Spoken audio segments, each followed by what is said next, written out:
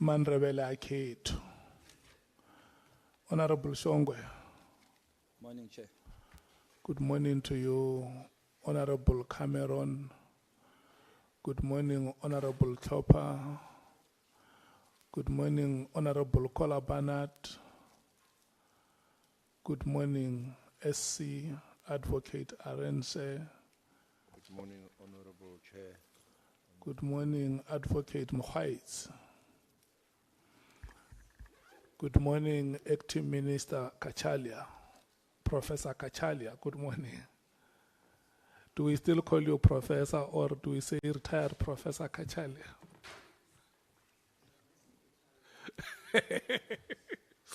Okay. Thank you so much, Acting Minister. Welcome. And good morning once again. Good morning to the staff of Parliament, members of the media who are here, and all of you who are giving support to the political parties that are represented in the National Assembly. Good morning to you, all of you. Today is a Wednesday, is the 5th of November. And good morning to you, Honorable Matthews.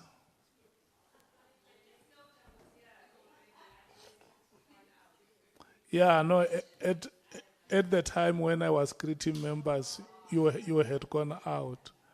So you also deserve the greetings. We must extend warm and fraternal greetings to you.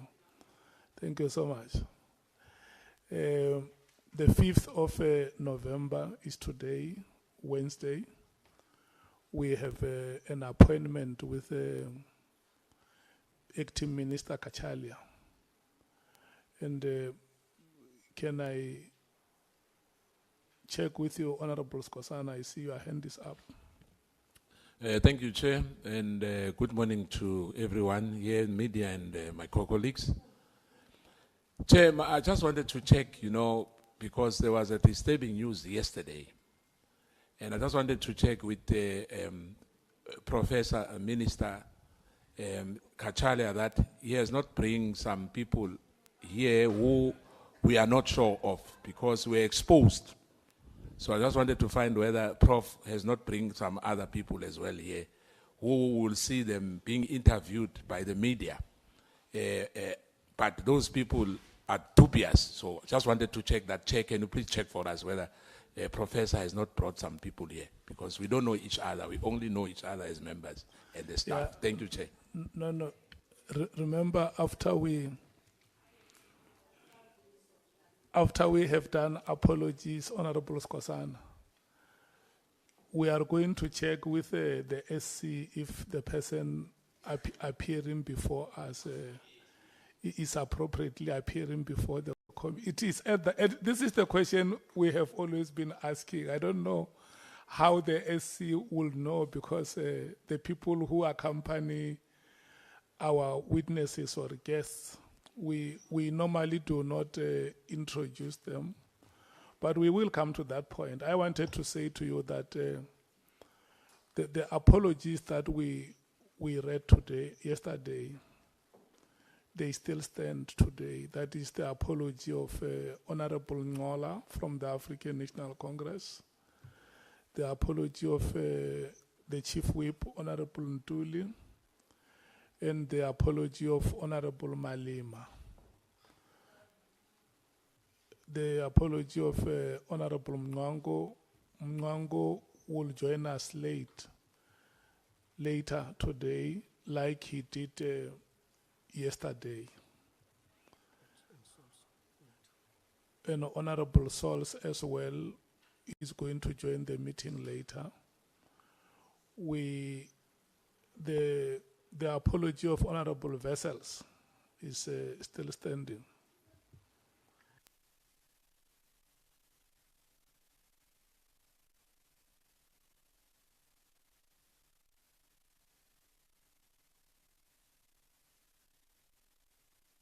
Yeah, Honorable James will also join us later. Yeah, she's still doing an interview outside. Yeah. She will join the meeting once she's done. Honorable Nomvalo is here. She was one of the members who are. He's one of the members who arrived earlier. So he's here. He's around. He will come to. He will come to the house. Okay, the honorable members are coming in there. Thank you so much, Honorable James and Honorable Nomvalo.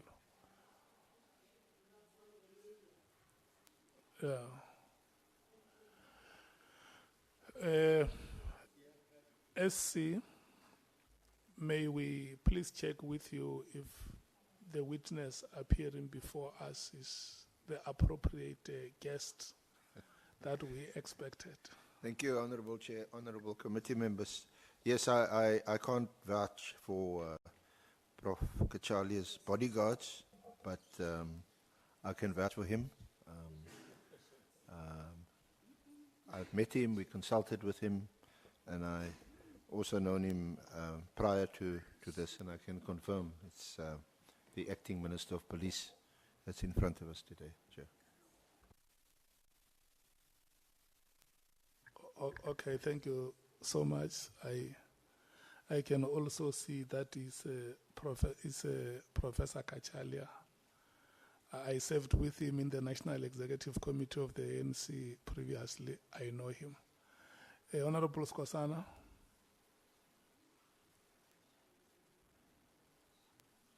So you say I can I want start. to hear if you are satisfied with the statement that has been made by. Yeah, the SC. indeed, Chair, but as you said that we are waiting for Prof to be sworn in first. So, yeah, thank you, Chair. Or you want him to make a declaration once he has been sworn in that the people that he is with are proper people. Yeah, because really, we are scared now because we don't know whether these are policemen and, or, yeah, but thank you, Chair. But I don't see anybody behind him. What is happening?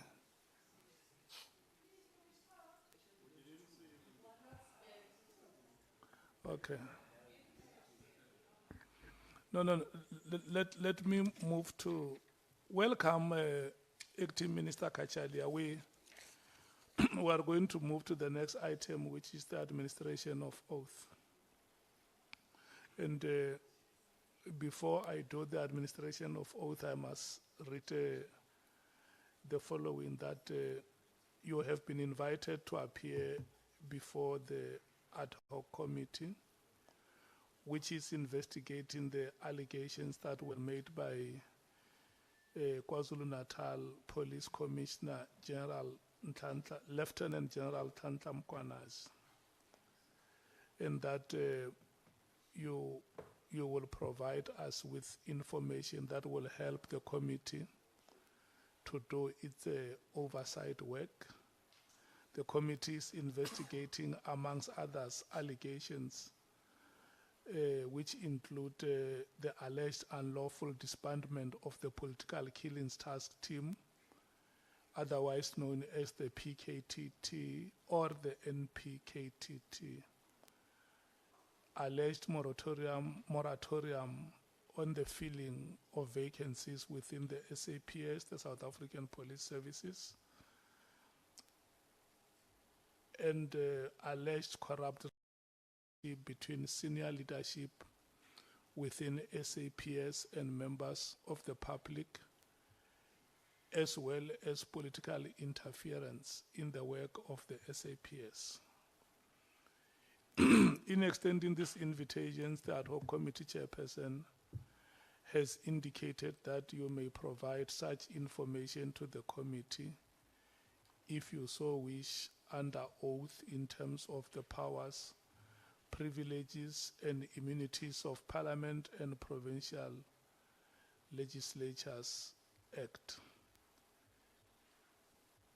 Please be informed that by law, you are required to answer fully and satisfactorily all the questions lawfully put to you, or to provide any document that you are required, to produce any document that you are required to produce in connection with the subject matter of the inquiry, notwithstanding the fact that the answer or the document could incriminate you or expose you to criminal or civil proceedings or damages.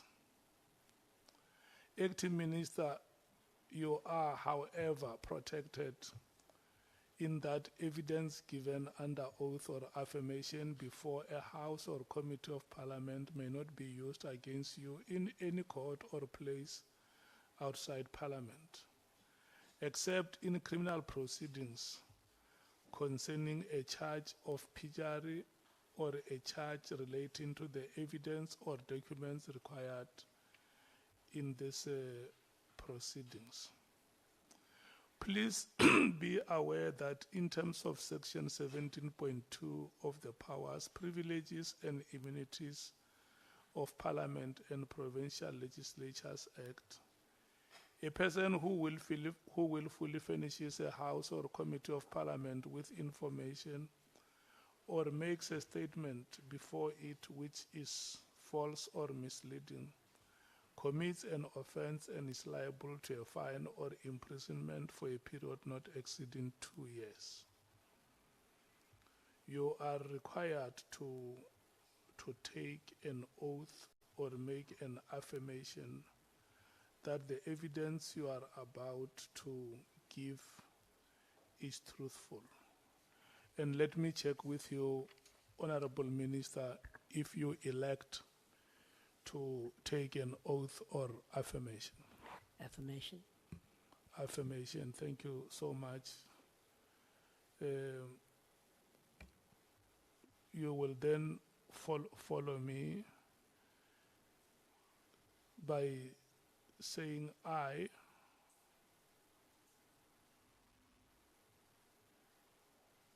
Acting Minister, may you please say I and then state your full names.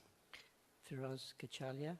Solemnly affirm that Solemnly affirm that the evidence that I shall give the evidence that I shall give shall be the truth, shall be the truth, the whole truth, the whole truth, and nothing but the truth. and nothing but the truth.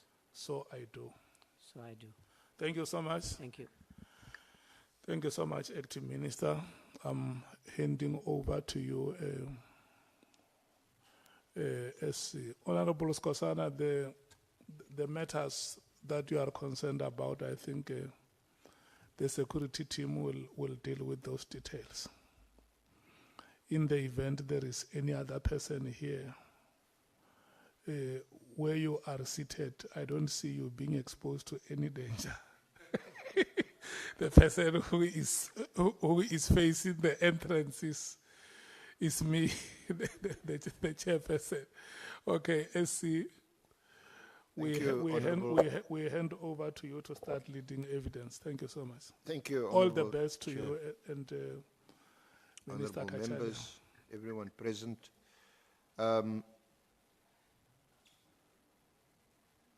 Minister Cachalia, good morning, and thank you very much for your cooperation and your input into the statement, despite an extremely busy schedule. You've been thrown in at the deep end, and I'm not sure whether you've been handed a poison chalice, but by all accounts, you've come to terms with your position quite quickly, and we wish you all the best. Having heard thus far quite a number of quite disturbing developments within the senior management of the police. But just to start off with, so that we can get through this quickly, the statement has been made available to the honourable committee members. So it is in the statement, but just to run through it quickly, you have quite an impressive array of legal degrees, diplomas, LLB, LLM in various areas of the law. You've also been appointed as an adjunct professor at WITS, and you're the director of the Mandela Institute. You've also been admitted as an attorney of the High Court of South Africa. You've also, in fact, practiced for a few years. And probably one of the more important credentials is that you participated in the struggle for national liberation. I think you've also seen the inside of a prison, having been detained, and then subsequently to deliver our new democracy, you had served in CODESA as a constitutional expert. So I'm not sure how you're going to avoid the committee members' questions about interpreting certain sections of the Constitution today. You also have experience as an MEC between 2004-2009 for community safety in Gauteng. And during that period, you would have interacted with the police. So you have that background. So just before we move forward or onward, any comments that you wish to make in terms of your own background experience, either because you seem to straddle the academic world, the private sector, and of course also one of public service?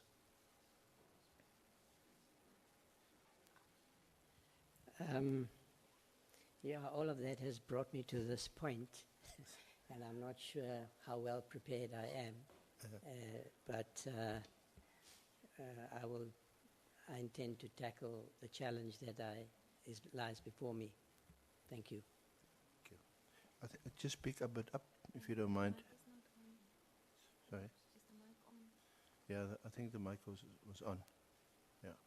I was just saying, Advocate, that I'm not sure if everything that I've done up until this point has fully prepared me for the challenge that I have, the duty that the President has accorded me. So, but I will use the attributes such as they are that I do have to tackle the challenge that lies before, I think, the South African Police Service and, in fact, the country as a whole. You were appointed as acting minister on the 1st of August this year, so it's just a few months ago. And prior to that, or what gave rise to your appointment, was, amongst other things, the revelations that came out of a media briefing held by Lieutenant General Kunazi on the 6th of July. And that seems to have precipitated the placing of Minister Mkhwanazi on special leave, and then your subsequent appointment on the 1st of August. What was your reaction to that, just briefly? The reaction to his statement or my appointment? To the statement of the 6th, clearly you had, I'm sure, no idea that you would be appointed at some point as Minister of Police. Yes. I now learn that General Mkhwanazi appeared before the Portfolio Committee, I believe it was on the 5th of March, where he shared his views publicly for the first time. I have to say that while I was in the academy reading cases and journal articles, I wasn't paying that much attention to specific issues for Parliament, and so I was unaware that he had made some of those statements previously. After his appearance before the public, in full military regalia, armed and so forth, worried me. And I made a statement to that effect after my appointment.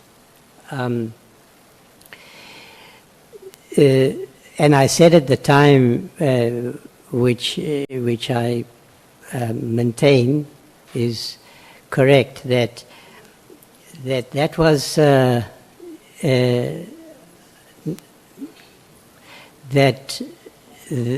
kind of public statement was not in the ordinary situation, in the expected situation, appropriate, because the police have a command structure, there's a national commissioner, and there is a minister and a president and so forth.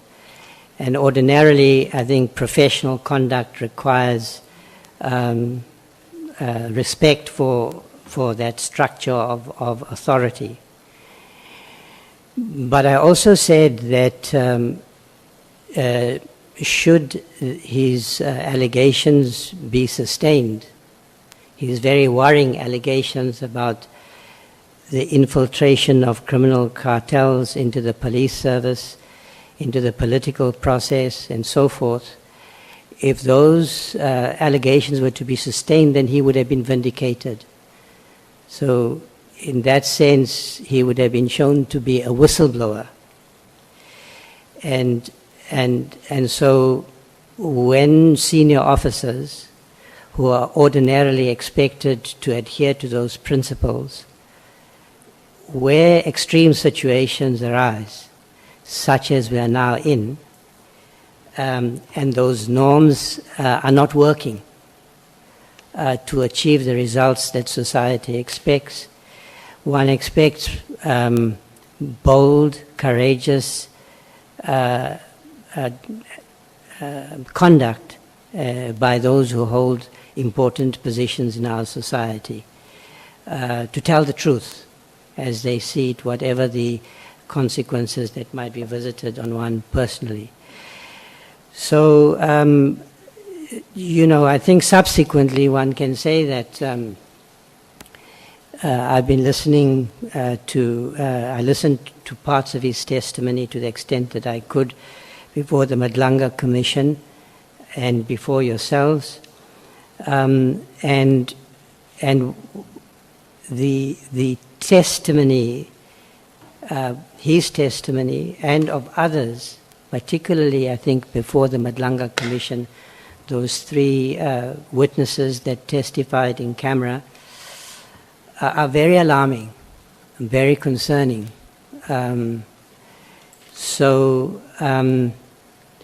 But of course, neither yourselves nor the Nhlanhla Commission has come to conclusions, and so for the time being, my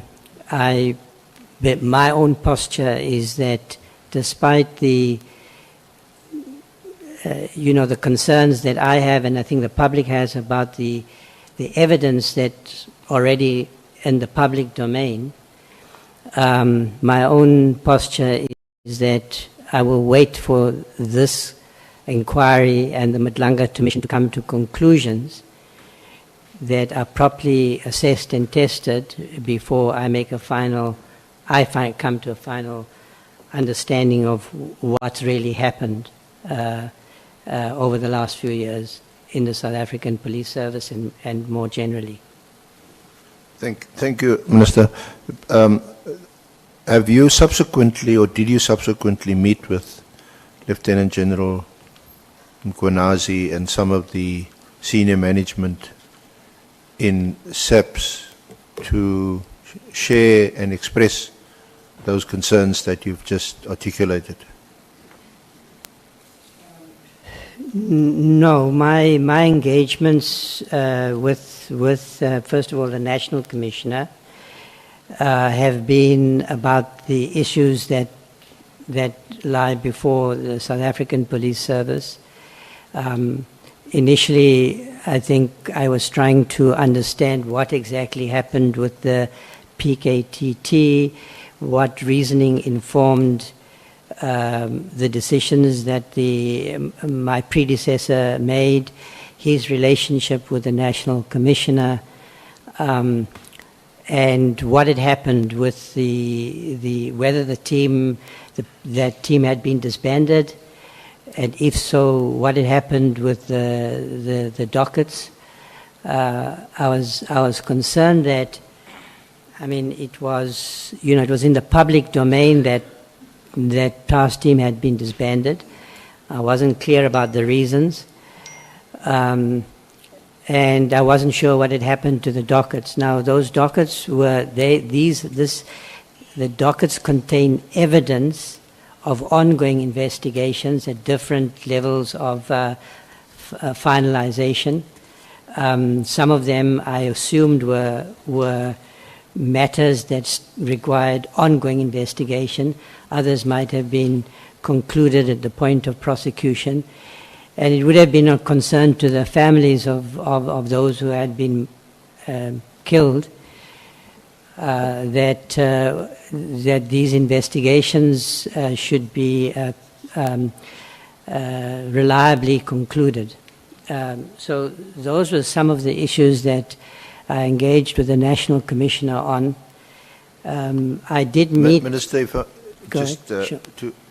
perhaps if you want to just go straight to that, you deal with that from page 13 onwards. My interaction with the National Commissioner, perhaps just take us from paragraph 31 onwards. And then you'll also deal with the issue of the dockets and the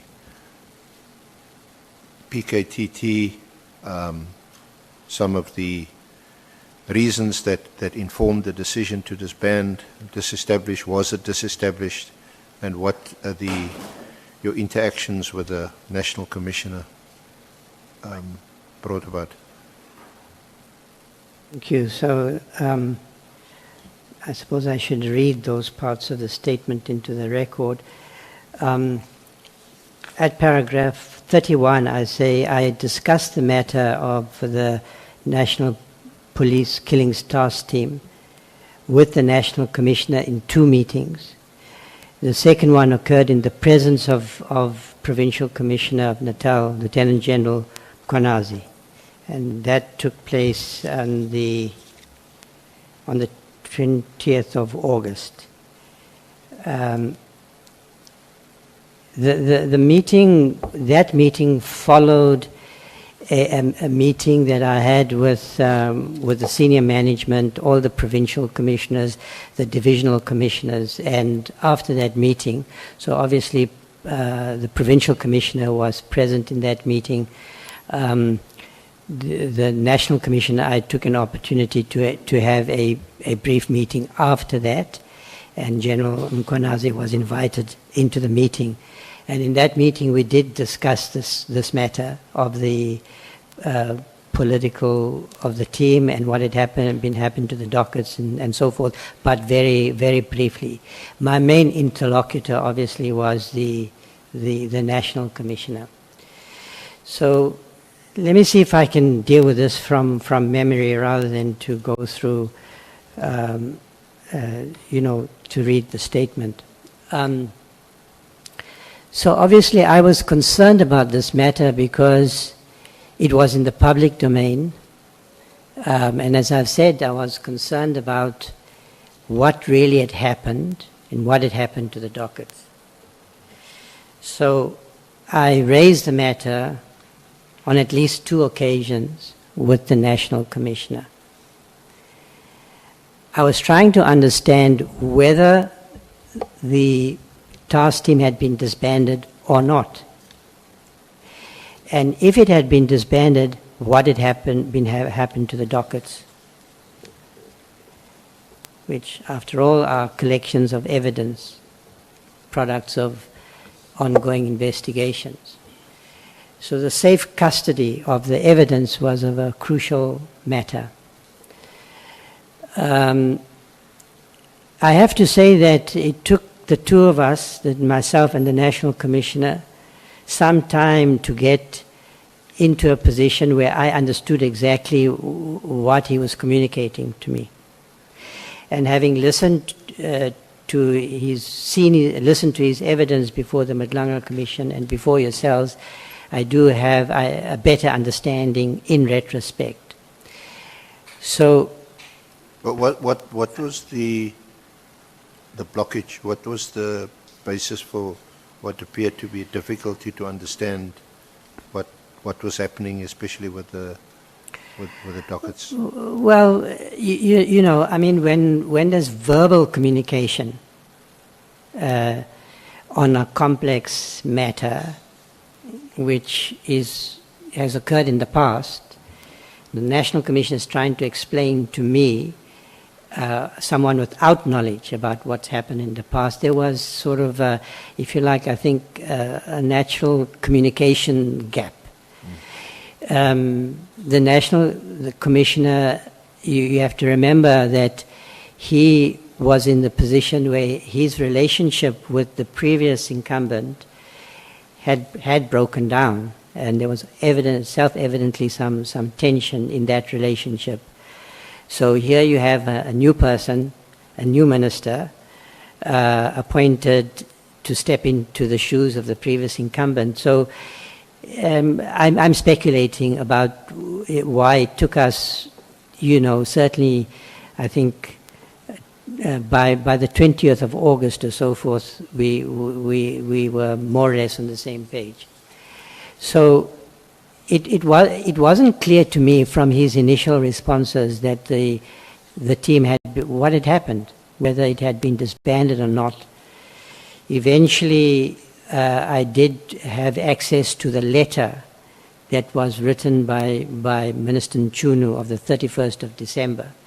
And the National Commissioner did complain to me, did communicate that he felt that letter, rather a cursory letter on the 31st, on New Year's Eve, effectively, while he was on leave, was not, in his view, the appropriate way for dealing with such an important matter. But I was trying to understand, had the PKTT actually been disbanded?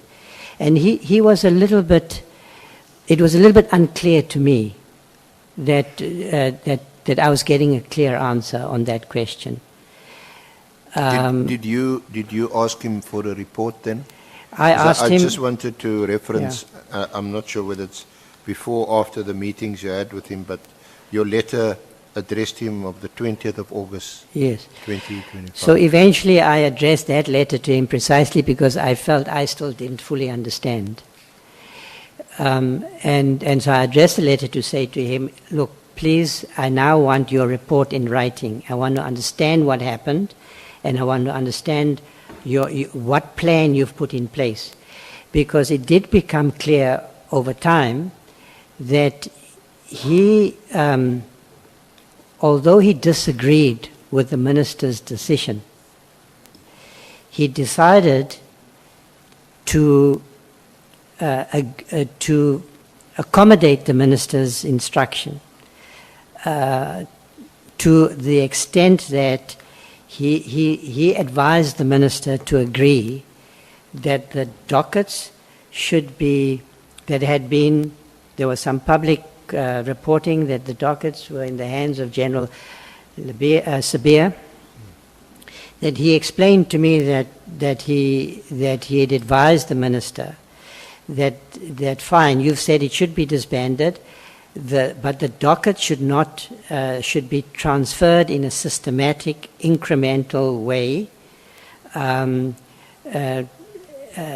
that I assume to ensure that the integrity of those case dockets was preserved.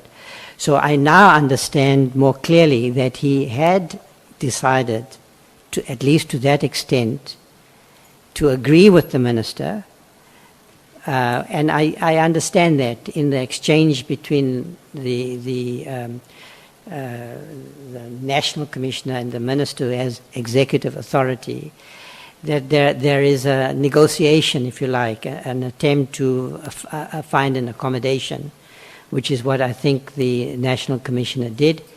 And so I think it's now clear to me, or it became clear by the time, by the middle of August or so forth, that in fact that PKTT had been disestablished and that the dockets were being, on a planned basis, on a phased basis, being transferred. I still was not satisfied because I still didn't understand exactly where the dockets were, who had custody of them, what steps... So, Minister, where did... is it in that period that there were media reports and that you and the National Commissioner had a difference of view or approach on the issue of the 121 dockets? You want to just clarify that?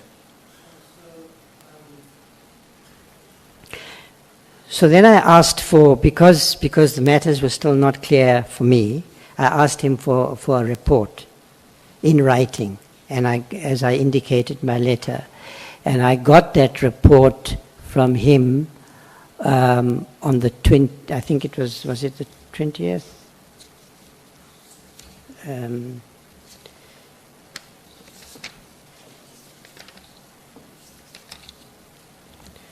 just see. So my letter is of the, no, my letter was on the 20th of August. Now, I hadn't yet received the report. When I saw a statement that the National Commission had made in public, in comments he made to the media, that the dockets had been transferred back to KZN.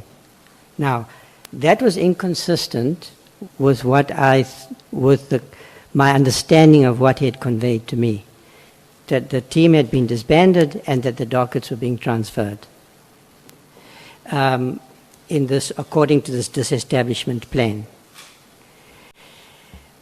In addition, I was concerned that this matter also fell within the terms of reference of the Nhlanhla Commission.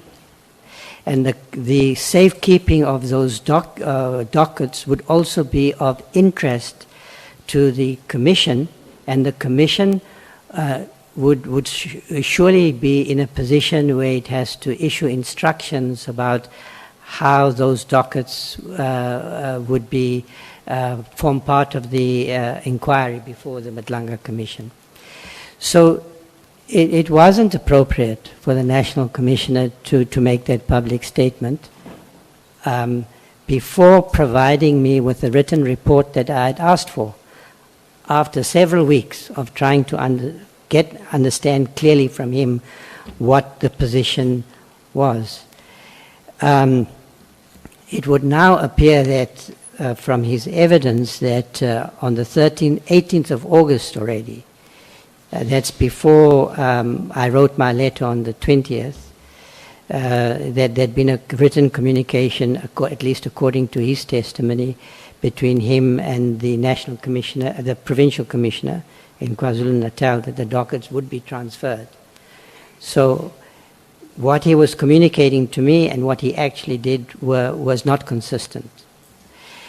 But I treated that more or less as a communications problem. He might have made the statement in an offhanded way under pressure from a journalist. That happens. All of the members here can understand. Sometimes you find yourself in that position. And so my approach to the matter subsequently was to call a meeting with him.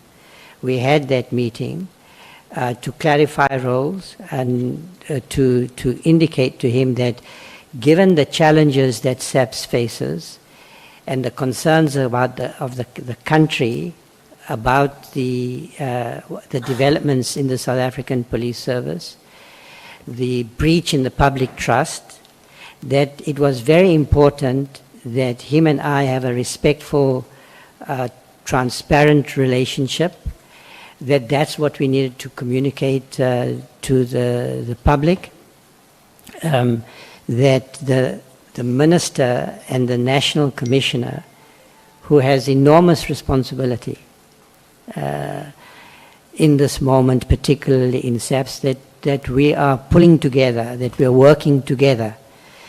And I think that subsequent to that moment, our relationship has strengthened.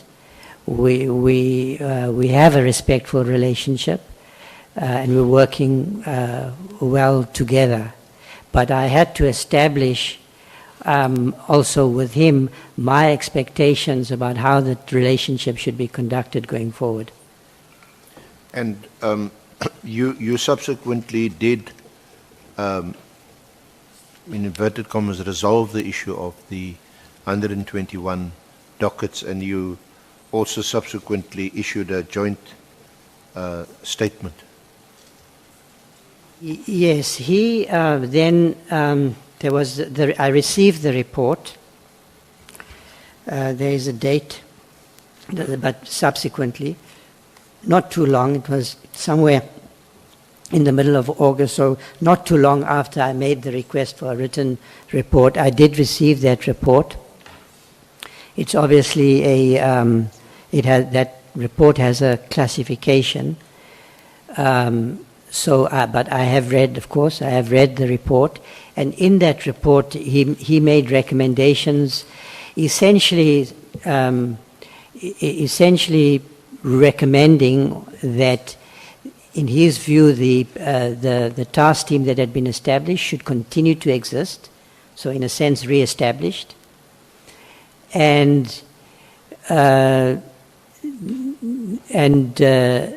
that similar capacity needed to be developed, and that he was in the process of doing so in Gauteng, because from my own observations, but I'd also had I had a meeting with Premier Lesofie to communicate with me his concerns about political killings in Gauteng.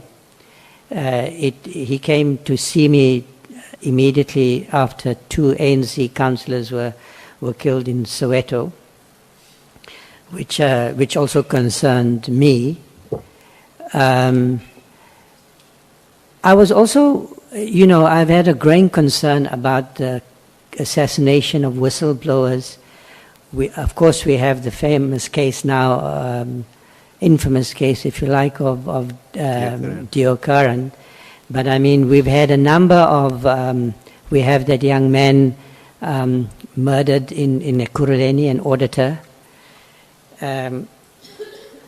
We've had even private professionals being assassinated. So my perspective then, by this point, was the following. I couldn't understand exactly what the reasons were for the disbandment of the task team. It seemed to me that the problem of, let's call them political killings, I'll come back to that, was an ongoing one, that in the run-up to the local government elections, it was likely to deepen, become even worse. And the fact that whistleblowers were now increasingly vulnerable in our society, public officials, not only politicians. So I think that what we now need is a strategy to fight organized crime. This is not a problem localized in one province, and it's not restricted to political, what we might have called political killings in an earlier period, if by that is meant the killings of politicians. So I think the problem is a deeper one now, and we certainly need, on a national basis, to respond to this problem of the involvement of cartels infiltrating our institutions, increasingly emboldened, quite prepared to assassinate people, apparently without consequences. So many of these cases don't get properly investigated. And so, you know, I think that it's now a national question, and we can certainly learn from the good practice of the political investigations political killings task team, because that task team's work was based on an integrated approach to the challenge, an organized crime approach, if you like, which brings together the investigations, prosecutions. There were prosecutors, dedicated prosecutors, who were deployed to that team. Now, to deal with the challenge of organized crime, that's exactly what we need, and I think that the criminal justice cluster always struggles to overcome the silo problem, to get different parts of the system working together to tackle a challenge. And so I was quite happy with his recommendation that was contained in his written report, that that team should not be dismantled in the current moment, but we do need to have a conversation, and we are having a conversation about how to tackle a problem that I think is broader and deeper than perhaps it was 4 or 5 years ago. And that arrangement, agreement with the National Commissioner, it is summarized in that media statement of the 2nd of September. That's correct. Is there anything you want to highlight from that statement that you haven't mentioned? Or that's recorded there? Yeah. Thank you, Advocate. I do discuss, I think I do discuss this issue that is so pertinent now before the Nhlanhla Commission and yourselves, provoking so much interest about roles, the respective roles of a minister and the head of a department, an accounting officer, in this case, the National Commissioner. And I suppose that was my effort to deal with the matter in a way that I think is the right way, which is to say that you respect each other's roles and responsibilities, and you find a way to work together, because the system can't work. The system of having political heads who have executive authority over departments that are headed by professional managers, HODs, accounting officers, and so forth, can't work if that relationship breaks down. And it's always potentially one that can break down, and when that relationship doesn't work, the impact on what government is trying to achieve and what the public expects is compromised.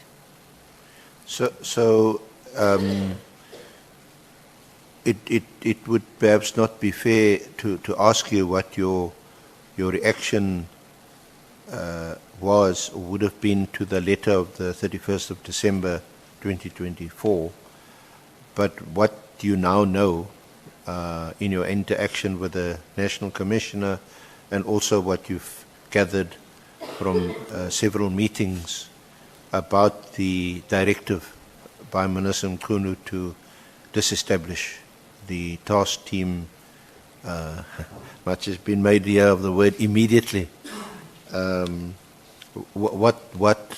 would you have approached such a matter?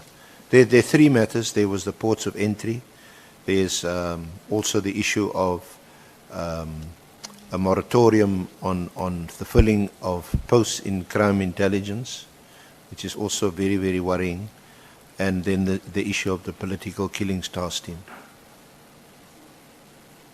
Well, you know, I cannot put myself in the position of my predecessor, and I don't think it'd be appropriate for me to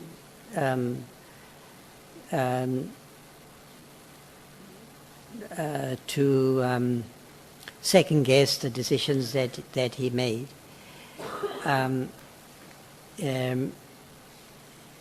Because even when one makes misjudgments, one makes decisions that perhaps are difficult to judge in retrospect, they might well have been made in good faith. Of course, because all of this is in the public domain now, everyone out there has an opinion about this matter. But I want to be responsible and appropriate in the way I, as the minister who has succeeded him, deals with this matter. But I would say that to take such an important decision required sound reasoning. The reasons for a decision like that. And there could well be a situation where there are good reasons to make a decision like that, as the executive authority. In this case, now I know from the report that I received from the National Commissioner that this matter originated with a presidential decision. The President established a interministerial committee.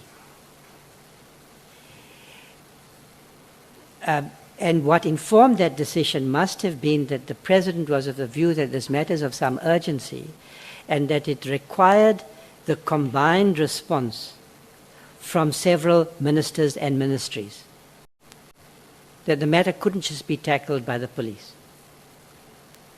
Which is certainly my view, for instance, say, with organized crime in general.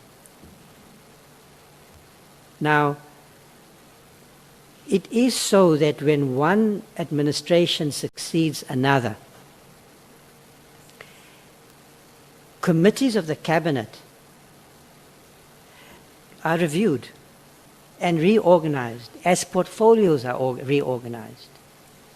So it is interesting, or it should be of interest, that this interministerial committee, which had been established in the 6th administration, I believe, had not met for about 2 years when my predecessor made the decision that he made.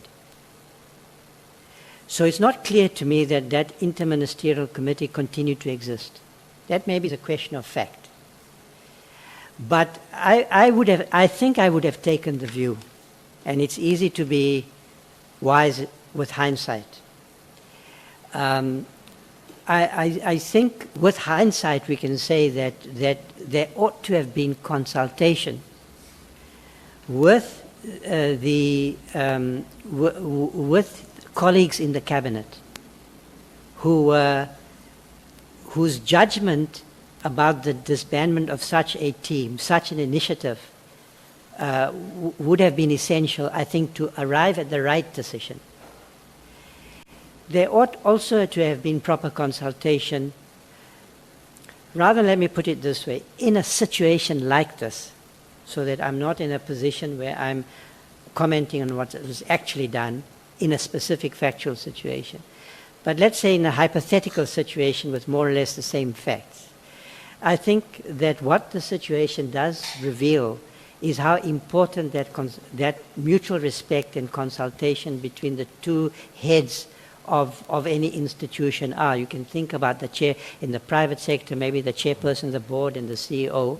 If that relation breaks down, the functioning of that institution is compromised. And it's no different in the public sector. So, you know, in this respect, I did listen to the evidence of former Minister Cele.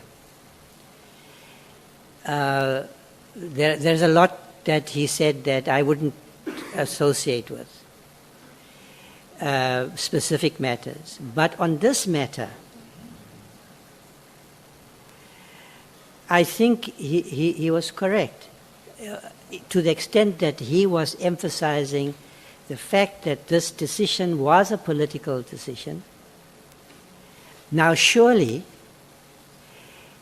you know, task teams with specific mandates are time-bound. They're not immortal.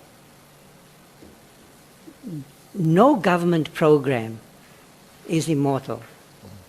It's subject to budgetary decisions, changes of priorities.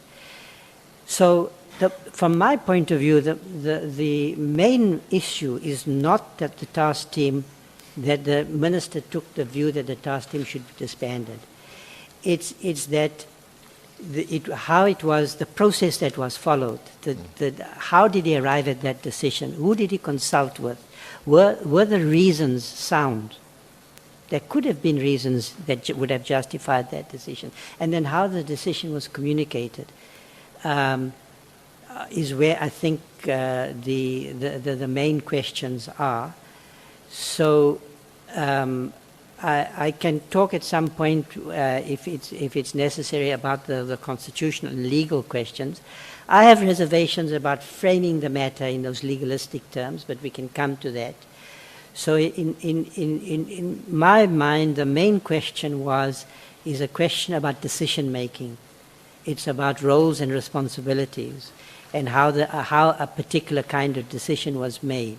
So in the circumstances, it could well be that the decision was the wrong one because of the way the decision was arrived at and the way it was communicated, which is why we sit here today. So, do I understand you to say also that there isn't necessarily a bright line between executive authority and operational management, especially in a portfolio like what you have, because an operational decision may, for reasons that it impacts on executive authority, that the better way to deal with it is through a consultative process. Yes, Advocate. I have prepared some detailed reflections on this relationship, which I could go into or share them with the committee subsequent after this hearing. The one thing I would say is that I think that the communications between the minister and the head of the department, whether in SAPS or any other department, as much as is possible, should be in writing. And perhaps in writing in the sense that both parties should understand that those are, in a sense, public communications, like my letter to the Commissioner, which is now before you. So that there is I think that way you discipline the conversation. It becomes more, it's not informal, it's a disciplined, professional conversation. It's in writing. So, you know, if you're making such a decision, you motivate the decision properly, and the response from the National Commissioner or a head of department should also be in writing. Where the head of the department believes that a minister has issued a directive or instruction which is unlawful, the head of the department or the National Commissioner in this state should insist that the instruction is in writing, that it's properly motivated, and if it's an unlawful instruction, I think the head of the department should respectfully decline to implement the instruction and insist that the minister issue the instruction in writing. But let me speak to this question, the legal and constitutional question, which, as I say, I think that sort of legalism is not always the resort to legalistic arguments doesn't help resolve what are complex questions. In all jurisdictions, everywhere in the world, and in all departments, this question of the relationship between the minister and the accounting officer is a fraught potentially fraught relationship. It's potentially a difficult relationship. And in my view, it is not susceptible to detailed specification, definition, and regulation, because it's a relationship. Now, some commentary I've heard purports to find a clear, bright line, definitional answer to this question in the Constitution. That view says that the Constitution is prescriptive and clear. The Constitution defines what is within the minister's domain and what is an operational matter. Now, with respect, if I'm going to make a legal argument, I will say that I would question that reading, that interpretation of the Constitution. So if I look at my eyes are failing me. The most cited provision, 206. 206, 207. And 207. 206 defines the member of the cabinet's responsibility for policing and must determine national policy after consulting provincial governments and so forth, and taking into account policing needs and priorities.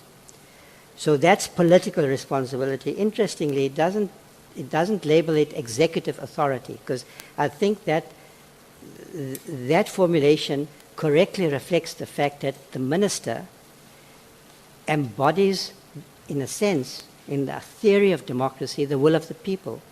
They carry a political mandate. And Parliament holds the minister accountable for that mandate. That connection between the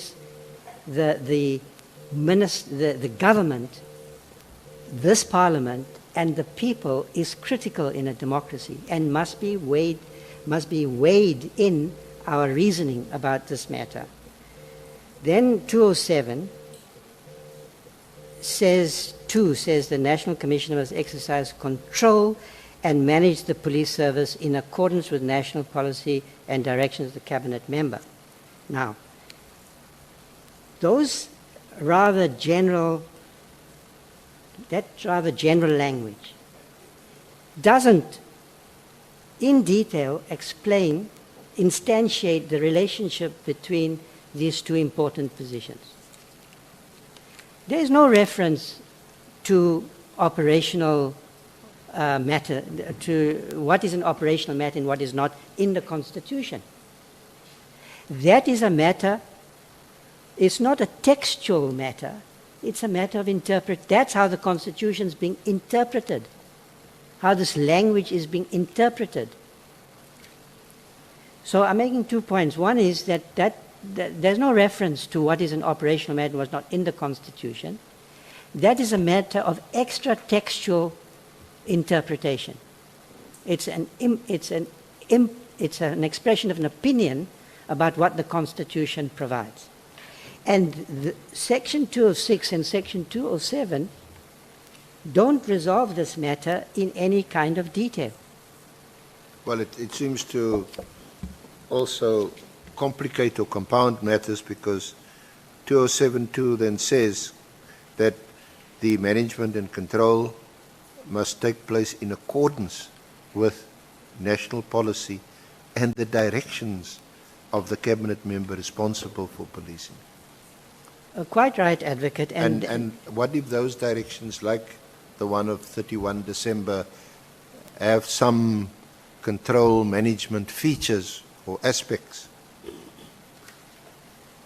Yes, and so I think that you are quite rightly drawing our attention to the complexity of the matter and why simple, definitional, categorical, binary, mechanical reasoning doesn't resolve the matter. What is a policy matter and what is a matter for management?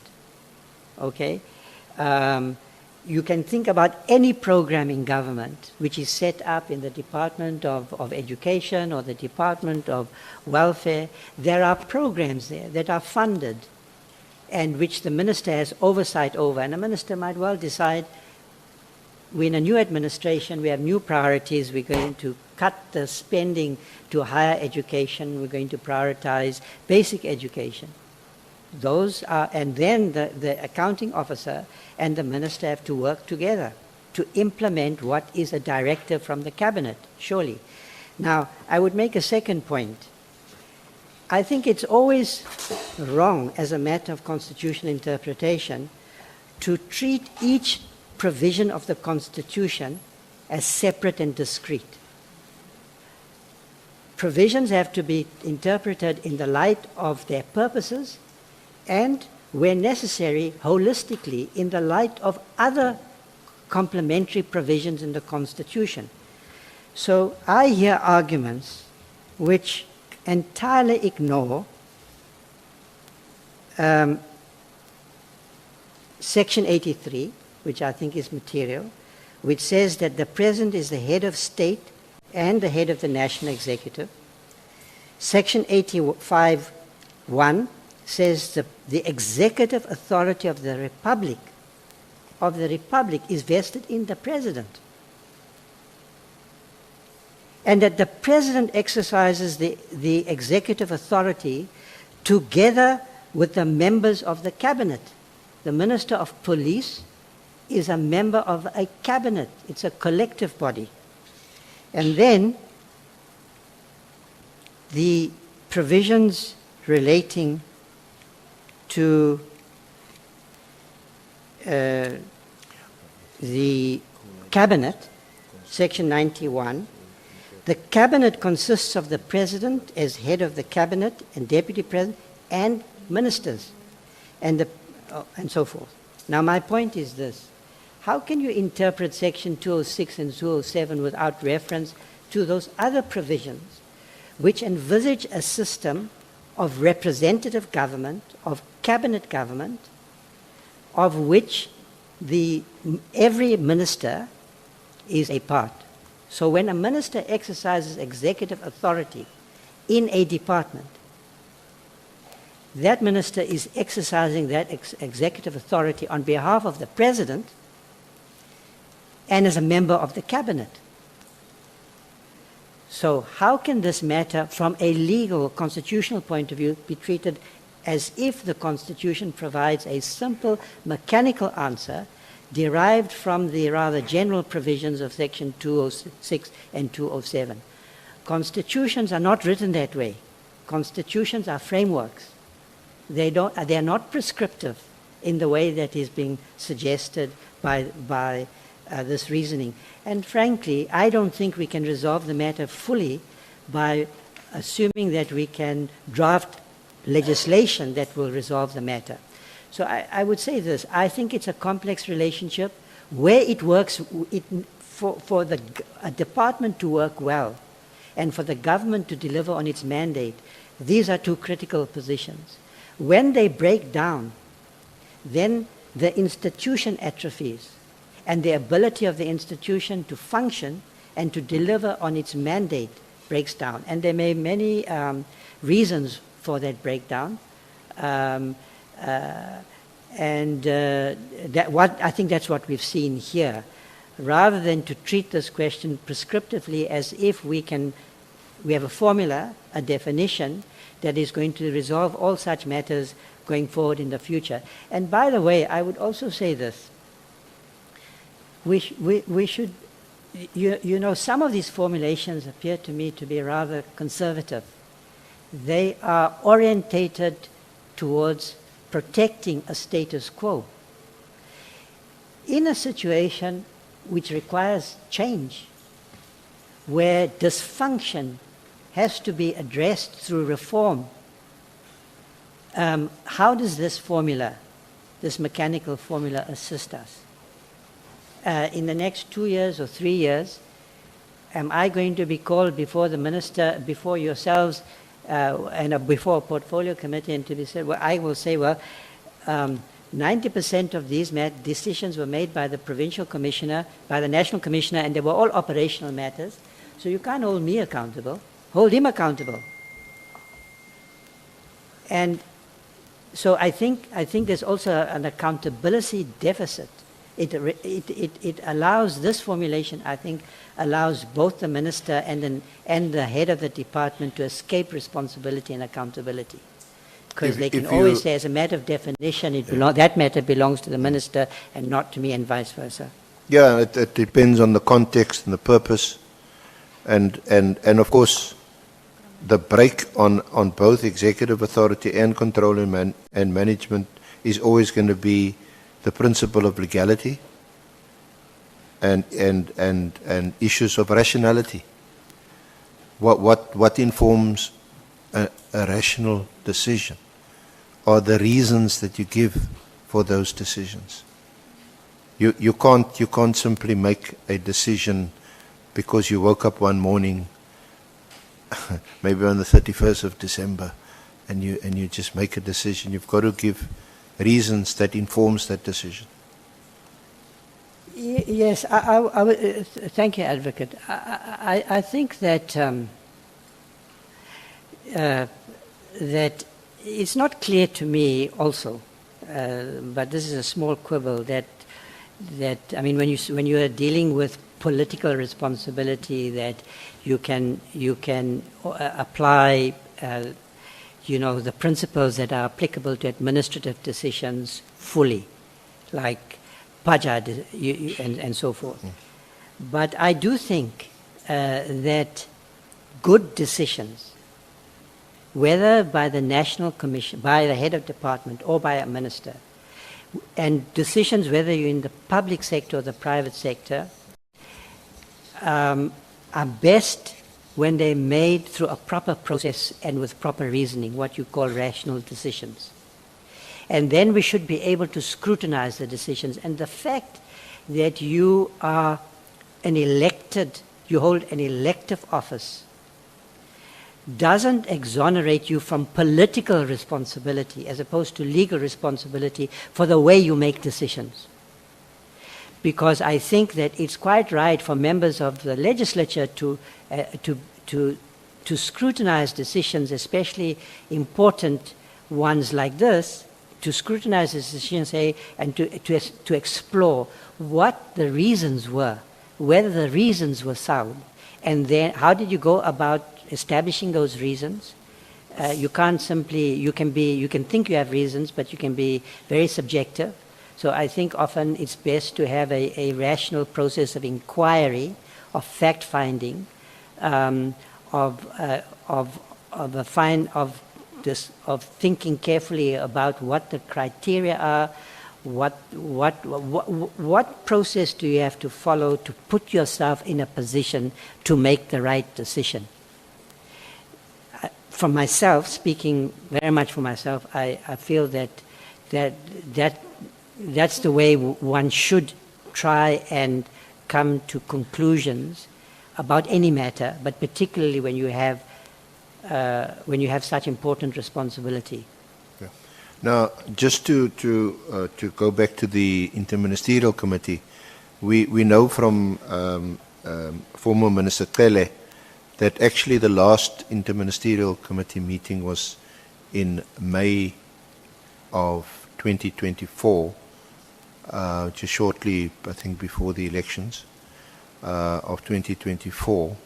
And he also mentioned to us that he had seen some assignment to Minister Kubai, who's Minister of Justice and Constitutional Development, that one of her assignments related to the IMC. You haven't received or seen such an assignment? Sorry, no, I haven't, but the two of us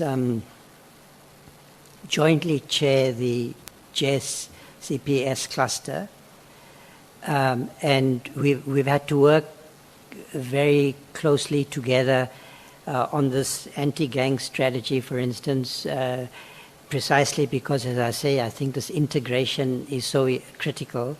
We've had to work very closely together.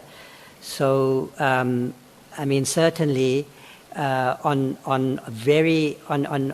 on matters that come before me, I find that I've got to consult with her. There are other colleagues in the criminal justice cluster, Minister of the Security Agency, Corrections, and so. But yes, I have a close relationship with the Minister of Justice, and it's necessary for our work.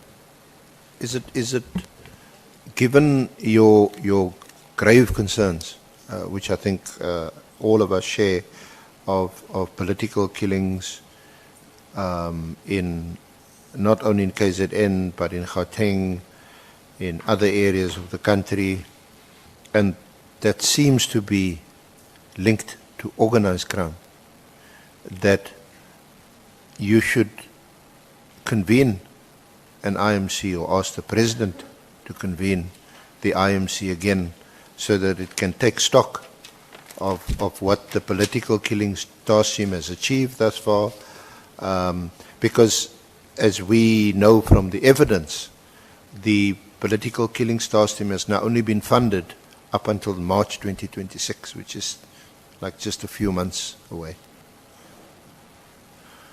I think that's an excellent suggestion, Advocate. We are working on... I've got no ambitions to be a politician. You'd make a very good one. Because you reason in a rational way. No, I think that's a good suggestion. It has been at the back of my mind. We are working on an organized crime strategy. We are testing it out in the Western Cape and in 3 other provinces. This integrated strategy, and as I said, we learned a lot from the PKTT, and I think that there is a gap in the current structure of the cabinet. I would say that the JCPS cluster perhaps is not the right forum for an initiative like this, which requires a very clear focus, almost a project-like focus on investigation, prosecution, and so forth. So I think you are correct, but of course I will have to consult. Yeah. Because no doubt, Honourable Minister James will ask you about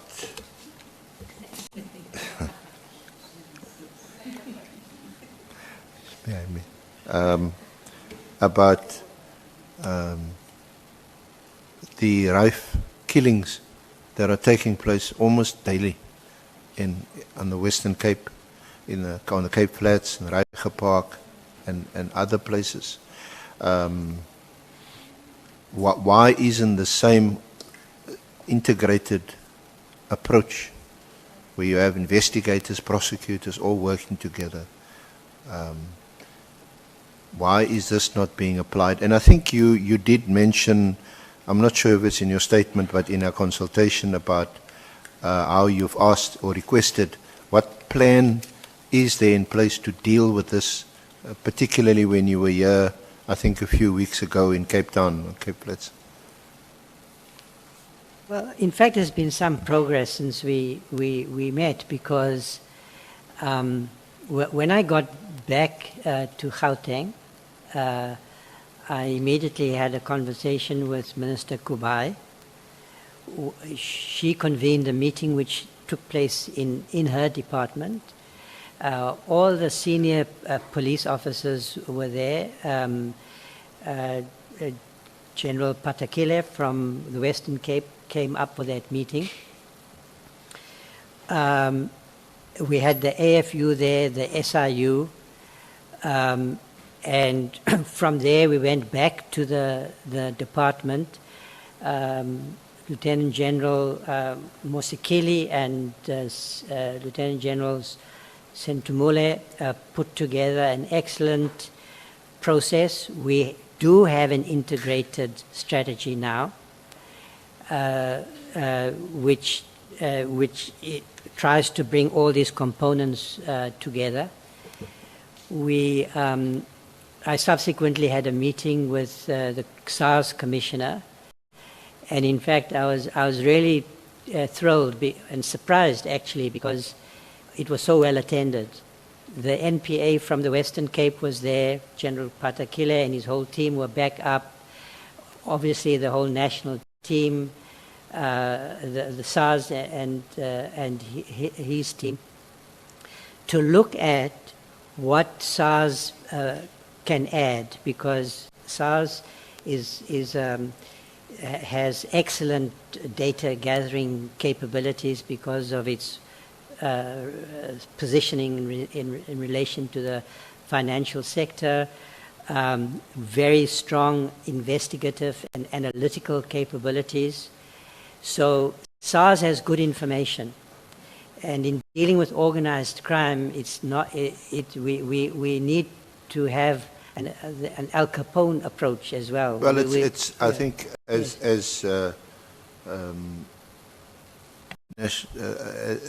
the National Director of Public Prosecutions, Ms. Bato will come and tell us, it's all about following the money. Now, maybe it's something you could also address or think about is the wage and conditions of service disparities.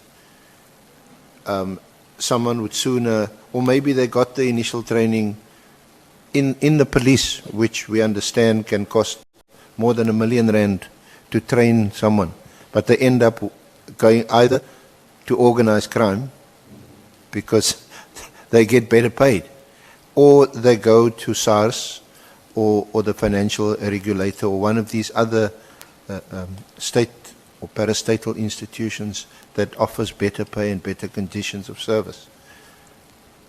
Yes, I concur with that. I think as we move into a process of resetting SAPS, and I think personally, I hope that will be the outcome of this inquiry process and the Nhlanhla Commission, help the country understand what has happened and what the way forward is to reset the South African Police Service. Now, my view is that the South African Police Service is going through a very difficult period. And the inquiry that you are conducting, the Nhlanhla Commission, will be a moment of some difficulty for the country, because we are being exposed to testimony which is very disconcerting. But it is also a moment to reset, to refocus. That's going to require careful, high-level thinking, if you like, in the country, which helps us identify what the issues are that need to be addressed. One of them, certainly, I think, is the one that you mentioned, the human resource strategies in SAPS.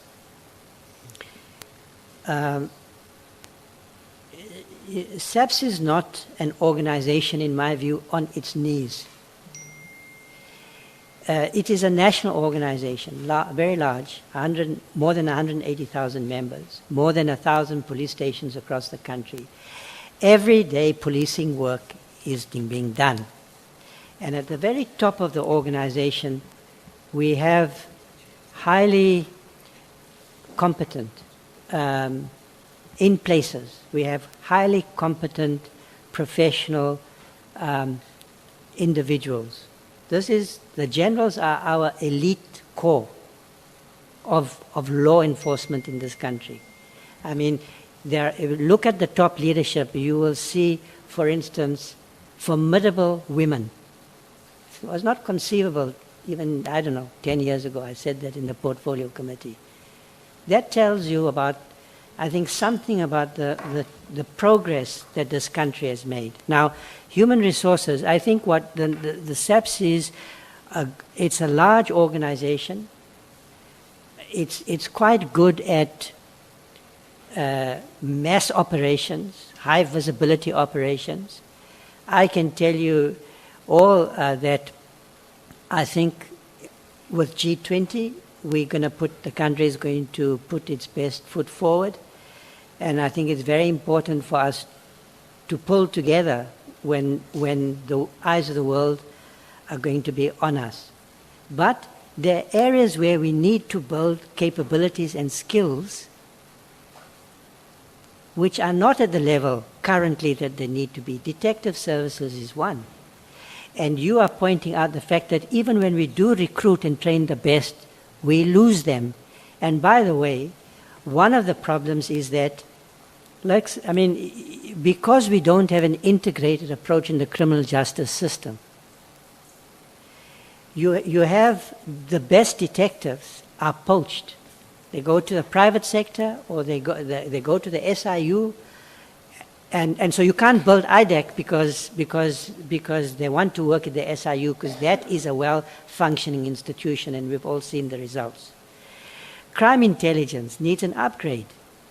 Does crime intelligence have the analytical capabilities that are required to deal with organized crime? So I think there's some conversation to be had about how to assure alignment and integration in the criminal justice system through common performance standards, for instance, common targets, budgets, and so forth.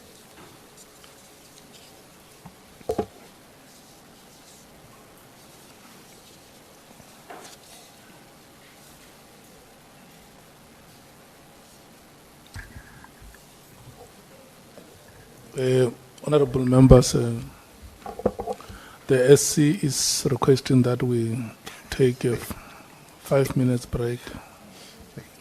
Thank you. It's Thank now you. it's now 28 minutes after 11. So we will come back 20 minutes before 12. So we'll come back at 11:40. Enjoy your break, honorable members.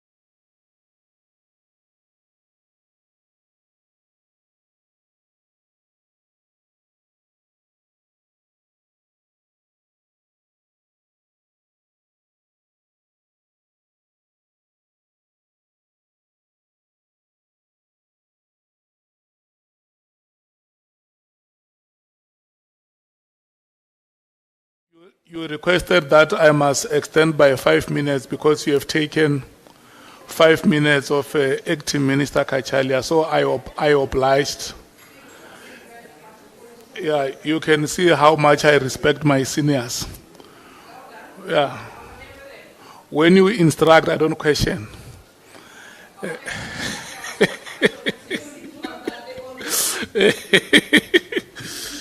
Yeah.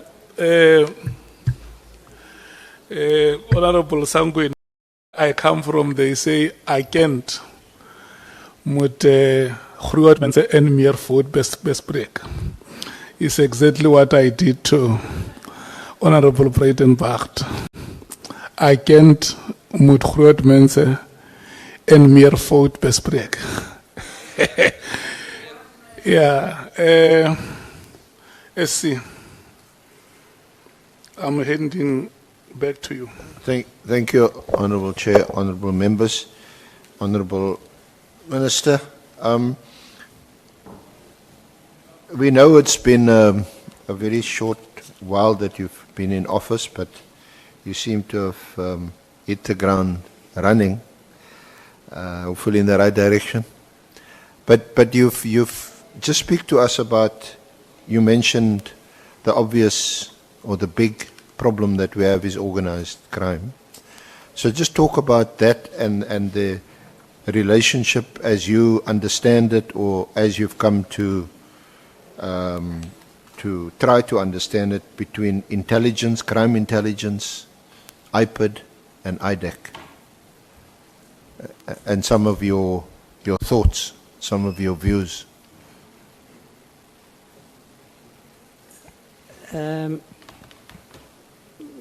So, crime intelligence, rebuilding crime intelligence, making sure that it has the capabilities that are required in a modern, industrialized democracy to tackle this growing problem, which is not unique to South Africa. I think it's got a lot to do with the way globalization has occurred, which has weakened states and allowed for trafficking of drugs and other contraband across borders and so forth. So it's a global problem, but clearly South Africa has been targeted. So I think, paying attention to our borders, strengthening our laws and the enforcement of our laws, strengthening our institutions, not only our law enforcement institutions, because it's the vulnerabilities that we're experiencing which expose us to these insidious forms of capture by cartels. So the intelligence capabilities in law enforcement as crime evolves. So I think what we're now dealing with, apart from this transnational problem, I think that a lot of these, we can think about them as businesses with fairly complex business structures, quite often sophisticated uses of our company laws, our banking systems, and so forth. In some ways, there are vulnerabilities possibly there that are faced across the world. That's why we needed this FATF process. We needed to strengthen all of those institutions and arrangements. But just in terms of strengthening these institutions, we have these different levels of appointments in strategic positions. The President appoints the National Commissioner, Deputy National Commissioners.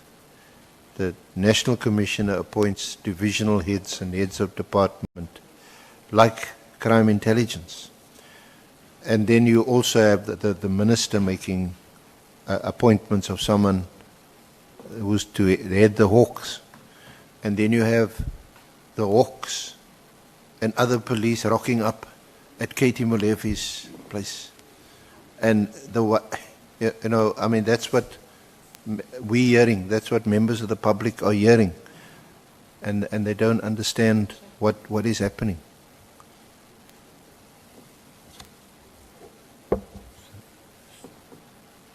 Thank you, Chair. Through you, Chair, I didn't hear well the SC, whether he said that the President appoints the deputy commissioners. I'm not sure whether I hear you well. Clarity on that, maybe I will. You were talking about the President appoints. So I don't know, maybe wrong. I don't know. Maybe the Minister can help us.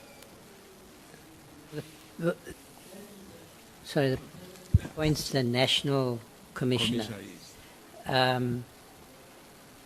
And if we are going to professionalize the police service, which I think is one of the challenges, so that, I mean, that's the antidote to what has been characterized as political interference. In my view, it's got a lot to do with conflicts of interest, where people with important responsibilities, either as a minister or in senior positions in a department or a police service, mistake their public responsibilities and duties for their private interests. And those private interests may be, you know, to foster, that involves fostering relationships with friends. I think people in public office should be very careful about the friends that they choose. But it could be a private interest in the sense that could be a political interest. In politics, people are ambitious. They seek higher office. That interest is not consistent with one's public duties. So I think this whole area of appointment is important, of the National Commissioner. I understand the National Commissioner, who's constitutionally appointed by the President, that the President, who has been trying to improve matters with the way appointments are made, the head of the NTPP, for instance. In this case, my understanding is that there was a panel of experts who were involved in the process. But in any case, that's the kind of thing we need to look at, because it's very clear that partly what has brought us here is that policing has also been politicized. And I'm very much in favor of an agenda to ensure that the police officers, we should be thinking about them. They have important responsibilities. They are professionals. They have to be highly trained. They have to have the tools and capabilities to exercise their responsibilities. So appointment is very important. How we ensure that in critical institutions like crime intelligence or IPID, the head is appointed by myself, by the minister, but I would favor some re-looking at that matter, because IPID is an independent body. They have a very important responsibility to monitor, to investigate misconduct by the police. So currently the position is that person is appointed by the minister, but it is meant to be independent, and so perhaps that appointment process should be re-looked at. IPID yesterday was before the Portfolio Committee with their annual report. They've done exceptionally well. Certainly from a financial management point of view, and from the point of view of meeting their performance targets, they did very well. The amounts of irregular expenditure were not significant at all. So that that was very pleasing, but there's still a conversation to be had about how to strengthen IPID, and I would favor a more independent process of appointment, and I think that it works well when IPID also has a sound relationship with the national commissioner, who has to respect its role. You need a national commissioner who values the role IPID plays from an integrity point of view. Again, there's another relationship that is potentially adversarial, but needs to be, but shouldn't be. Should be a professional one. And so I think IPID is an institution that we can point to and say, we've done well. We have built, you know, a body. We took that decision. Say we're going to establish a body to investigate police misconduct, which is a problem in policing institutions across the world.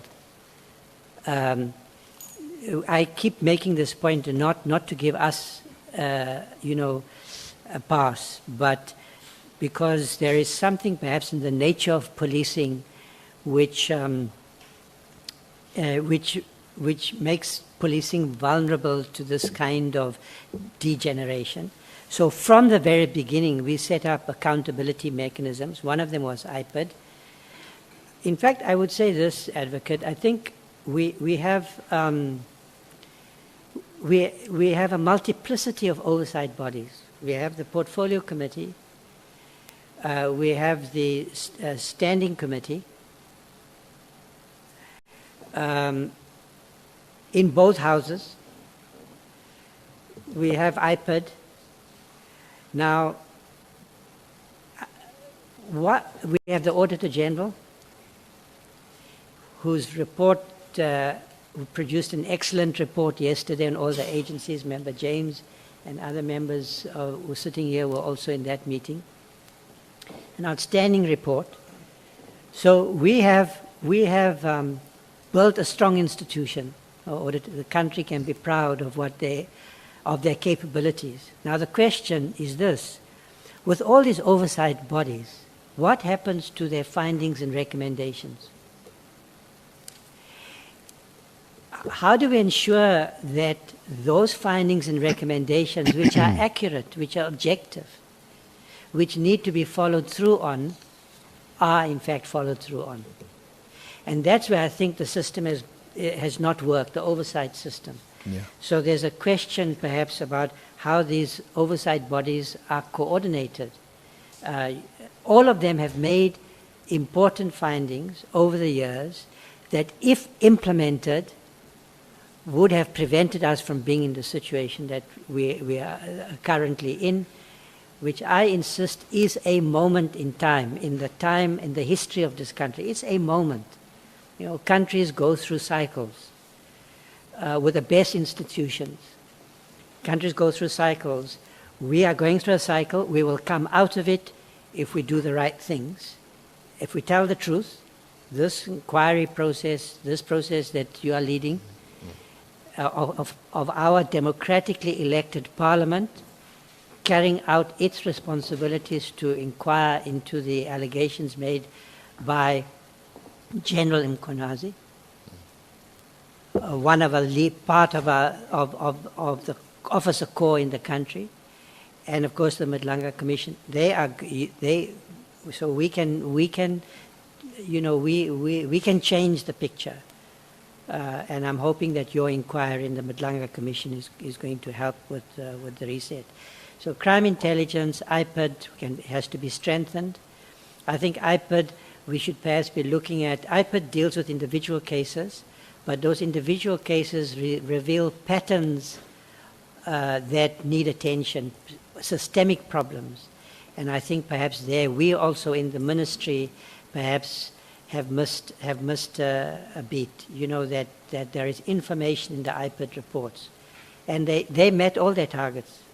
They exceeded their targets. But in fact, that might tell us actually not only that they're meeting their targets, but there's a growing problem. Why are there so many investigations? Why are so many more matters coming before IPID? And do they have the resources that they're going to need going forward, because they've also got a considerable backlog. So IPID is important. Crime intelligence, you raise the issue of organized crime. We're not going to win the battle against organized crime if we don't tackle the problems in crime intelligence, which are about accountability, but also about capability. Now, one of the questions that troubles me, and we need an answer, why is it these problems in crime intelligence have emerged in all these reports and oversight documents, processes that I've talked, but it's over a period of time it's become worse. We haven't been able to use the system to self-correct. I mean, we should be able, where there are red flags, where problems are identified, there needs to be corrective action. The SAPS report before the Auditor General showed that there hasn't been deterioration over the last year. But the Auditor General had raised many questions in the previous audit which were perhaps not fully and properly followed through on. So there's a lot that we can do to correct the problems that are now unavoidable. We now know more and more of the truth. We know more and more also about what needs to be done. And I think this process is going to help. Now, what would and should also help you, because you invested a lot of time and energy and intellectual input into the work of the National Anti-Corruption Advisory Council, and that report was submitted to the President, I think, in August of this year. Yes, so I should just say, because sometimes there is criticism which of the slow pace of reform, which I think is understandable because the issues are so pressing. The concerns are so serious. But the kind of reforms that are needed in this country are going to take time. And they take time because you are thinking about strengthening institutions, building new ones. Those are big decisions. You know, you have to, you're looking at a new paradigm, you're looking at building consensus on the new paradigm, you have to get all the agencies to agree, and I'll explain what I mean a little bit. So for instance, the Council has made a recommendation for the establishment of a new agency. And we face some criticism from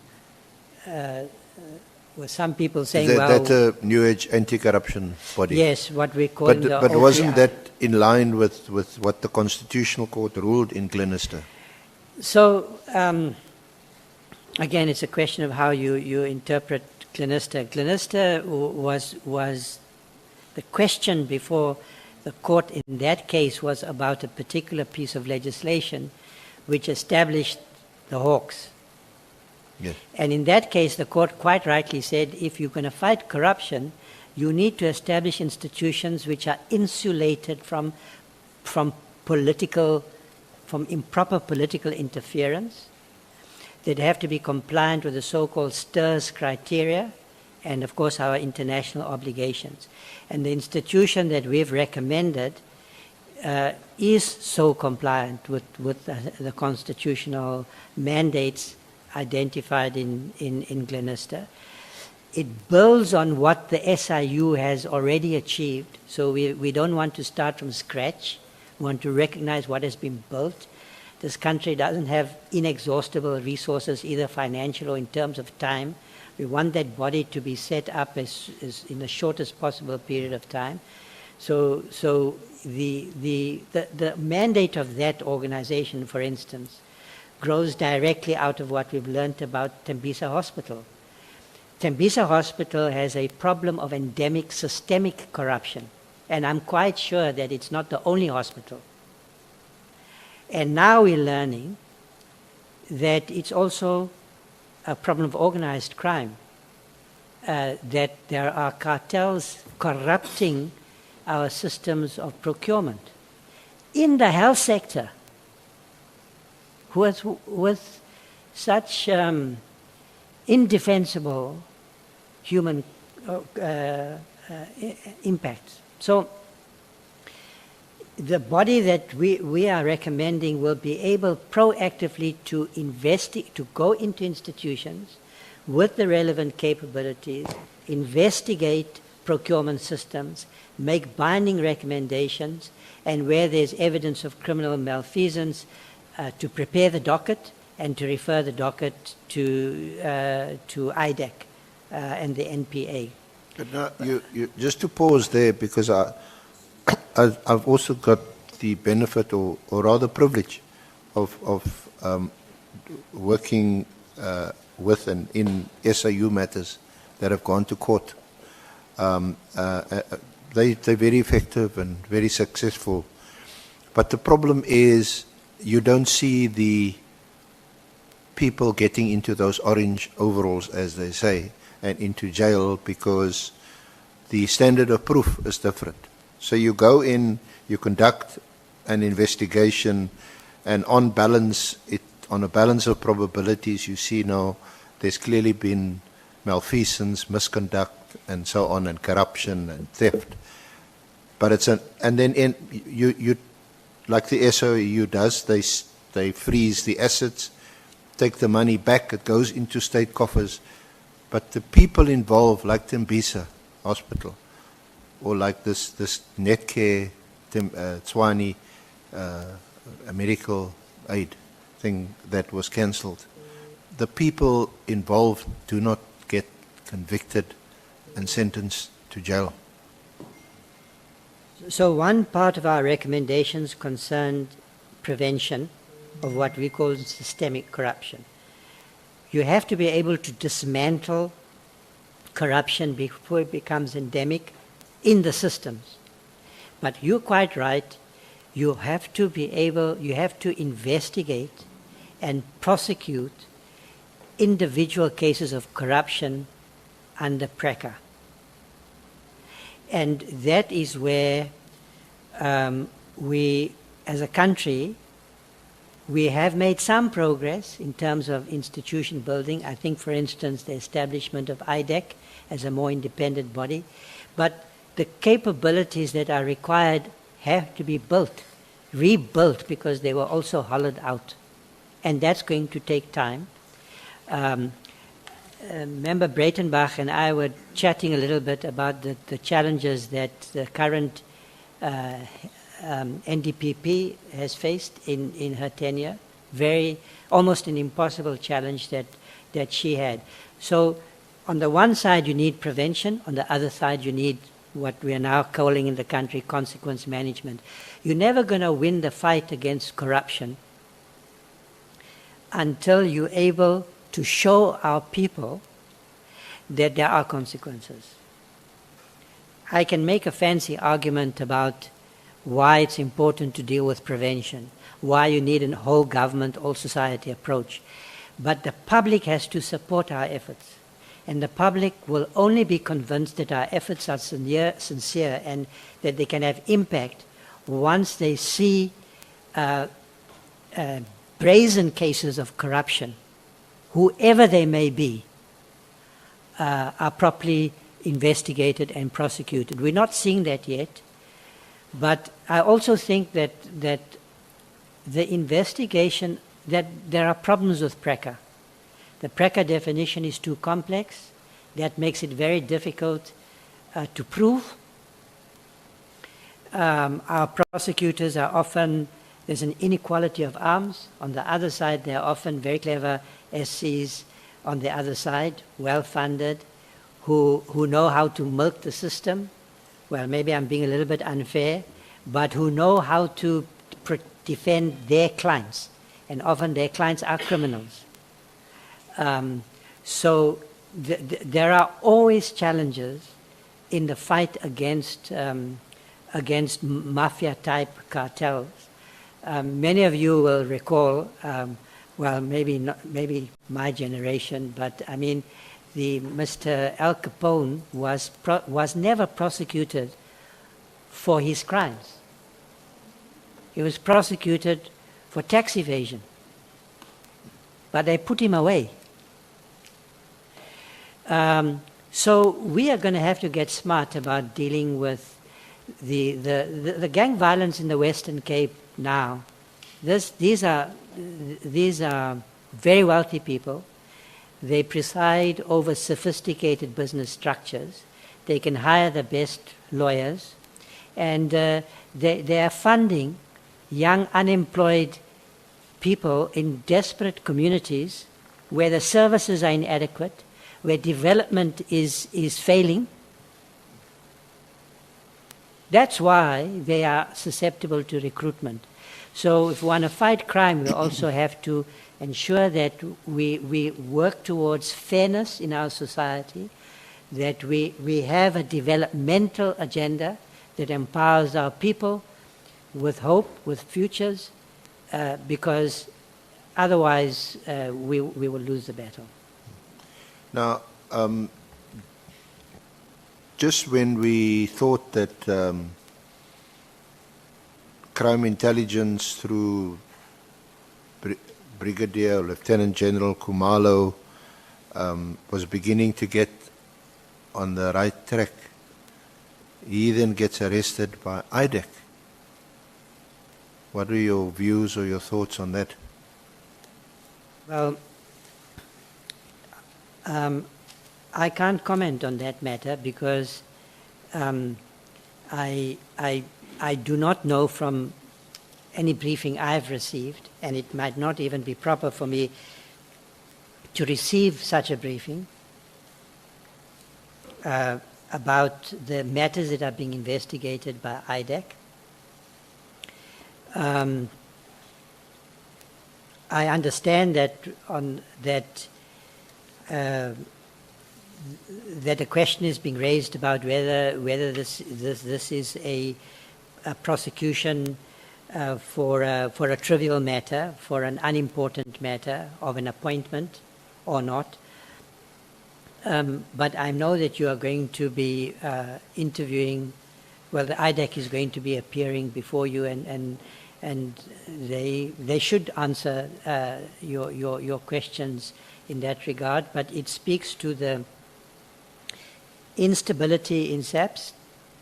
I mean, so we're going through a moment where action that is taken by another body, you know, adds to the concern and the instability, if you like, because General Kumalo was the head of crime intelligence.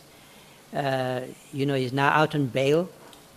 It's of course very worrying, and so we've got an acting head in crime intelligence.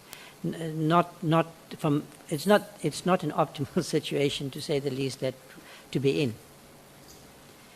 We need stability of leadership in crime intelligence, so that we can start to implement a serious reform agenda. But what at the very least you can. May we take Honorable Sangweni? Sorry, is just a quick clarity. Good morning, Minister. Who is the acting head of crime intelligence? I just need that clarity. Thanks. I think he's also Lieutenant General Mkhwanazi.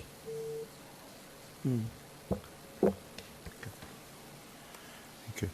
So, Minister, at least the one thing we can probably accept, that it is of grave concern to you that the head of our crime intelligence has now been arrested by a body which is an anti-corruption body. So the presumption is that he was arrested for some kind of corrupt activity. Well, I'm indicating I don't know what the answer to that question is. IDEC will have to... No, I just... Yeah. Just the concern that yeah. Now, because I just wanted to ask your comment on this, that you again have, that's in SAPS, is appointed, he or she is appointed by the National Commissioner.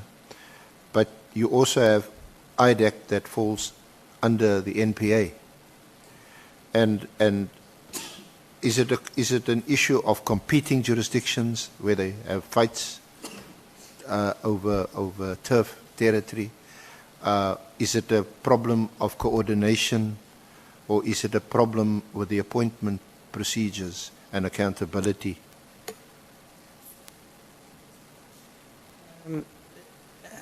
I think that this particular prosecution raises a separate question. The question you put to me earlier about whether this is a proper prosecution, and the concerns that I would have, especially if it's a proper prosecution, that the head of crime intelligence is being investigated for corruption. And IDAC is going to have to answer that question, on which I obviously can't comment. IDAC's role, IDAC is part of the Department of Justice, and it was established to be independent precisely because independence is critical in the fight against corruption. You don't want senior people with power who might be involved in corruption to be able to interfere with a prosecution, with an investigation and a prosecution of corruption. That's why IDAC has been set up. Maybe not, it's not yet fully compliant with the constitutional mandates, but that's a genuine reform to establish IDAC as independent and to institutionalize a system of prosecution-led investigations. That's why it sits in the Department of Justice and not in the police. And honourable members will remember that we used to have, was it called the DSO, but the colloquially it was called the Scorpions. Scorpions, yes. That was the model that was implemented.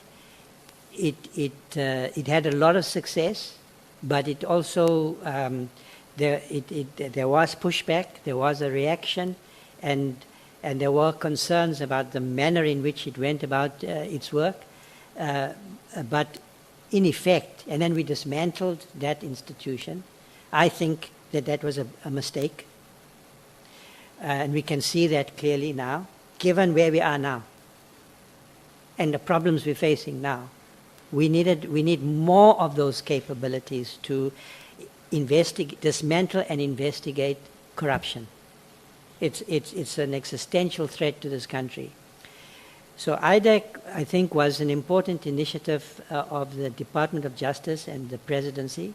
It was an important step forward. I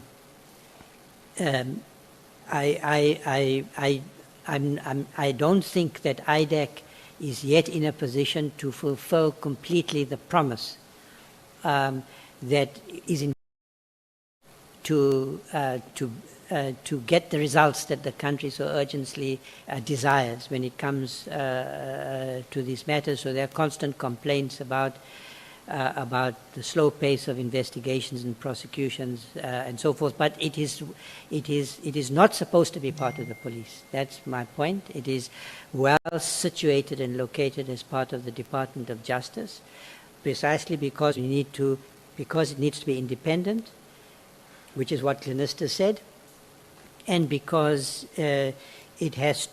because we know that prosecution-led investigations get better results. And we should be looking carefully at whether it has all the resources and capabilities. I think the institution is right. Its location is right. The fact that it's more independent is right. But is it in the position to get the results yet that we need? There's a question about that. So throughout your address almost this morning, or your evidence, we've got fundamental issues with the resources and capability, almost in every aspect of policing. Okay. Can I ask you a soft question now? I thought that that's what you were doing, but go ahead. No. Well, you don't need to spend much time on it. We had Deputy Minister Boshelo here yesterday, and I think she explained quite nicely how things for them as deputy ministers have changed since your appointment. So maybe just talk to us briefly about the role of your deputy ministers. Okay, so my take is, they've been of enormous help to me, and I see them as a team. I mean, it's the minister that exercises executive authority, not the deputy ministers, but they have important roles. So first of all, as a constitutional matter, they are appointed by the president. It's a large department. I've been incredibly busy since being appointed. I don't think I would be able to manage all my commitments without their support. And it's not just attending meetings of the portfolio committee, attending to member statements when I'm not able to.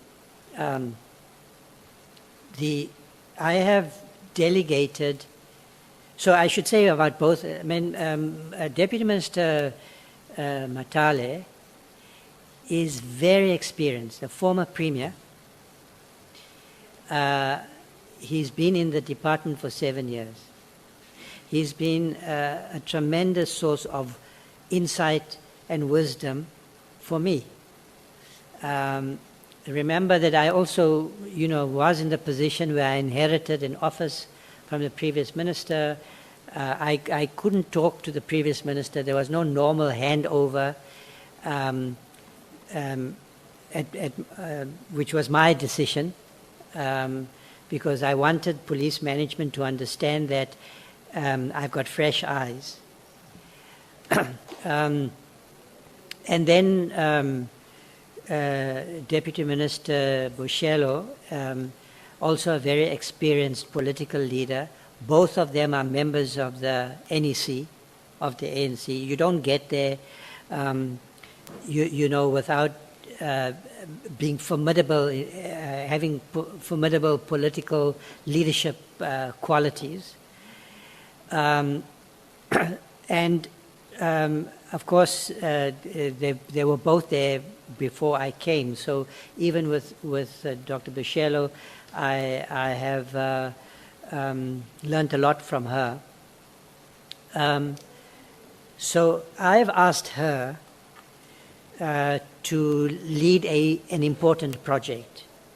And we will put a team together to support her, a team of experts and so forth.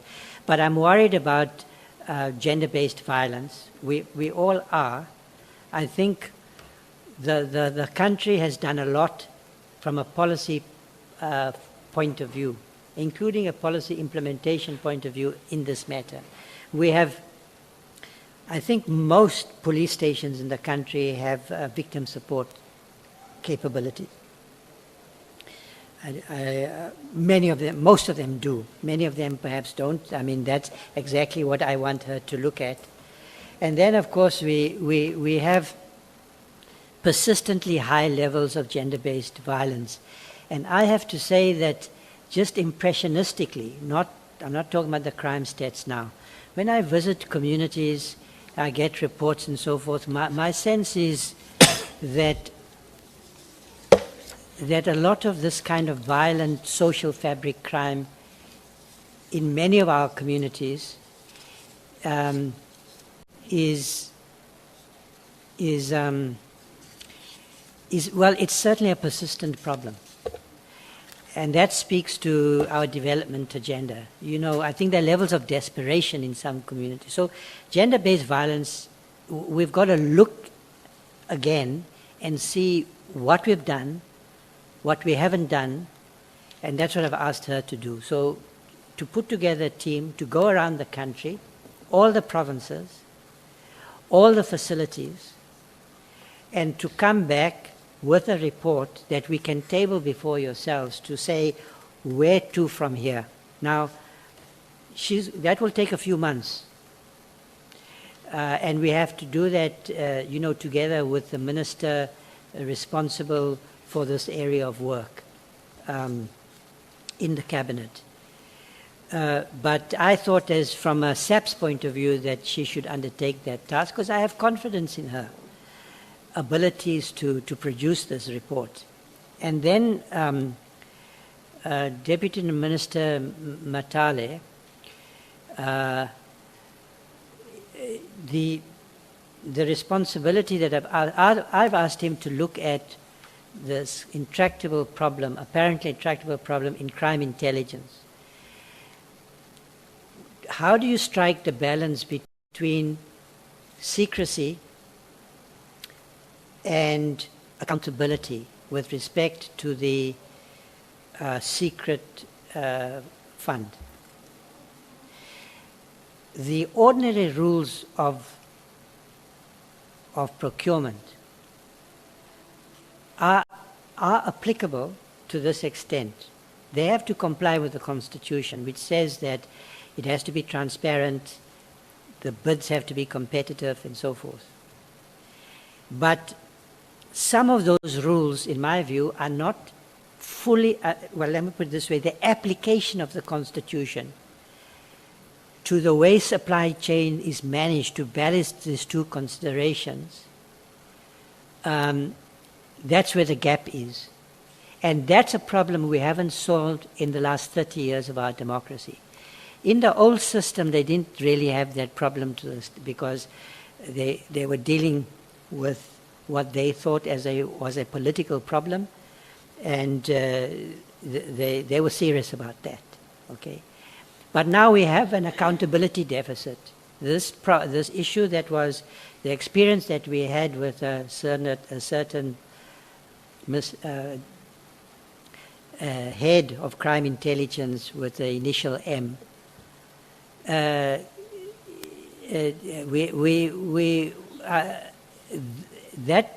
we do not yet know whether that we have a system to ensure probity and accountability. I was before the Joint Standing Committee yesterday, and they were raising the same issue. So I've asked, this would require legislative reform, perhaps. It's quite a sensitive, complex task, and I've asked DM to deal with that matter, Matale. Now, otherwise, the pressures on the ministry to attend meetings of all kinds, including meetings here, are shared. We as far as possible, I mean, I would not be able to manage otherwise. DM Matale was the one who was dealing with member statements yesterday, because I was busy preparing for this inquiry. He was invited by the Deputy Minister of Russia to go there, and he went. It was his first time. I asked him to go because the invitation was addressed to me. I couldn't go. And then Dr. Bashelo went to China, where she signed a memorandum of agreement. They are accountable, as I am to yourselves, under the Constitution. So I think that, of course, a lot depends on the relationship between the minister and the deputy ministers. Because as I've said, it's only the minister who exercises executive authority. In the end, it's the minister who carries the can, right? And that maybe adds an element of complexity in the relationship or sensitivity. But we work very well together. I am committed to working with them. And as I say, they have been a resource, a source of advice for me, and that's how we will hope we can work, continue to work together.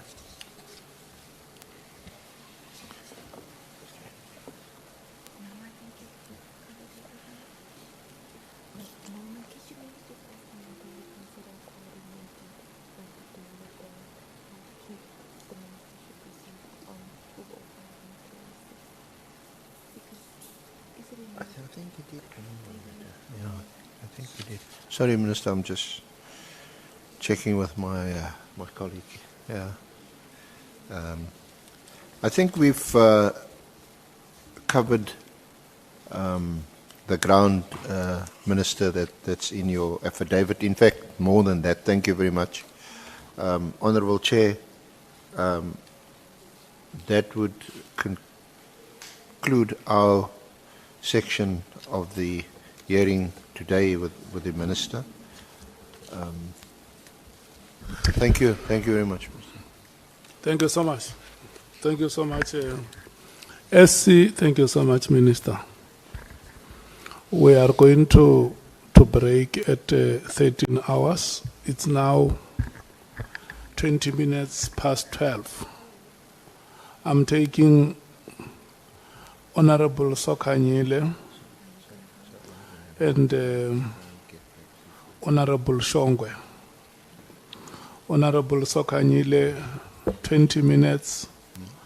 Honorable Shongwe, 10 minutes. Thank you.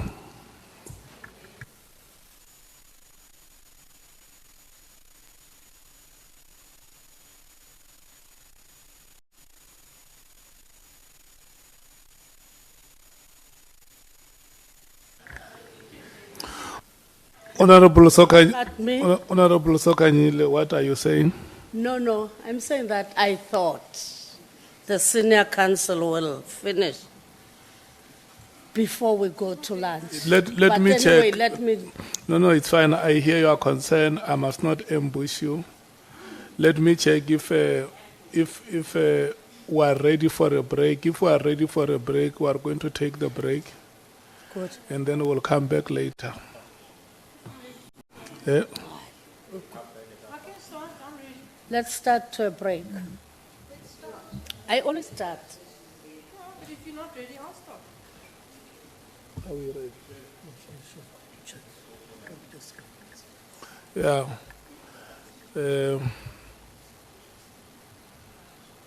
It's fine. Let's break. We'll come back at 13:30.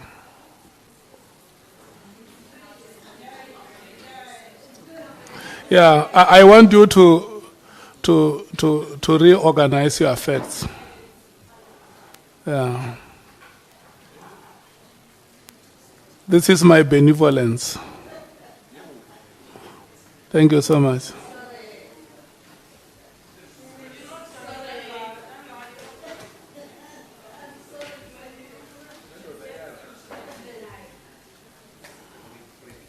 Yeah, we're breaking for lunch. And SC, are you coming back after lunch?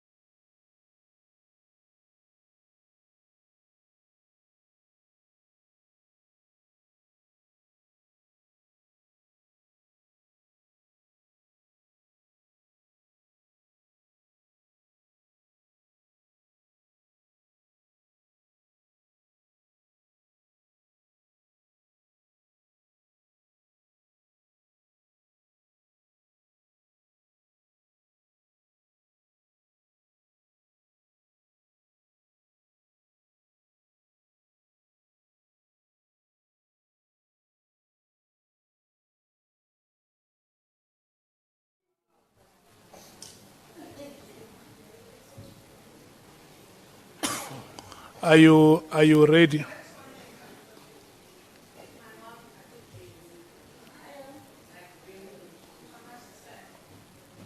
Honorable Sokanyile. Honorable members, at some point, the SC is going to leave the proceedings because he has a commitment at the university where he's a member of the council, the SC. And Honorable Cameron as well is going to leave the meeting around 16 hours.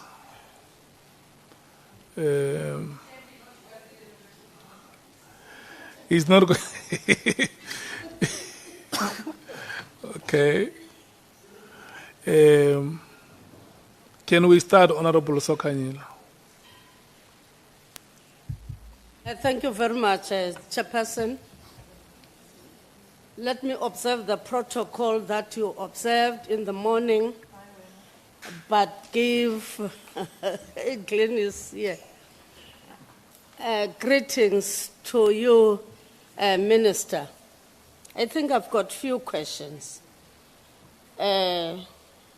One of the recommendations of the National Anti-Corruption Advisory Council that are reflected on paragraph 17. They talk about the strengthening of the law agencies. That is your bullet number 2 in those recommendations in paragraph 17. Now, with reference to paragraph 18, whereby you have said that you can, at least you can address the above issues. You indicate that the NPA's legislative framework, it needs a comprehensive overhaul, which is needed urgently. Luckily, you didn't say immediately. It urgently needs that comprehensive overhaul. Then, I want to check what is particularly wrong with the legislative framework, this legislative framework of the NPA, and also, and how has it been an obstacle for NPA to fulfill its mandate as provided for by the Constitution? That's the first question. Thank you, Honourable Member Sokanyile. So the NACAC report was written when I didn't have any executive responsibility. So this is a matter that will now require consideration by the Minister of Justice. Can you but raise your voice a little bit? I was saying that it's a matter that the report, the recommendations are clear. They are recommendations which I support in my capacity as the chair of the National Anti-Corruption Council.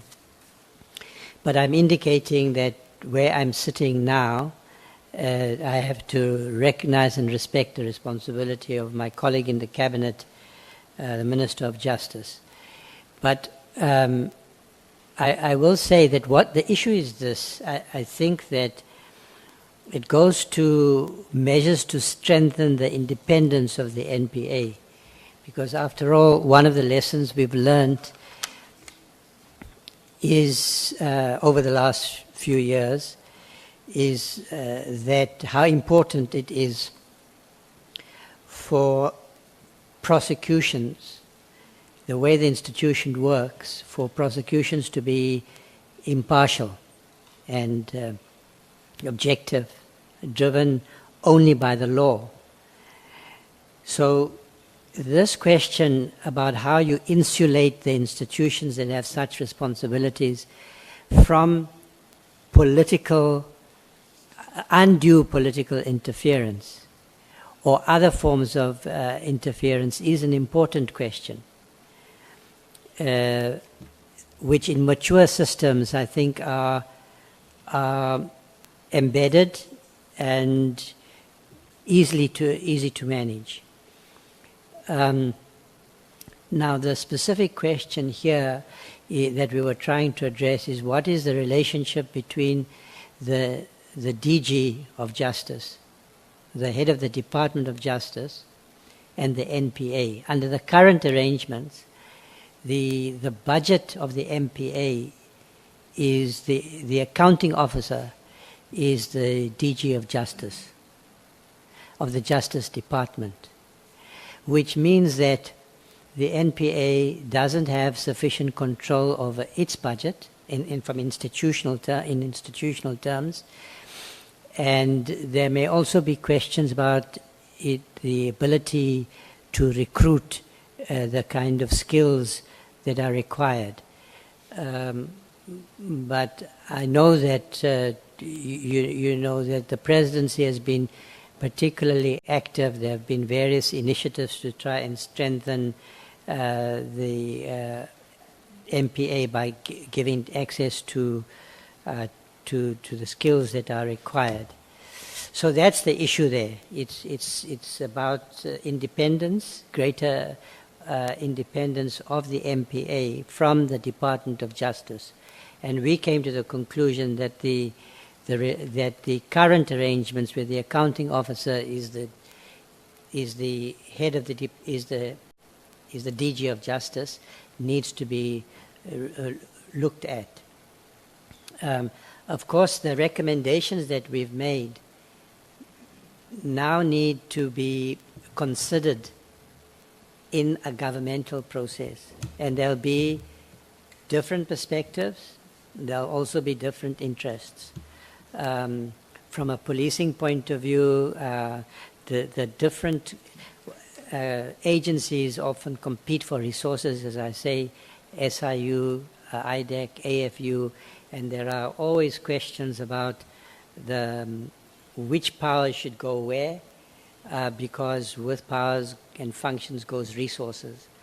So sometimes the interests are competing, but those are our recommendations. So what comes out of the governmental process in terms of a final product, because the NECAC was an advisory body, will in some ways possibly be different from what we recommended.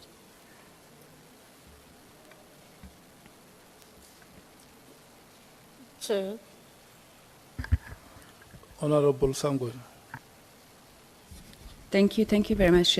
Minister, just on this issue of the NPA and I think efforts that have been made to strengthen the capacity of the NPA, what is your view, and I know you'll sidestep and say it's not within your direct purview, but what is your view on the private sector funding for the NPA, which I think at some point, some of it may have been international? Is it not swapping government as an authority and maybe getting into some new masters with interests that we may not know? Thank you, Chair. Yeah, I think that's an important question. I mean, where there is, and we've seen this in many areas, where there is elements of state function, one part, at least of the short-term solution, has been to say, well, what resources and capabilities are there in the private sector to support public functions? There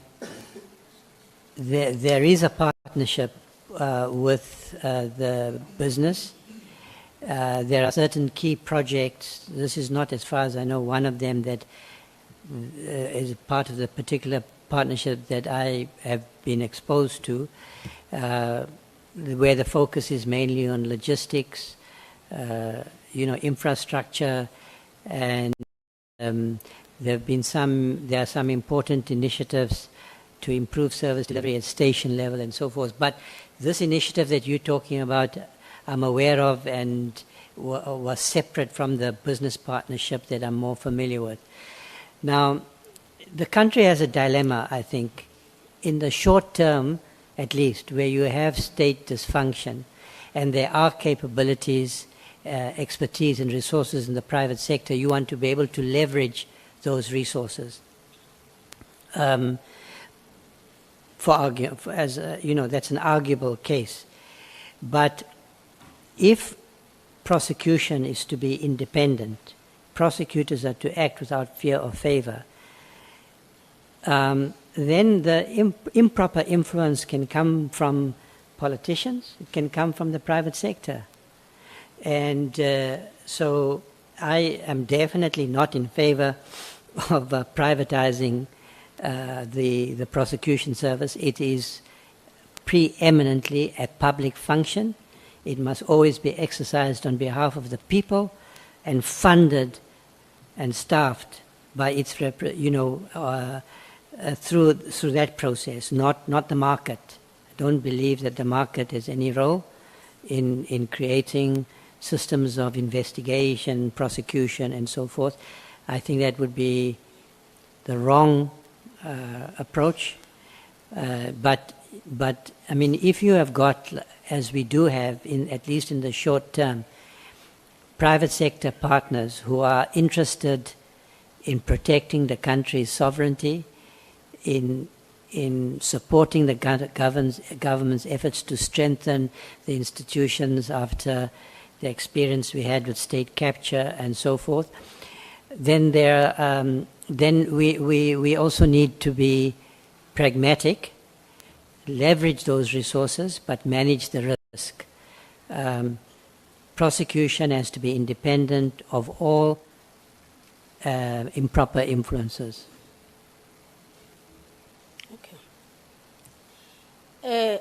Minister, you're saying that in paragraph 19, you held various engagements with NPA, IDEC. Then, following those engagements, you saw that you have concluded that the area of DPCI, CI, and IDEC requires a rethink. Can you say what did you observe as weaknesses within DPCI, CI, and IDEC that requires a rethink? Thank you for the question. I think we were more really concerned with the problem of overlapping mandates, which the evidence leader also pointed to in the discussion earlier about IDEC. Because you will recall that before we had IDEC, and after the Glenister judgments, the DPCI was established as part of the police service, which meant that the investigation of corruption was a policing function. Now, that's why I say I think IDEC was an important reform. The investigation of prosecutions of corruption, criminal corruption, is now housed in the Department of Justice. There are questions about the relationship between IDEC, the DPCI, and the SIU, because as I say, some of the mandates might overlap.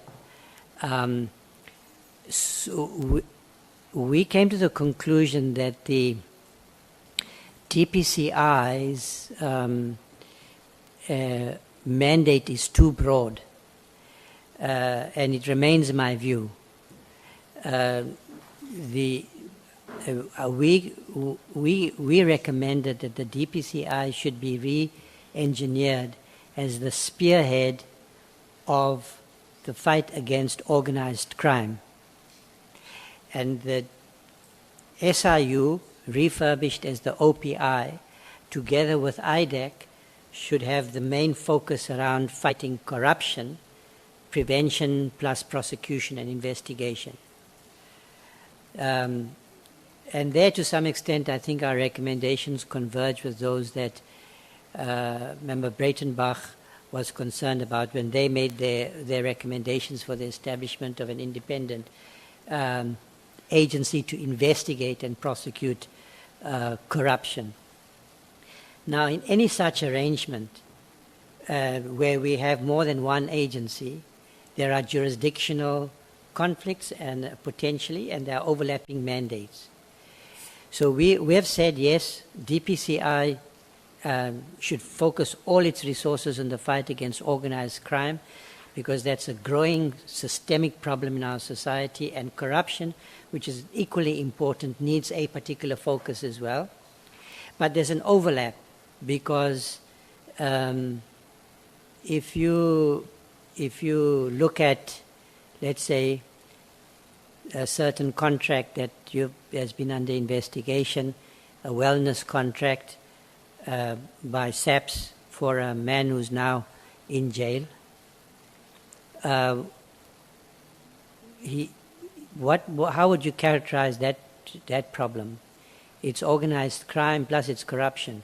So they overlap. So what we then recommended is that there should be a case management system, not simply on a systematic basis to allocate the cases for primary investigation. And at some point in the investigation, it might turn out that the matter that started with DPCI ends up with IDEC because of the corruption element. So we basically, the two basic pillars of our recommendations are the following. One, you've got to focus on prevention and prosecution. And two, you've got to focus both on organized crime and corruption. And you have to create the institutional basis and capabilities to be successful in both overlapping domains. If you look at the DPCI's, currently the DPCI, for instance, they investigate matters referred to it by the Auditor General. Now, some of those matters are very serious, but do you want your main policing organization, an FBI-type organization, dealing with such matters referred to it by the Auditor General? So I think its mandate is too broad. And in fact, the Treasury, I noticed in recent communication, the Treasury has also made this observation that the mandates are overlapping, and they are, they duplicate, and that leads to inefficiency and a wastage of resources. So those were our recommendations, but I do want to stress that, there are many ways of solving problems of the kind that we face. There is no blueprint. There's no panacea. So I am not approaching, I don't think about our recommendations in the council. We invested a lot of time and energy, but they are not to be, they are there for public discussion. We went through that process, and now they have to find a path through the decision-making process, through the cabinet subcommittees, and eventually to cabinet. And of course, I hope that in essence, the main elements of the proposals will be accepted and embodied in legislation, properly funded. And it was very pleasing for me that the President said after we presented the report to him that he supported the recommendations. But that doesn't mean that the devil will be in the detail. You know, the report is out there. It's on, you know, and I would encourage members of parliament to take an interest in what we recommended. Okay. Then, when you're saying that, this gives me to go to paragraph 26, whereby you are saying that you are thinking ahead. Then, in your thinking ahead, you indicate that IPID needs to be developed or expanded to investigate procurement matters or supply chain irregularities, as has been found by Auditor General of South Africa. Will this not duplicate or encroach on the work of DPCI and to some extent the SIU? I'm riding on what you have just said now. It's an important question, Member Cachalia. So the issue that is addressed here concerns mainly the question whether whether IPID should continue to focus only on individual cases, or whether it should be empowered to make findings where it sees patterns as well, patterns that might be occurring, for instance, in supply chain. And there are many ways, that is an open question. There are many ways to deal with this question about what happens once findings are made. I said earlier that there were many oversight bodies that are making recommendations of this kind, but there isn't a coordinated approach to the implementation. And I would say that the main thrust of our recommendations was that it's the OPI, that is the refurbished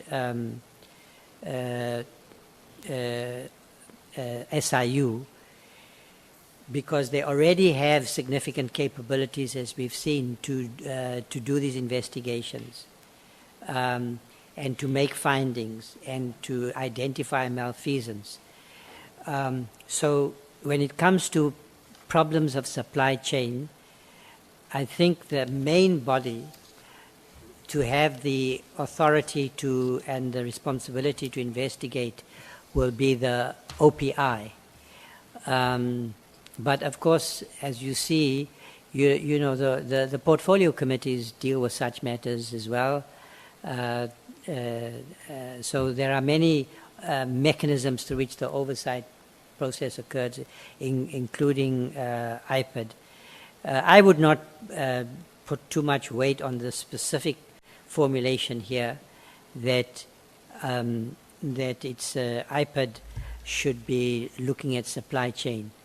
I think that is a challenge for reform within the mechanism of supply chain in SAPS. Of course, there are oversight bodies, but one of the things I have to do together with the National Commissioner is look at how to improve probity, accountability, efficiency, and so forth in the procurement of goods and services from the open account. Earlier we were talking about the closed account, but this is a big problem.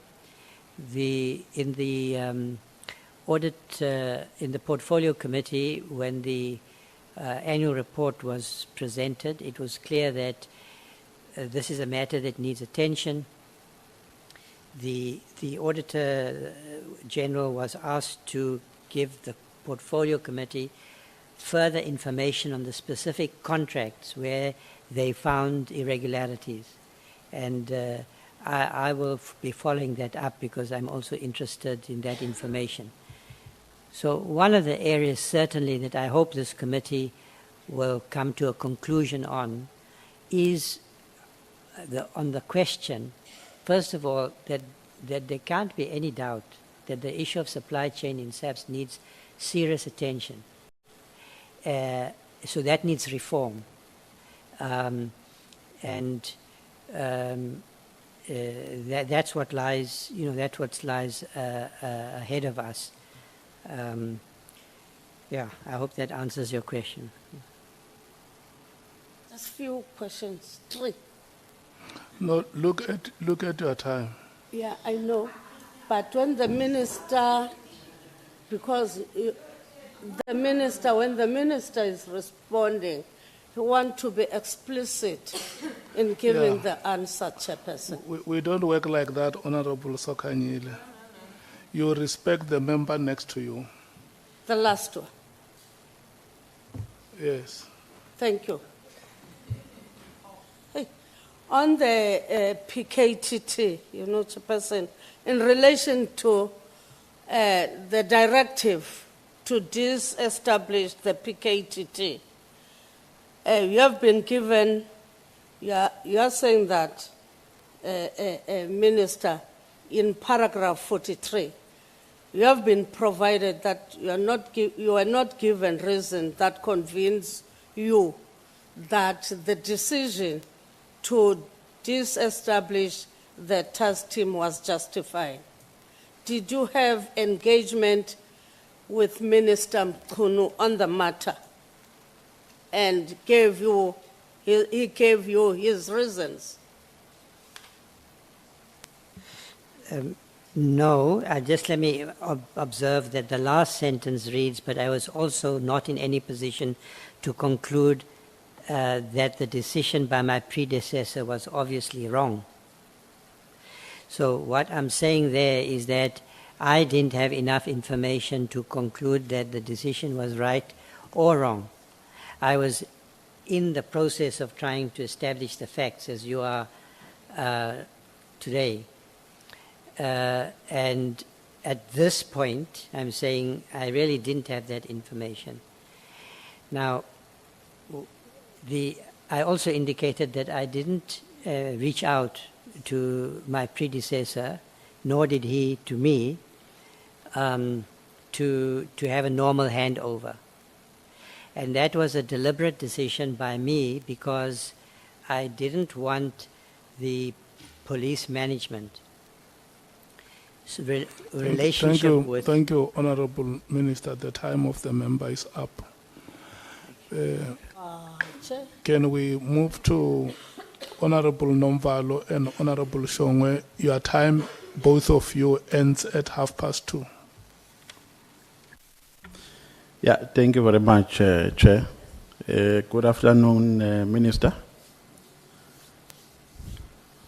Good afternoon, Minister. Afternoon. Yeah, I don't know if I heard you correctly, but you were responding to one member here. You said you were worried when General Nhlanhla Mkhwanazi was wearing a task force uniform on the 6th of July. Why were you worried? Yeah, I'm quite comfortable with your uniform.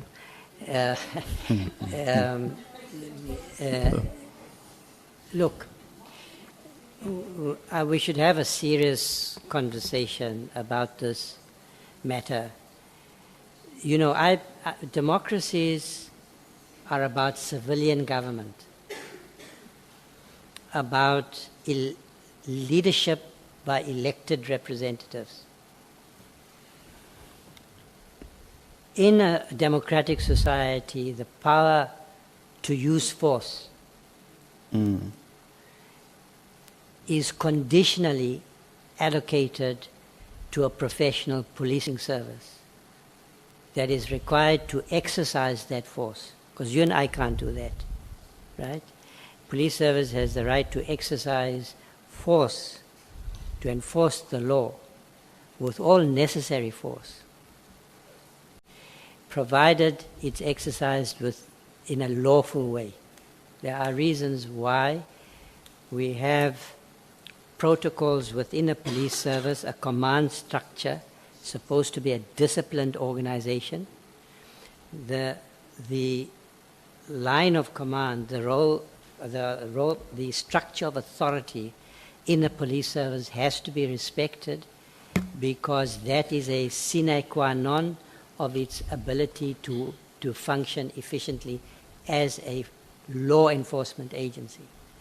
That's my first argument. The second is that in a democracy, it's important for a clear separation between political authority and the military, for instance. The military has to understand that they exercise their powers, their incredible powers, subject to the parameters of a civilian state. And that is true also of the law enforcement, the police. Now, when I saw that image, and of course what was being said, and it wasn't just the military fatigues, but the fact that they were armed and so forth, my initial impression was, what's going on? I mean, is this South Africa? It conjured up images in my mind of a kind of coup d'etat. Now, that's it. So I said, because, I have to be honest about these matters, that was my initial response in my head, and I said so publicly. But I also said that the issues that he raised were extremely important, and that if it turns out that he raised those matters outside of the normal structure of command and discipline in the police service, and without engaging his political principles, if he made those statements, if it turns out to have been correct, and the evidence so far before the Nhlanhla Commission, not only by the General himself, but also particularly by those 3 witnesses which apparently corroborated what he said, then I would say that there is already there is compelling evidence in the public domain which suggests that he was behaving as a whistleblower who should then be protected by the law. Okay? Yeah. And in an exceptional situation, in the kind of situation that we are in, conduct outside of the norms, which are themselves constraining access to the truth, may be justified, and I stand by that. And I hope, I'm sure that the Commission will come to conclusions which will clarify that matter. But I think even General Mkhwanazi, and I had a very respectful and pleasant engagement with him in the meeting that I had with him, and I said to him, it was an honor for me to meet you. You can ask him that. It's an honor to meet you, because it might well be the case that he has displayed some extraordinary courage, which is what was required in this moment. But it can't itself be a norm in a democracy and in a police service in a democracy. So that's my view. I said it at the time, and I attracted some controversy and some criticism, and I knew that if I repeat that today, the question will be asked, but I think that nothing has happened which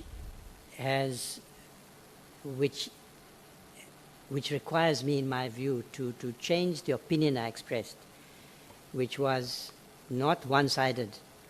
I was trying to deal with an issue. I think it's a live issue, and I was trying to deal with it in a way that I think is consistent with what this country is and what it's trying to achieve. Okay. No. Thank you, Minister. Can we take Honorable Skosana? Thank you, Chair. Just to say to the Minister, Prof, I understand. I just want clarity on this matter.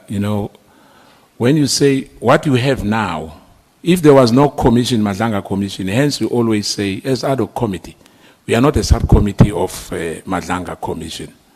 And I think what we are saying now is that if there was no Nhlanhla Commission, your views would have been different. Can you clarify that? No, what I'm saying, and this is why, you know, I've also been on record from the very beginning to say that I think the President made the right decision when he appointed the Commission.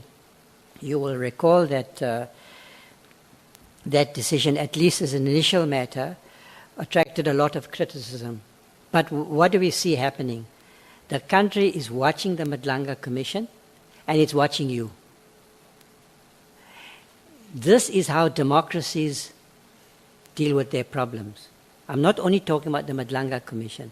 I'm also talking about what's happening here, the enormous significance of what is happening in Parliament. You know, if I might digress for a minute, when I was in the Gauteng legislature and I was the speaker, and those were early days, we were trying to build an institution. It was one of my pet projects to try and develop the capacity in the legislature for inquiries. The kind of inquiry that you're conducting today. Because I did feel that oversight should not be limited to oversight over departments. Parliament should have the ability to do what you are doing. And I think the public is rightly invested, you know, in this process, Nhlanhla and yourself, because it is going to tell us the truth and it's going to help us with the reset. It's not only, it shouldn't be seen, in my view, as a negative process. Now, the fact that the President made his decisions and appointed the Commission, and at the same time Parliament took this initiative, has been serendipitous because it has meant that the issues that General Kunazi raised and the issues that were raised by his decision to have an interview, to do what he did, all of those matters are now subjected to a proper inquiry. Without your inquiry and without the Nhlanhla Commission, what would we have done with that information? We would have been, the country would have been much more divided. We would not have had a mechanism for coming to productive solutions about the way forward. And to have the conversation we're having about, well, let's forget about the fact that I made those comments. And for the moment about a specific person, General Mkhwanazi. It could be General X in the future. What do we expect in a situation like this? And I think that, as I say, it might turn out that General Mkhwanazi was a whistleblower. Whistleblower deserves public recognition and protection by the law. Okay, Chair, kindly note that the follow-up question combined with the response has taken my 4 minutes. Minister, me and you agree that the task force is a unit that was established in terms of the legal protocols, correct? So it's a unit which is within the legal framework of SAPS. As I understand it, it's not part of the structure and establishment at the moment. It's a task team which was set up pursuant to a political decision to deal with a specific problem of undefined duration. I think they didn't apparently make a decision, and they couldn't make a decision to say you'll only exist for 2 months. They had to set up a structure and a system to deal with the problem of political killings.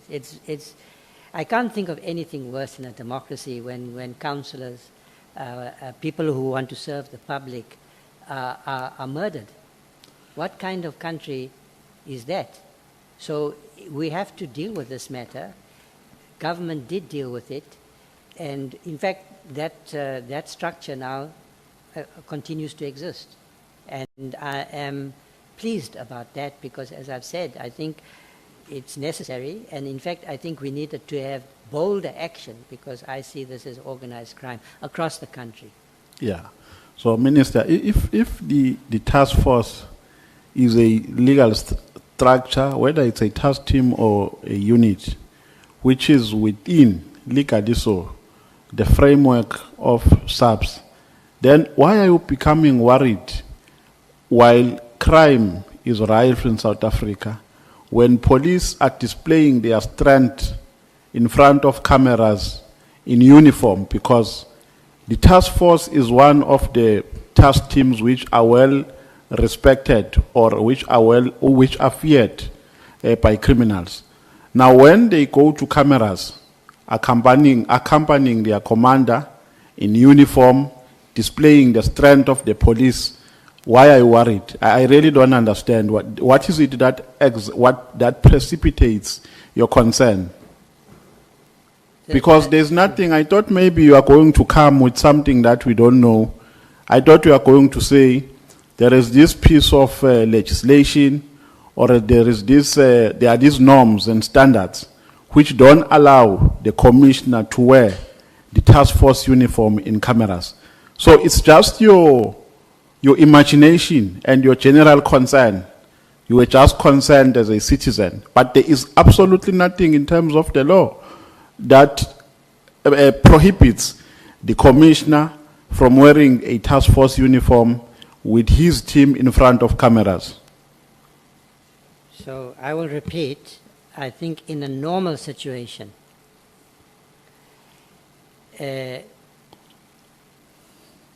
police officers in a disciplined police organization respect the authority structure. And where there are concerns, therefore, they raise that matter with their immediate superiors and so forth. That's how a policing structure works.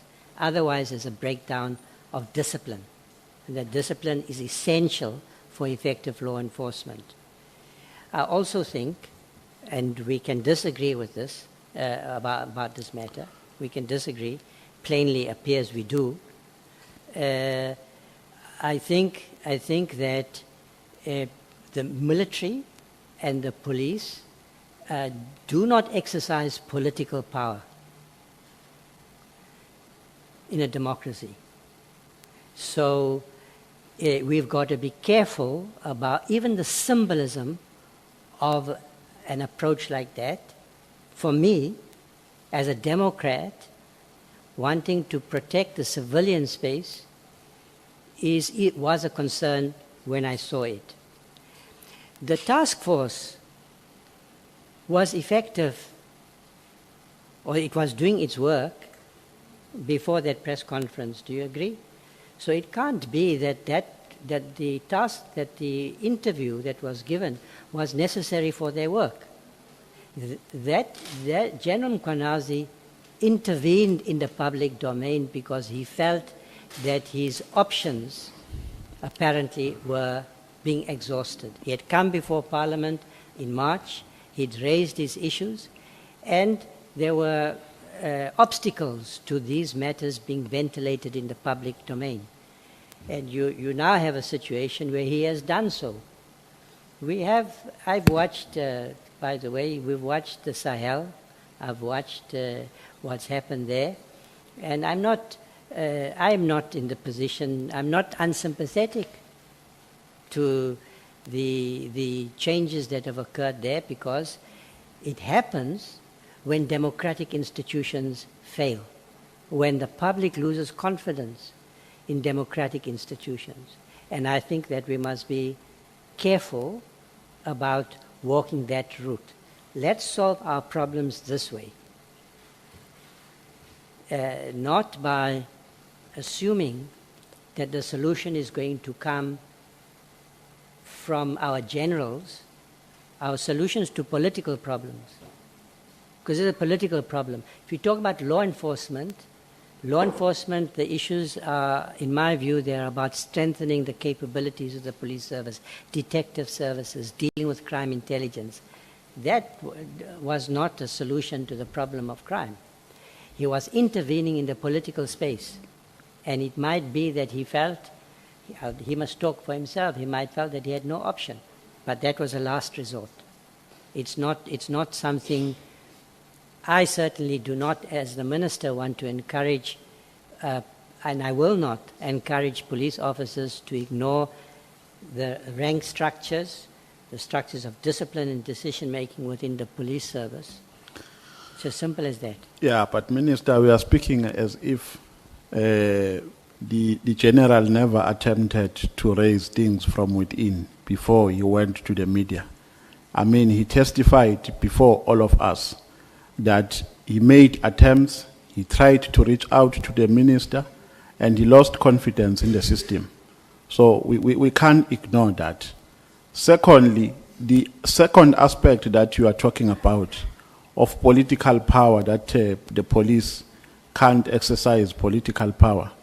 There is nothing that suggests that the press briefing on that day had anything to do with political power. It's concerns that were raised on the infiltration that is vast and intense within SAPS. So there's nothing that suggests that that has anything to do with political power.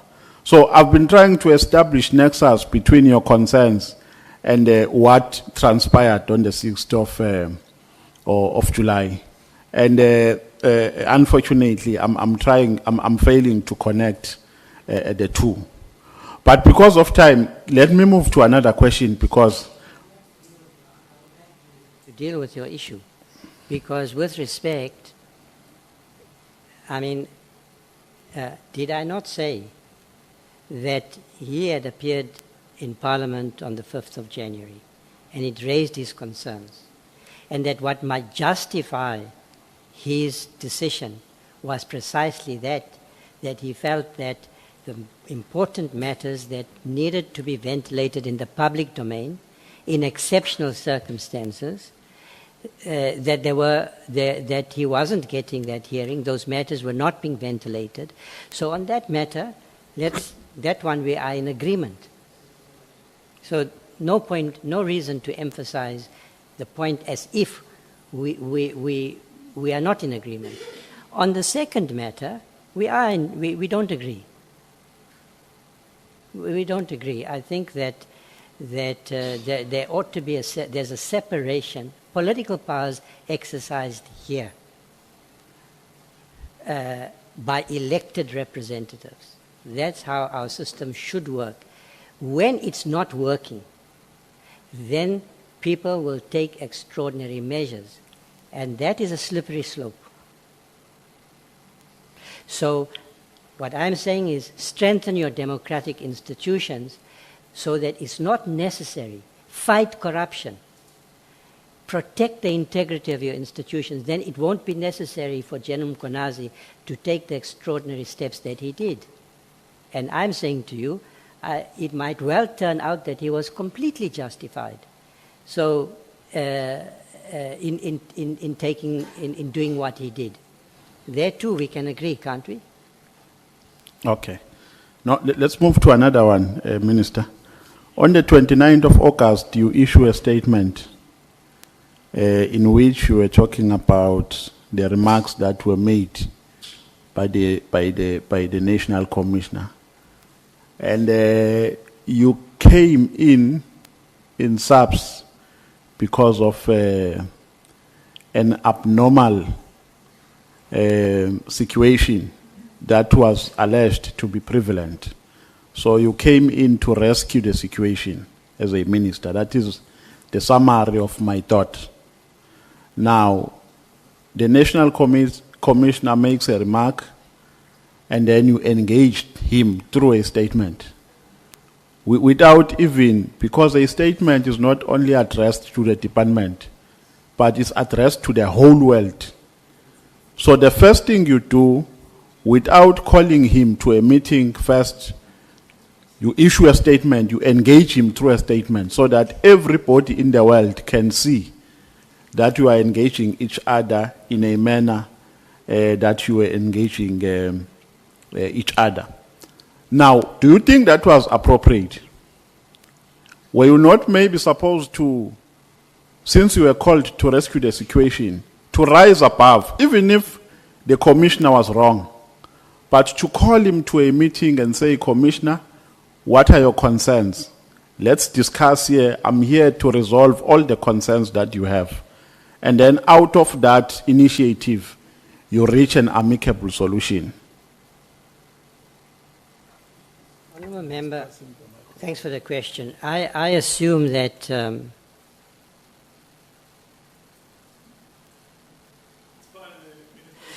I assume that you've read my statement.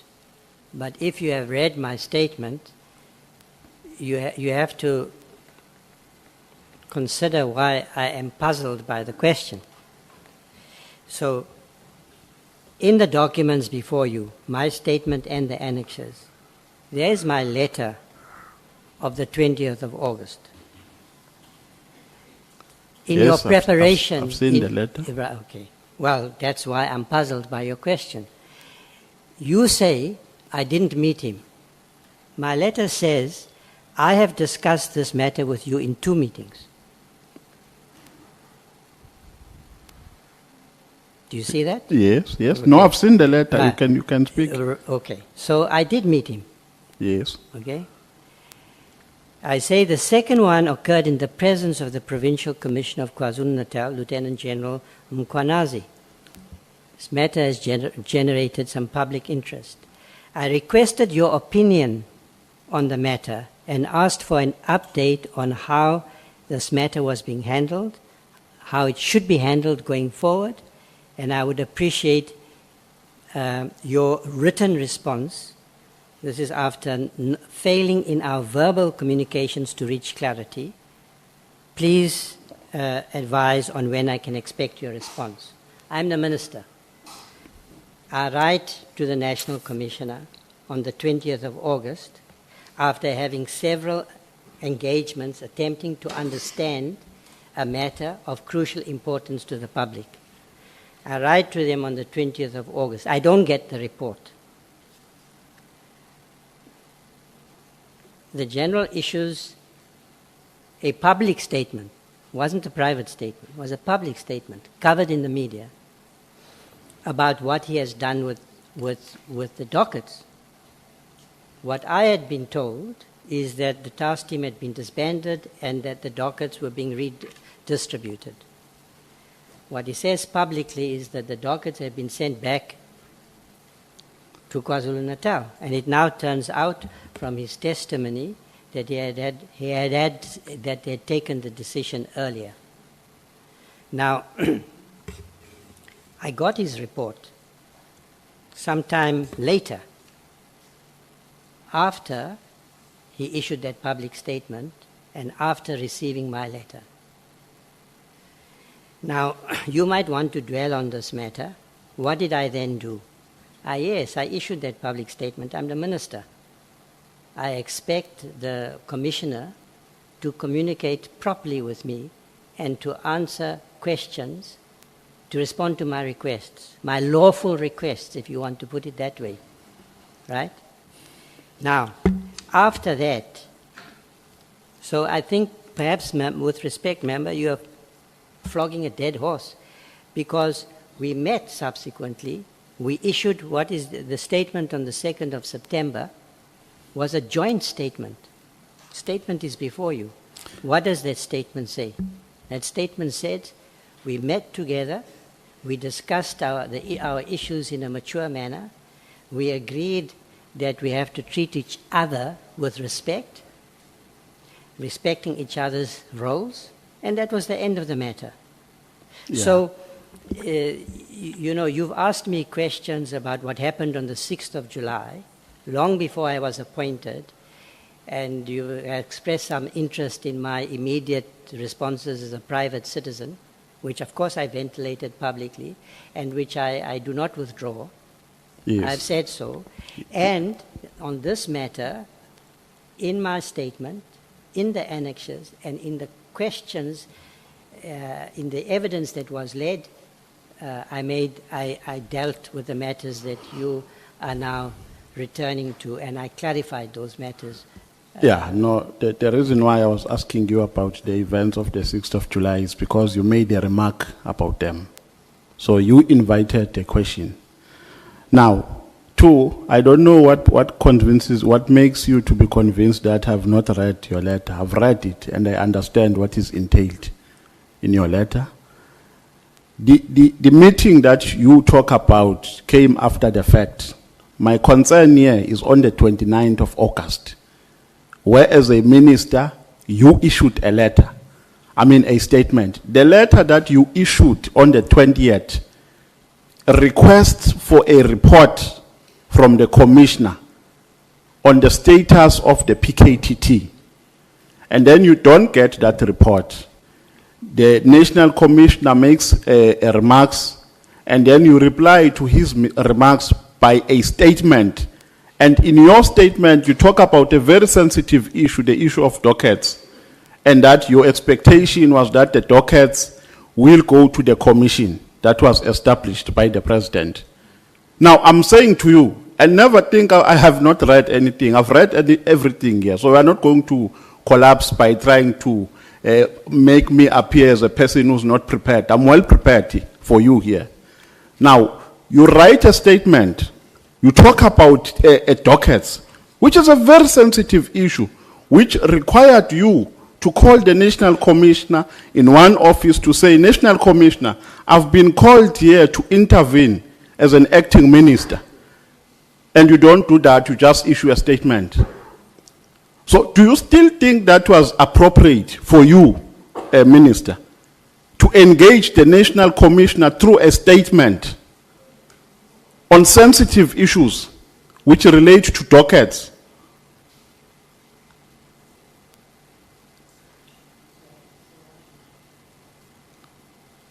Yes, you are allowed, you can respond. Thank you. So I'm going to try once more. I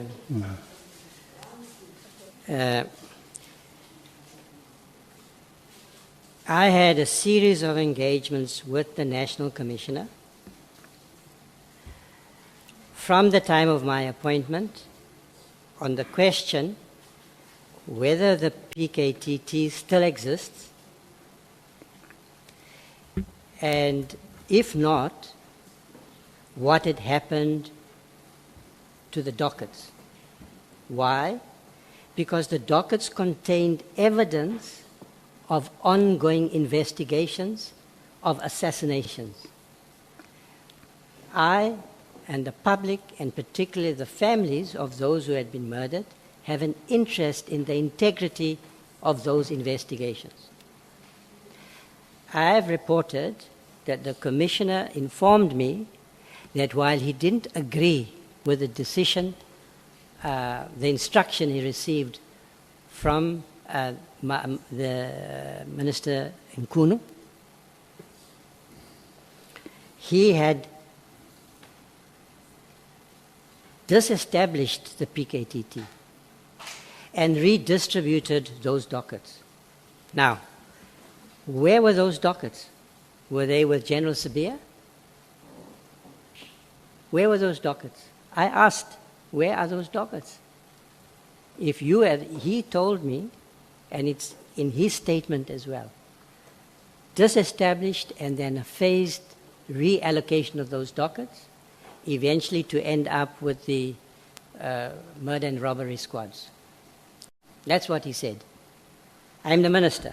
I have a right to find out, to ask those questions and to get honest answers. When it came to a point on the 20th, and I say to him in a written communication now, because I believe in doing things in writing, but despite that, I still seem not to be able to clarify what happened. So I write to him, it's on the record before you. I write to him and I say, now I want a plan. I want you to tell me in writing what has happened with the PKTT and these dockets. By the way, a week later, I did get that report. So the commissioner understood that it was appropriate for him to give me the report I requested.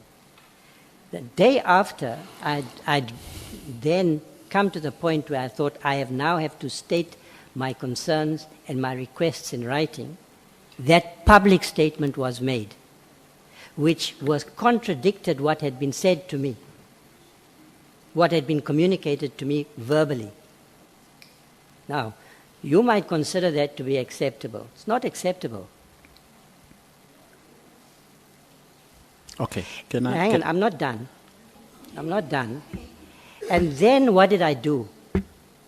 I didn't allow that matter to become a seething point of discontent and division in the department. I met with him, we discussed the matter respectfully, and I issued with him a joint statement. We issued a joint statement. So there is no issue, as he himself has said, between the National Commission and I on this matter. The matter is closed. Okay. No, it's fine if you don't see anything wrong with engaging the National Commissioner through a statement. That's okay. Let me move to another question because of time. There's one aspect that I agree with you on in your statement, wherein you say that in your view there will be a need for the continued existence of the PKTT, considering the fact that there will be local government elections next year. I'm not quoting you verbatim, but is that what you are saying in your statement? Now, the minister here, when he was alluding to his reasons for the disbandment of the task team, spoke about the budgetary concerns that he had. Now, don't you have any budgetary concerns? I mean, if you continue to be a minister until next year, because we don't know when this thing of acting will end, maybe you will act until 2029. Now, if you continue to act maybe until next year towards the elections, then how are you going to address these budgetary concerns if really they are in existence? Chair, can I throw these questions so that I won't come back because of time? That is number one. No, but Chair, there's 4 minutes that was chowed by Skosana when he was asking a follow-up question. It means you are not paying attention The to honorable member, your time is up. No, but Chair, 4 minutes was taken by Skosana. I was counting for myself. That is exactly what I'm saying. What time is it now? No, but 4 minutes has not ended. How many chairs? Yeah, I'm talking to you, Chair. Then the last question, Minister. The last question is, during the course of your acting, have you received any complaints from members of the public about the PKTT, since we are saying it is still in existence now? Are there any complaints that you have received? Thank you very much.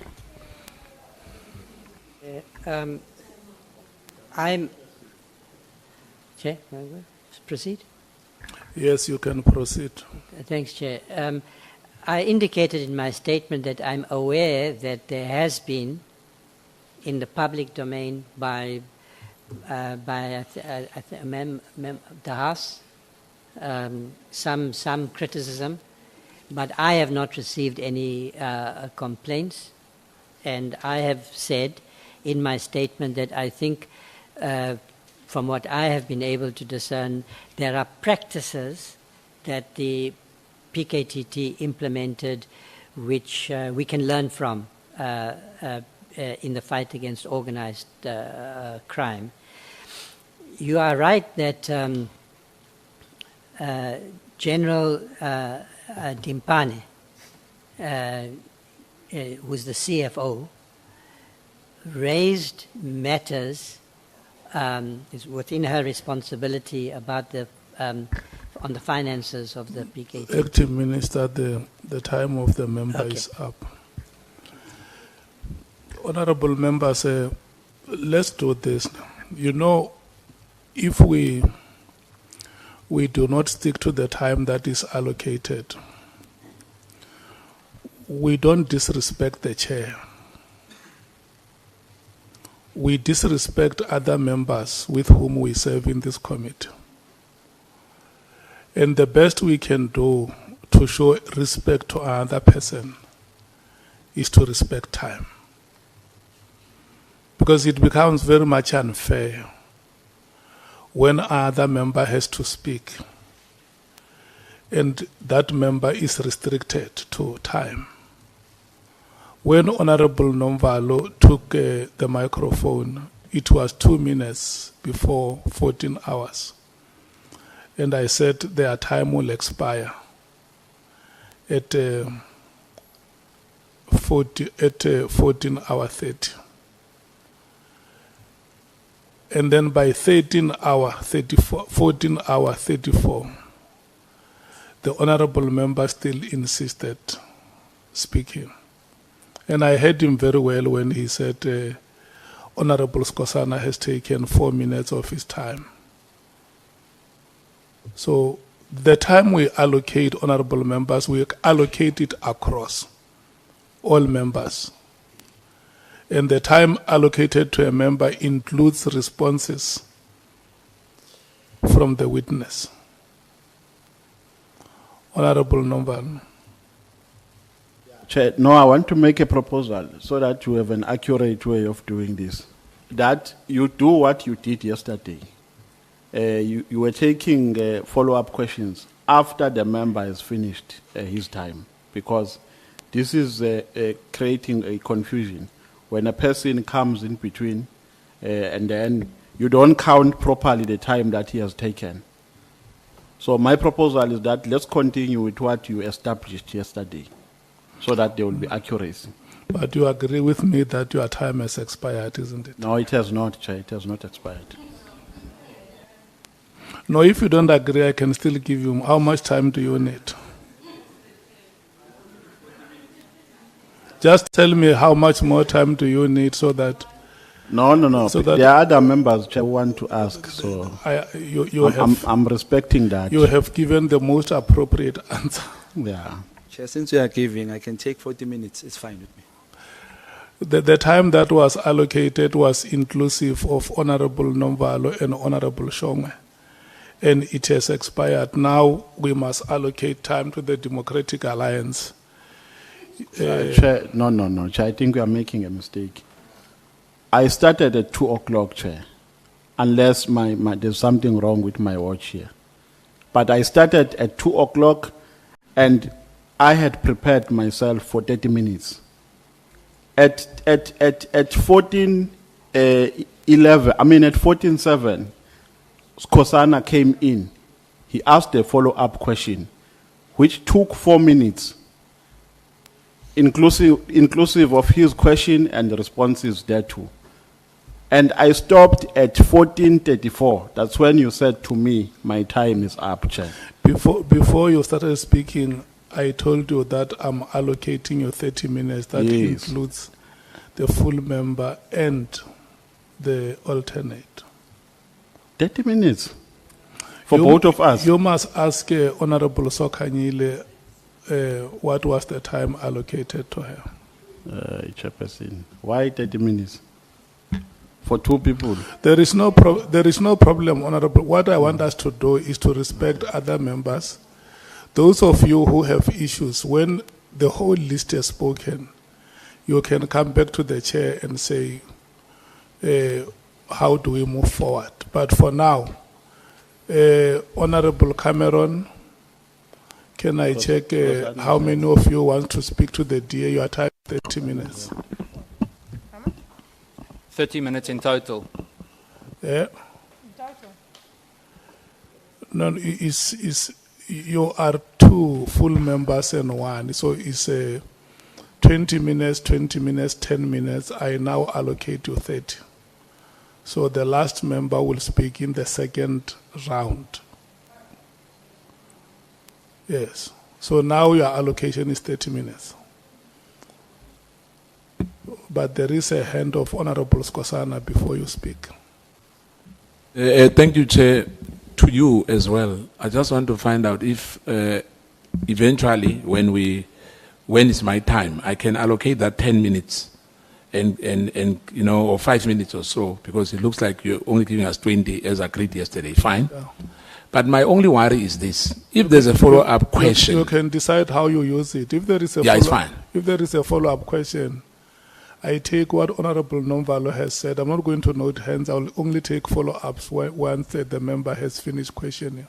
Yeah, because the issue, Chair, you know, I think when we had Minister Mkhwanazi and now Prof as well. Remember, the Prof is from VET. You know, when he responds, you know, it took almost, as he said, one question took almost 3 minutes because I asked half a second and he responded in 3.5 minutes. So, which it's chowing time from our side. And I guess from where I'm sitting, I'm changing my question, you know, to something else because otherwise he's going to answer me 4 questions and my time is gone. And I've got 15 to 20 questions which I have for him. Thank you, Chair. The Prof has worked with students before he hears what you are saying. Honorable Bathes. Imagine that I don't get recognized anymore. Thank you, Chair. I had a follow-up question, but I also just wanted to speak to the issue of the time and the questions. You're really pulling out the iron whip on us, Chair, and I do understand sometimes we do fruitless questions or we go around, so we appreciate your intervention in that matter. But I think at the same time it mustn't come at an expense of us getting answers that we require. And also in terms of reference, we did discuss that each full member will get 30 minutes and it excludes responses, and that's how we started. And I'm not saying we necessarily need to go back to that and as the chairperson, but I'm just saying also be conscious of that because we don't want us to rush through processes and not get answers or be able to ask questions that might not fall into the category of just being fruitless. Having said that, Chair, my follow-up question to the Prof. Hey, I must actually call you Acting Minister because I think if we call you Prof, you're going to give us a long lecture as Honorable Kosana is saying. On the dockets, you said that that you thought the National Commissioner didn't follow proper processes. How did you... what informed that? How did you know that? Because you had just entered as an acting minister. Did you consult the legal department on what that process was?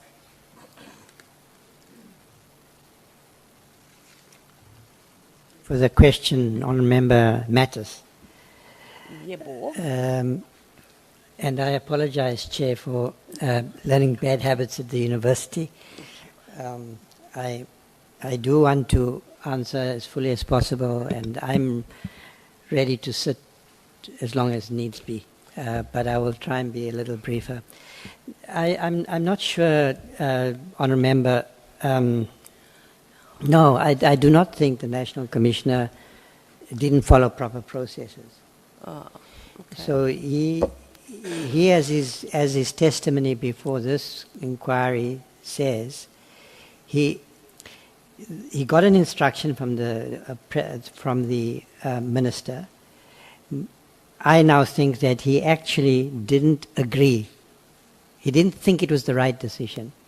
But because he's dealing with the minister and he's negotiating, he decides, well, look, let me give you advice. If you want to do this, I don't think you're right, but if you want to do it in a systematic, phased way, and then redistribute the dockets. And they then developed a plan to do that. So disestablishment plus a phase reallocation. And I want to then know, well, if that's what happened, where are the dockets? How are you ensuring safe custody? I mean, remember that this is a paper-based system. So the risk of tampering and so forth is real. I don't think he did anything wrong. Okay. But I do think that the initial engagements were a little bit cagey, and that led possibly to miscommunication, which then resulted in some public engagement, which was not optimal. Though 2 days into your appointment. No, not 2 days. Acting Minister, I'm exaggerating. Yeah. Let's talk a little bit about, you wanted those dockets to go to the Commission. right? Just explain that process and whether or not was the commission even Honorable ready. Martha, is that, No, it's about the dockets, it's follow-up. is there still a follow-up? No, we even have a time on follow-up because it's about the dockets.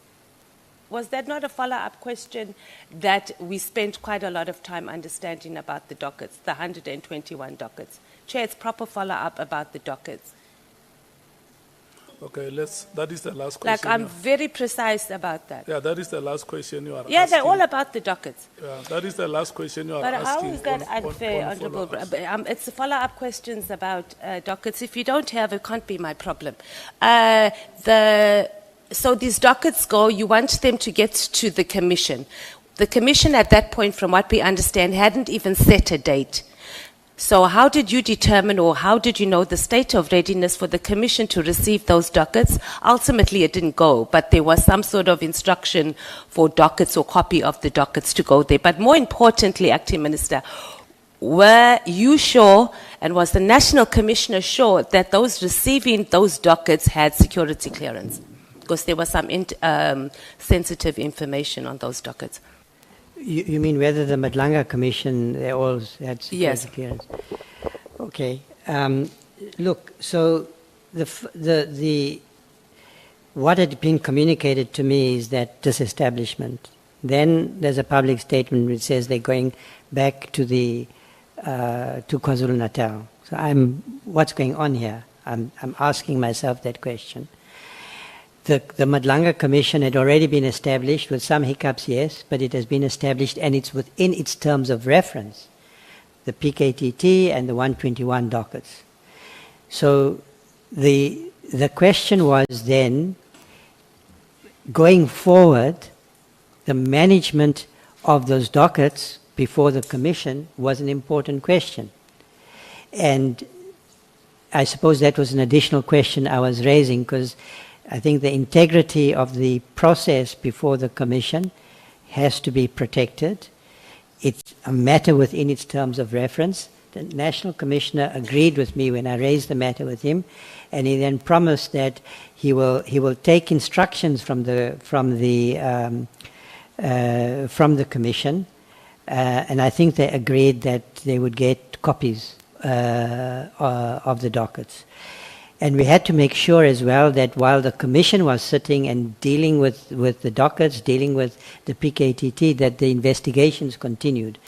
So, you know, the fact that the dockets have been gone back to the KwaZulu-Natal is not an issue any longer, because then it was clarified that that's what we're going to do together. We agreed that needs to happen.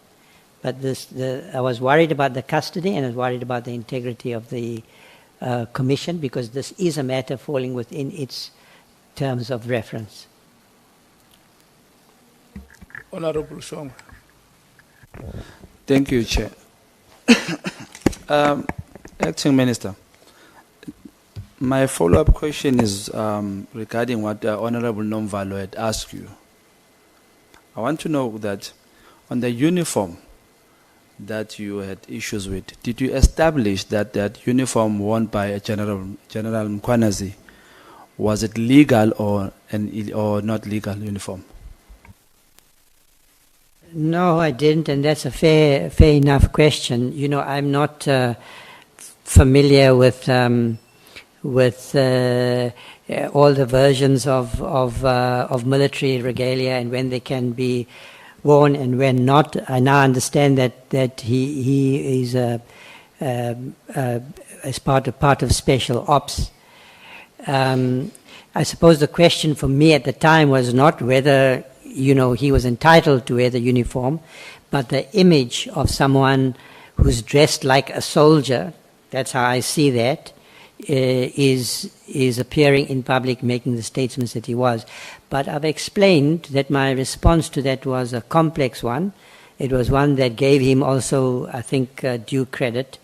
You know, I might mention to you, apart from issues around constitutionality and so forth, you will recall, actually, that in the liberation movement, this whole question of the relationship between the armed wing and the civilian leadership was always a live question. And we were very clear. that the army was subject, that the political leadership, the elected political leadership was in charge. So we didn't have a tradition in our movement anyway, as I understand it, of militarism. It can happen in liberation movements, but we rejected that view. You know, my sensibilities go back a long way on this matter. But if the issue is,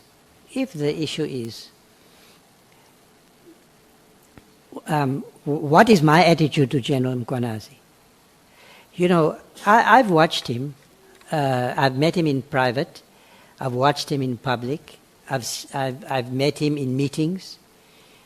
He's a well-trained, professional police officer who's in a position of leadership in the police service.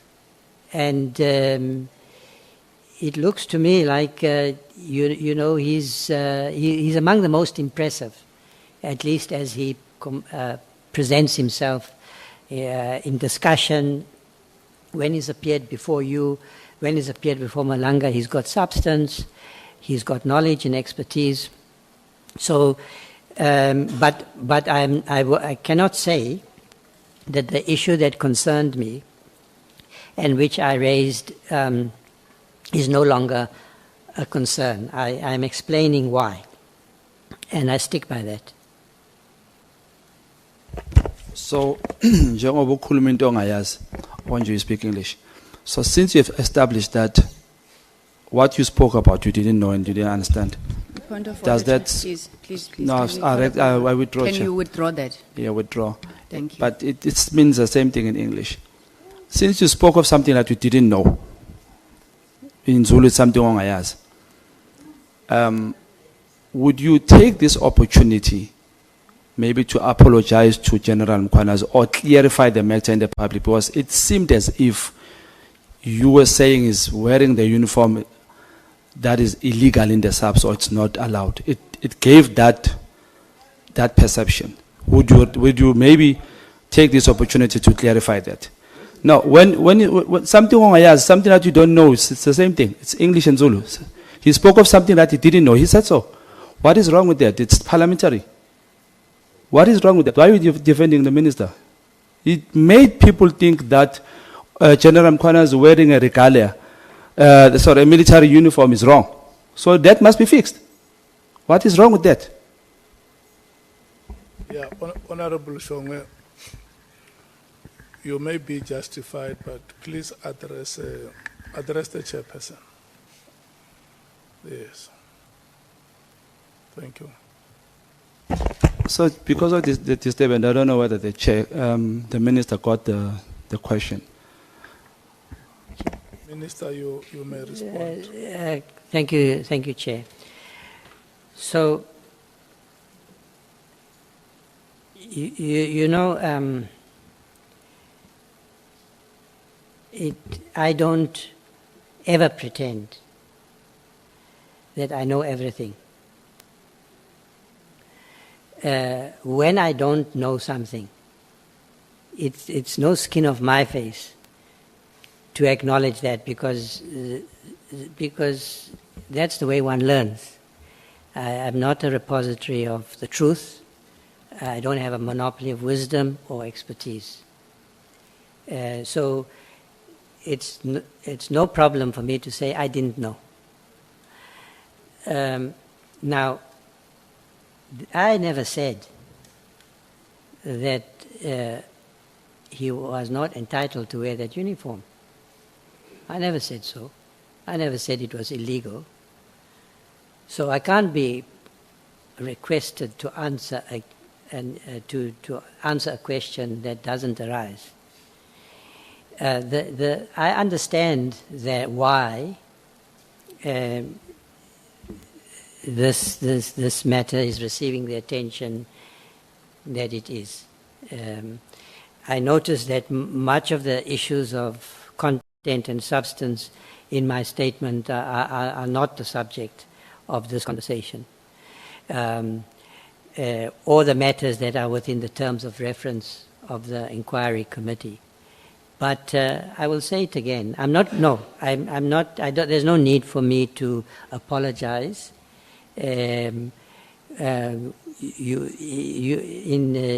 About something that was not intended badly, that was no insult. And so I don't apologize. In fact, I believe that the issue that I raised was an important one. I shared my initial impressions with the public in an open way. That's, you know, what it means to have a public discourse. And if my comments have occasioned a public discourse, that's a good thing. General Kunazi has not demanded an apology from me. If he wants to, if he believes that he needs an apology from me, I don't know if he needs you to act on his behalf. If he wants an apology, he knows how to engage with me. So that will be an entirely different context. The question doesn't even arise, respectfully, in my view, because there was no insult. Thank you so much, Honorable Minister. May we proceed to the Democratic Alliance. Thank you, Chair. Thank you, Minister. Minister, I have about 5 or 6 questions. The first specifically being around restoring credibility to South African Police Service, especially with all the noise that we're seeing at the moment. If we look over the past few years, I jotted down a few names. You look at General Ngubeni, Bakhlani, and Ngwenya, and then obviously recently too. Just shortly, how do you intend to restore credibility and accountability in the senior command structure? And then part 2 of the question, how will you ensure that merit and integrity, and specifically not political favor or loyalty, determine any further senior appointments and promotions?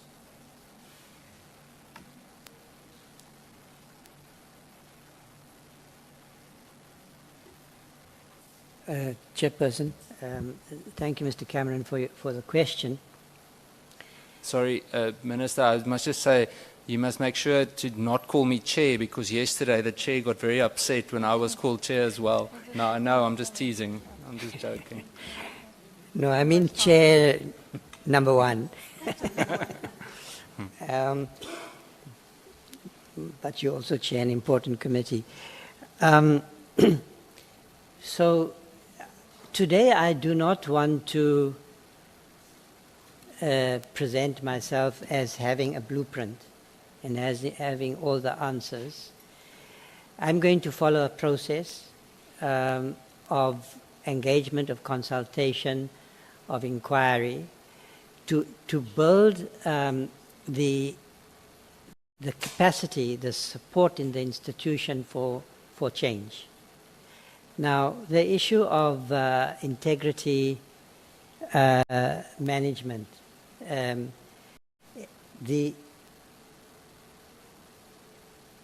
is a level of corruption in the South African Police Service, apparently at all levels. I think officers at station level are under a lot of pressure when they are newly recruited and they go to a police station and there's already a command structure there that makes it impossible for a new recruit to function in a professional way. And clearly we've had corruption related to procurement. If General Mkhwanazi is right, then police officers, politicians, senior police officers, if he's right, have been involved in procurement fraud. So I think SAPS needs an integrity management system. We need some advice on that. Lifestyle audits. We have to look at procurement reform. I think the way SAPS handles discipline within the organization needs to be looked at. Procurement, I learned in your committee that and looking at the Auditor General's reports, that the bid committees, as you know now, employ people who are not trained to do, that really shocked me. So, you know, I think it's very clear the target areas: crime intelligence, the DPCI, supply chain, recruitment, training.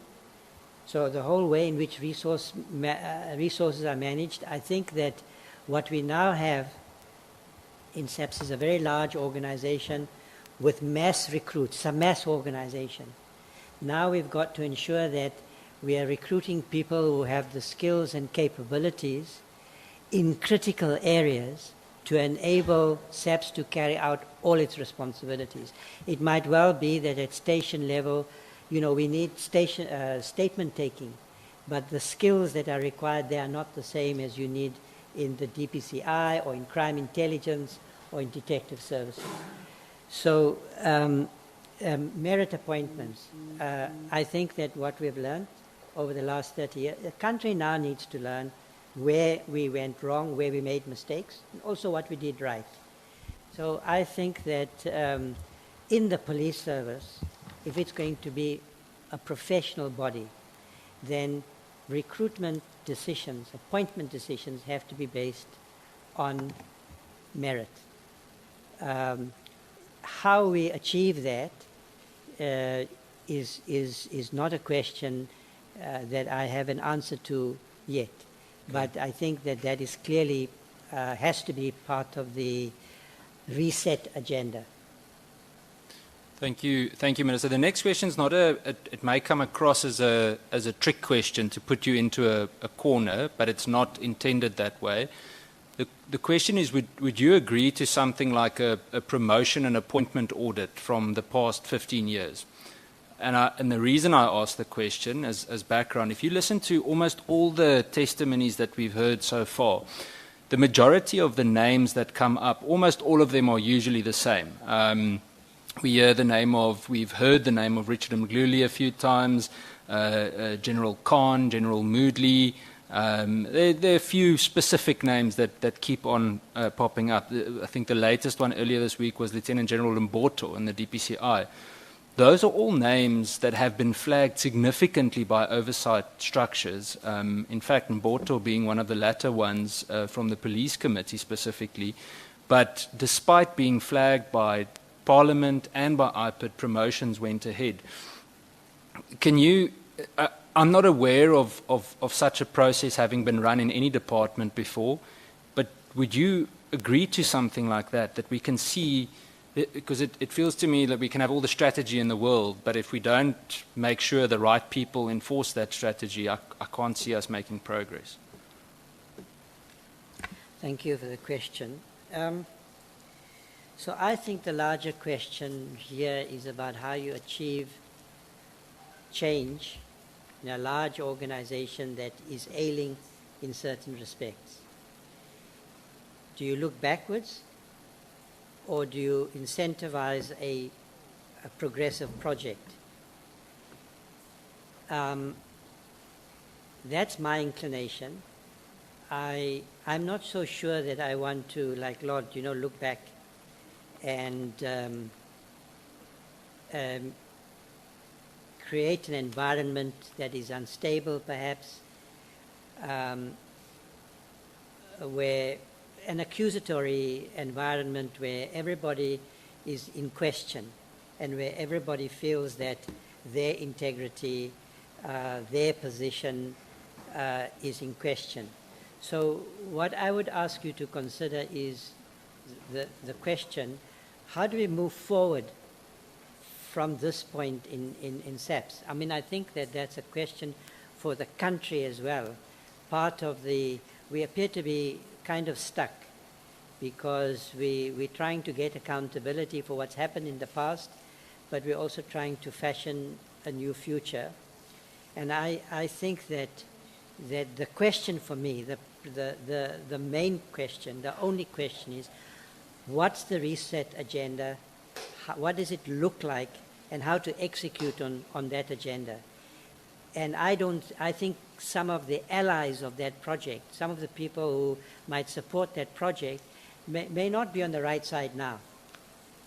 But I think they should be afforded an opportunity to embrace change, because I think most people afforded the opportunity will do so. So I suppose it's a long-winded way of saying that this is not where my headspace is at the moment, to audit what's happened over the last 10 years.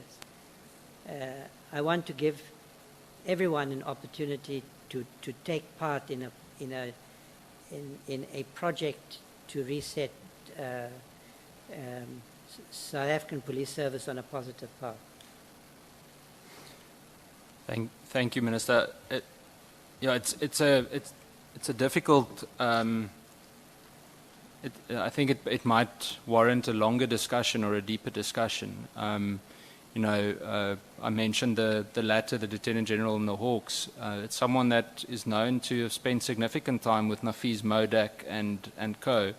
And interfered in very serious arrests. Now, in my view, and I think you'd agree, someone like that to reset must be removed from the system. There are Richard and Gluli's sons that are still operating in crime intelligence. They need to be sacked. It's literally that simple. So, but I also agree with you. I think I agree with you partly in the sense that we don't want it. Everyone mustn't be suspicious of each other the whole time. We need to somehow restore that trust. But I think there'll need to be some kind of a balance about who is left and who is removed. I want to understand from your point of view, and this relates to the Medicare 24 contract, ask the same question to the deputy ministers. Who do we hold accountable for this whole Medicare 24 procurement issue? How do you approach it from the ministry's point of view? I mean, if you look at the Auditor General report, it's about 3.5 billion rands worth of irregular expenditure over a few years, and this past financial year it's 650 million, of which that is, I think Honourable James asked the question, as we said yesterday. Who do you hold accountable? So, Chair, with your permission, the Auditor General's report is an objective report. I think that the main challenge now is to put in place a post-audit action plan that should include looking at that contract. And where matters have been raised by the Auditor General, I think there is a duty to implement appropriate action. Thank you, Minister. Minister, my last two questions. The first one, I've got 4 minutes left. What single measurable commitment can you make to this committee today to demonstrate, not to demonstrate, but measurable commitment can you make to the committee that we're going to see some kind of a change? You've been thrown in at the deep end, so respect for taking up the job. What would that commitment be? Well, I don't know if it's measurable.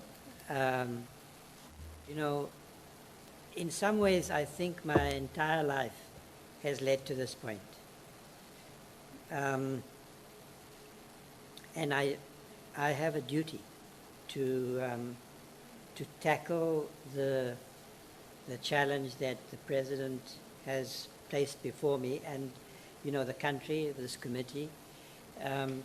Now, so I think I can say that I am fully committed to addressing the issues of safety and security in the country. I think that the South African Police Service, for me, it is an achievement that we've built this national organization over the last 30 years. It now needs it needs to be refashioned to address to learn from the lessons that we we should be drawing from the mistakes we've made, and to build a police service that honors this country, that functions under a constitution, that keeps our people safe, that creates an environment for growth and for individual flourishing. That's the vision before us. The only question is, what is the roadmap? And I don't have that roadmap yet. I have some ideas. I have some clarity about what I think the key issues are. And I'm going to be putting in place a process to get to that point. I think there needs to be, I need to bring in the expertise that I need in civil society, from academia, to look at these questions of organizational design and structure, resourcing, to look at policing strategy and policy, to bring in, impactful, commentators, intellectuals who are close to communities, who understand our society, who have views about that will help us think about what kind of police service we want to build now to 2040. That, I think, is a reasonable time span. We should try and have clear targets for what can be achieved in year one, and then I think by the end of this term of the current administration, and then going into, say, 2040, what do we need to do now? What's our strategic vision and plan? We don't have one that the minister is leading. I mean, there are various documents that have been that have been prepared and so forth, but I want to start such a process to get to a point in a few months' time when there is a strategic plan which addresses the challenges that SAPS faces. And I think that's going to be my challenge, to map out a vision and a plan to get there for SAPS over the next, say, 15 years to 2 decades. Thank you, Minister. Thank you, Chair. Honorable Breitenbach, is it you next? Thank you, Chair. Minister, I've known you for a long time, let me put that on record, and I have always held you in high regard, which I continue to do. I would like to discuss with you, first of all, your views on the STIR's requirements for an independent investigative body to deal with corruption and organized crime. And if I understood you correctly, your view was that IDAC is sufficiently independent. Did I misunderstand you? There have been steps to improve IDAC's independence. I'm not sure that it's fully compliant with the STIR's requirements, which I consider to be mandatory because in one respect we do agree on the outcomes of the Glenister judgment. So I don't think that it was prescriptive. The judgment was prescriptive on what kind of institution has to be established, but it was prescriptive on what is required by the Constitution. And what's required by the Constitution is compliance with the STIR's mandates. So we absolutely agree on that point. Yes. And the independence that it refers to, in my view, is that it should be independent of control by the executive. Yes. And impartiality is a different issue. So it should be both, but it can never be truly independent while it's housed within the National Prosecuting Authority. Do you agree? Not quite. You see, so I am where I think I didn't agree with your certain elements of your proposal is that I think that the power to prosecute and investigate, which is a policing power, must be subject in a democracy to political accountability. You can't have prosecutors in a democracy who are not accountable in some way to an elected government. We agree. So accountability is not the same as independence. Now, I think that if you house, IDAC is properly housed in the Department of Justice, but the Department of, the NP, the National Director of Public Prosecutions, in our view of the Council, has to be independent of the Department of the accounting of the DG. And so that means that it has control over its budget, its appointment, how the DPP is appointed, needs attention. The President did introduce a new process, which I think is a positive development. It is. And if the IDAC is housed there, then I don't think that that the fact that overall it's in the Department of Justice is problematic, because I'm not aware of any democracy where such agencies are completely independent of the elected branches of government. And I think that would be a dangerous precedent, because you then have a situation where you have a privately funded body that has the public power to prosecute, that is, to send people to jail. You know, that's an awesome power.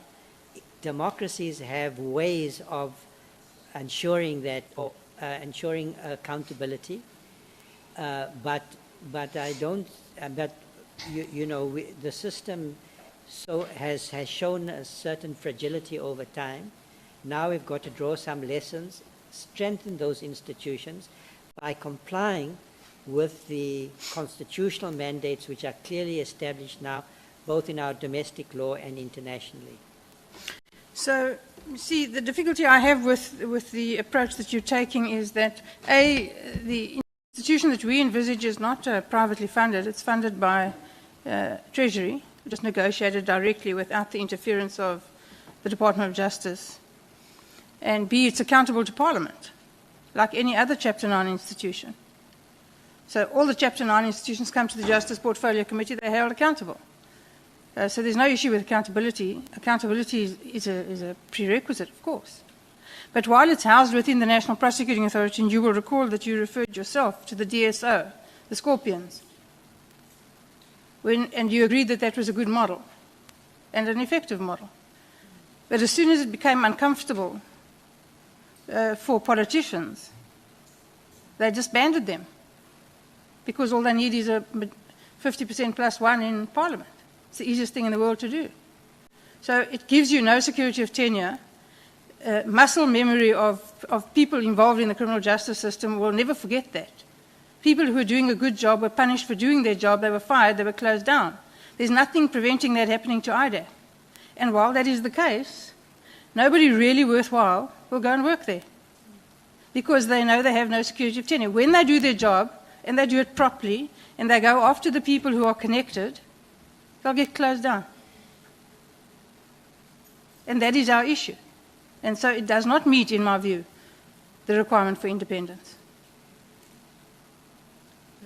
Chair, look, I mean, there are versions of your proposal which did suggest that it could be privately funded or draw substantial in private funds. So we agree that would be a very dangerous model. Now, your second argument is that parliamentary oversight is sufficient. I don't agree. I think that, I mean, the Parliament is a large body made up of many members, different parties, It's often very contentious. I think that the issue is here that there has to be accountability to an elected government, whether it's a majority government or a GNU type government. There has to be. The issue, though, that you raise, how then do you ensure insulation from improper political interference? Because like you, I think we have to learn from the DSO experience. Kenya had the same experience. They set up an anti-corruption body. It was dismantled when it went after senior politicians, and now they've got a new anti-corruption agency, which, by the way, is modeled in a way that learns from our constitution. They use that as a model. So I think that the solution to the problem of potential problem of political interference is not to create an institution which is entirely independent of the executive branch. Now, and there is no foolproof example. Let me take what's happening in the United States. You've now got, they've got a constitution which is 200 years old. They have embedded institutions, and now you've got a president who says, you know, I can interfere with, I can decide who's prosecuted, not prosecuted, because my political opponents were doing it. So countries, I don't think there's a foolproof solution. We have Chapter 9 institutions. What's been our experience with the public protector?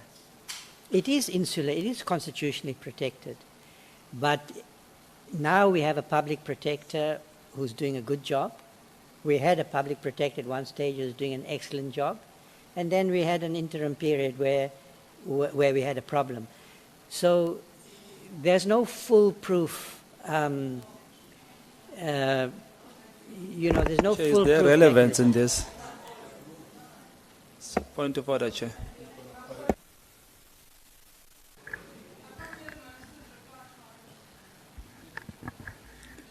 May we please not drown the minister and allow him to respond to the benefit of Honorable Breitenbach. So, you know, and I think that you raise a legitimate Point of order, question. Chair. I just want to know the relevance of this one, where a public protector is doing good and not doing good. What is that? What is that, Chair? The Honorable Breitenbach has said she has not heard anything, so it is only fair that we allow her that opportunity to get the response, and then we can take the point of order. So my response to the member Breitenbach's question is that constitutional methods for insulating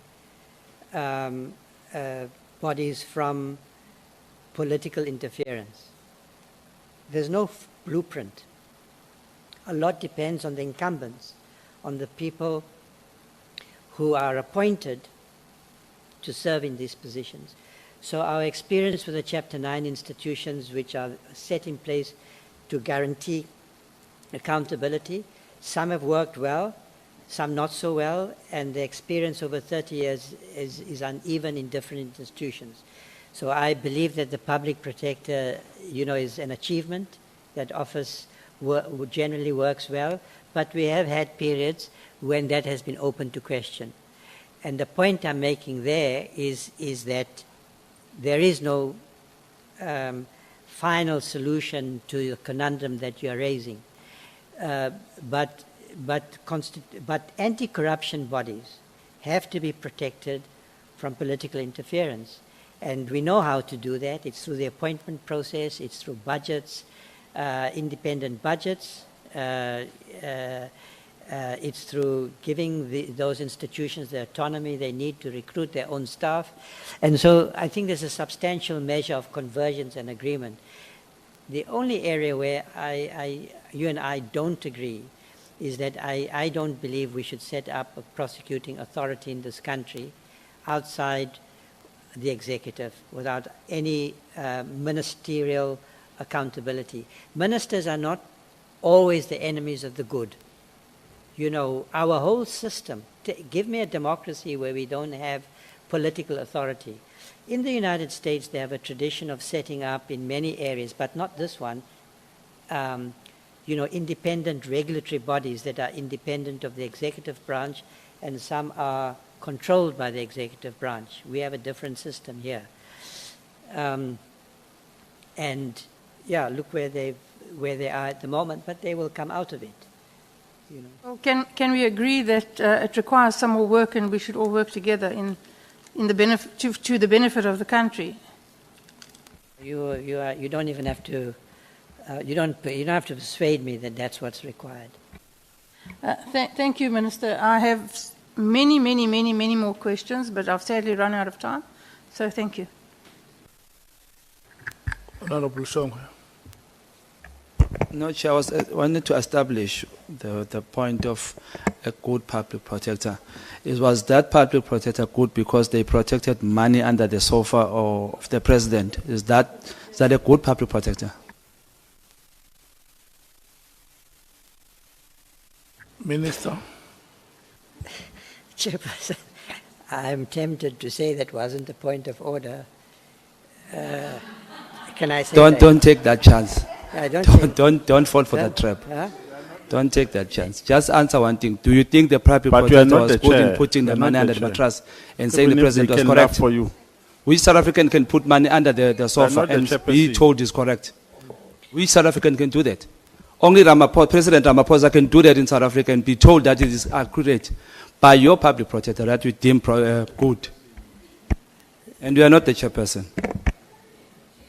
I appreciate that. No.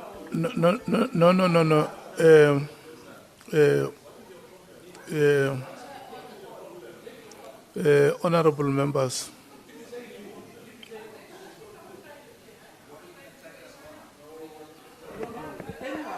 Honorable of the DA, you can't be saying stuff that you are not afraid of people.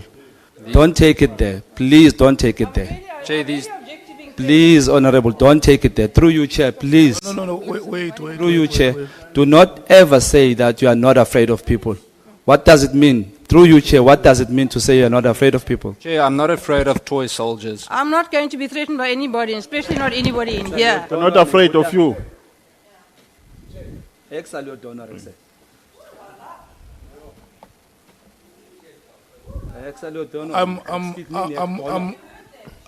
waiting. You are trying for so you. hard to intimidate us. We'll never be intimidated by Honorable you. members, I'm waiting for you to make an indication to me how much time do you need to engage in these shenanigans. Because what you want to do now is not in any way related to the business of the Ad Hoc Committee. But because I'm a benevolent chairperson, and you may need some time to do other things. If you also want me to allocate you time to jog for some 15 minutes outside the chambers, I can allocate you that time. You sprint some 100 or 200 meters, you come back. Yeah, Honorable Skosan. It's unfortunate that, I don't want to talk politics here again, the issue of GNU. The question was to the Honorable Minister, to the acting minister. I don't know why other members are getting some palpitations or high blood.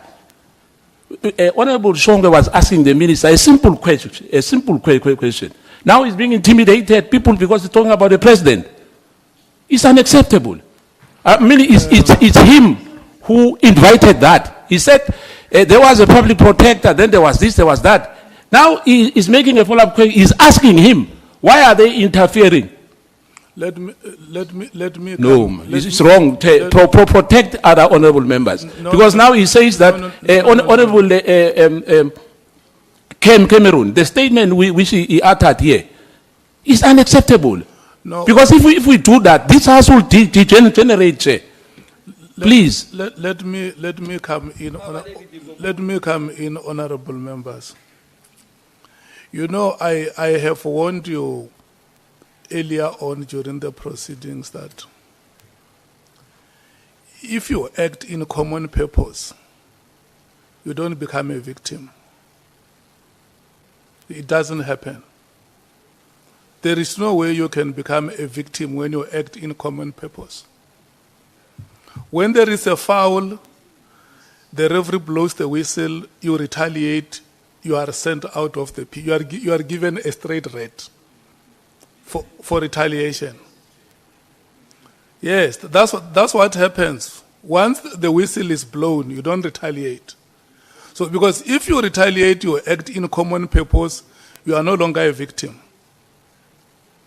You see, if you want me to order you to come here, and then you want to be Big John Tate and Kherikotsi here, we can afford that opportunity. We have an obligation, you know. The reason why they call us honorable members, it's not just a cheap tag that you can get at a flea market. They call you honorable members because they place a heavy obligation on you to be exemplary in terms of the manner in which you conduct yourselves as leaders. And we have to accord this house the decorum that it deserves. But even yourselves as individual citizens of this country, let me remind you that each one of you has a right to a good name. When you walk on the streets of South Africa, the people of South Africa must look at you with admiration. Some people must even wish to be like you. But if we conduct ourselves in a manner that we disappoint people who know us, that we disappoint people in our surroundings, I can tell you, we are not doing justice to our names. We are not doing any justice to our families. We don't do any justice to people who talk about us every day. Please, honorable members, before you open your mouth to speak, think about your right to a good name. Please, do not soil your reputation. Honorable Nomval.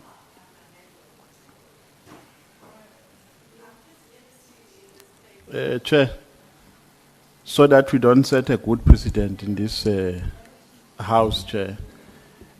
Honorable Cameroon has referred to us as toy soldiers. So may he withdraw that. If it's unparliamentary, unless it is parliamentary, Chair. Look, what I'm not going to do is to pinpoint each one of you to withdraw. I want you to silently withdraw everything wrong that you said. No, but Chair, we have not used any unparliamentary term. And if we have done so, it's members who must say, Nomvalo has said this and he must withdraw. We can't generalize it, Chair. He referred to us as toy soldiers, and as far as I know, they are honorable members here. They are not toy soldiers. So, unless it's going to be permissible for us to give each other nicknames, because I've got a very good nickname for him, which I can use if he refuses to call us. I mean, if he refuses to withdraw, calling us toy soldiers. But why do we have to inject fear in each other if we are honorable members? No, it's not fear, Chair. Honorable it's a matter of Cameron, principle. did you use the phrase toy soldiers? Chair, I absolutely did use it after Honorable Skosana said he would deal with us.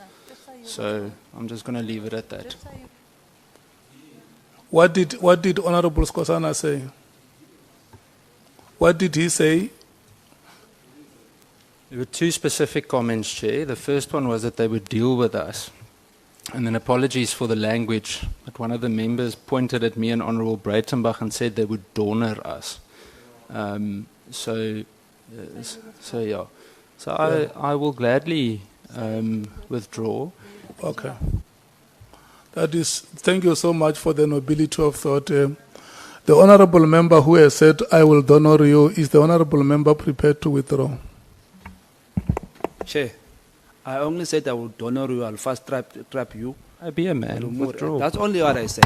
Yes, After you said what he said. I want to check if you are I was prepared. just telling him, I more a boy, a donor, like fast trap a boy. That's what I wanted to make sure that he gets that one. I want if to check. he apologizes, then I'll apologize for that, Chair. Apologizing. Look, I want you to listen to this, honourable members. You know, if you say something wrong to me, to the extent of me being humiliated or my integrity being impugned upon, and I say something back, I talk back to you, if I'm requested to apologize, I'm going to apologize unconditionally. Whether the person who said something bad about me apologizes or withdraws the statement, to me it does not matter. What matters to me is that I would have acknowledged the wrong on my part that I would have made, and I will apologize for that wrong. If the next person does not see befitting to them to do so, there is no way I'm going to force that person for them to apologize for that. Human beings who are very different, the values to which we subscribe are different, and the people who hold us in high regard are also different. Others may not see anything wrong in the manner in which we behave, whereas others will do so. So each one of you, you know the people you represent, the kind of the people they are. If they approve of your conduct, so be it. And if the people who follow you do not approve of your conduct, you must always find it desirable to stand up and say, the manner in which I conducted myself is not in keeping with the standards or the expectations of people of South Africa, and for that I want to apologize. It's not something that must derail us. It can't derail us the way it does if we really want to live up to the expectation of being honorable members. I was going to allocate your time to speak, Honorable Mathies. Do you still want to speak? Listen, listen to what I'm saying to you. I'm going to give you time to make a follow-up question. And when you are done with your follow-up question, I'm going to allocate you your right to speak. Listen, now you ask the follow-up question.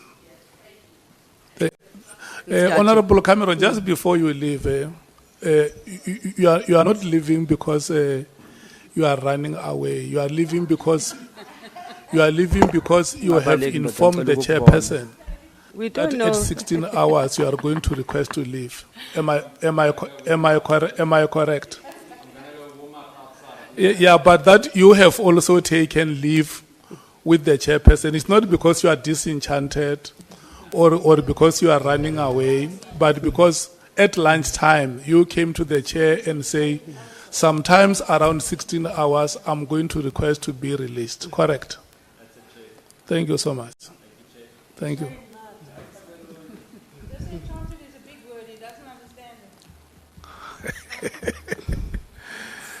Thank you, Chair. Acting Minister, on the Public Protector, you said except for a questionable one. Which Public Protector were you referring to?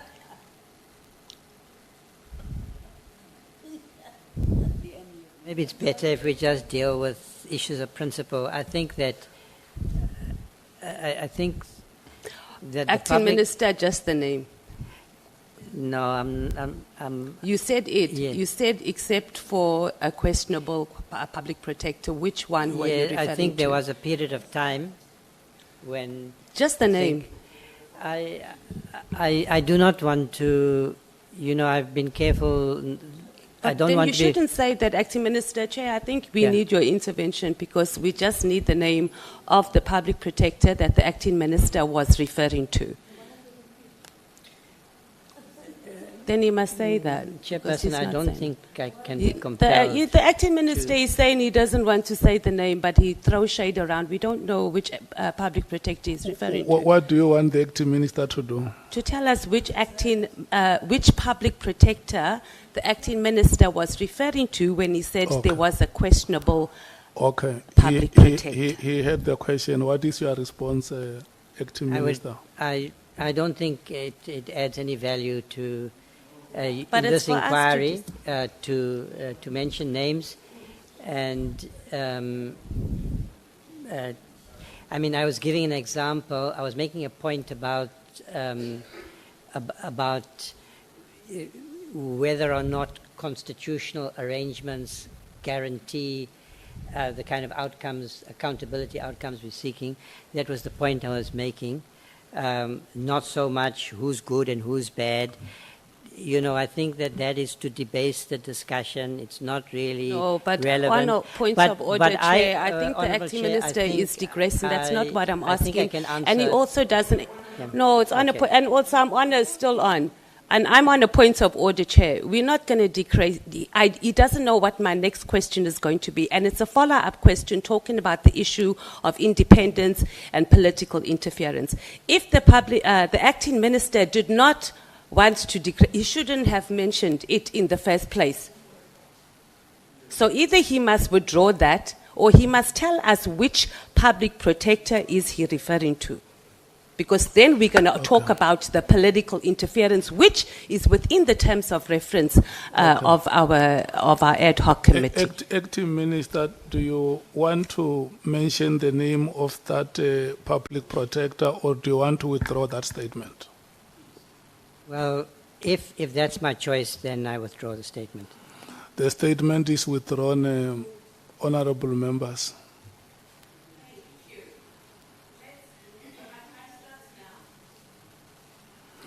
Do you want to start using your time now? Eh? Okay, let's get to your time before you start. Let me allocate. It's now 15:43. Your 20 minutes will expire at 16:03. We're not trying to be ageist or anything. How old are you? And I assume that you think the question is relevant. I'm born in 1958. That's 66. Yes. What's the cutoff age for enrollment as a police trainee in South African Police Service? Do you know the cutoff age when they take in trainees? As a trainee, you mean the young recruits? I'm not sure what the age is. Yeah, it's 35 years old. And what is the age of retirement for a SAPS member? 60? 60 and then 65 by approval. You indicated that there were statements made by the former Minister Becky Cele, which you did not wish to associate with, if I heard correctly. What specifically are those statements? Yes, I think this is an important matter. I mean, I was quite surprised by that particular testimony. So I think there is a question that all of us in public office have to ask about the company we keep. And I think that applies when you're in office and when you've left office. So I do not want to be to dwell on this matter. You might compel me to, but I did I do think that there is a general question of principle about how we conduct ourselves in public office, who we associate with, and to have statements. It's not acceptable to accept accommodation from a criminal, and it didn't appear as if my predecessor, one of my predecessors, considered that to be a problem. He didn't suggest that, and listening to him, I thought that that was not right.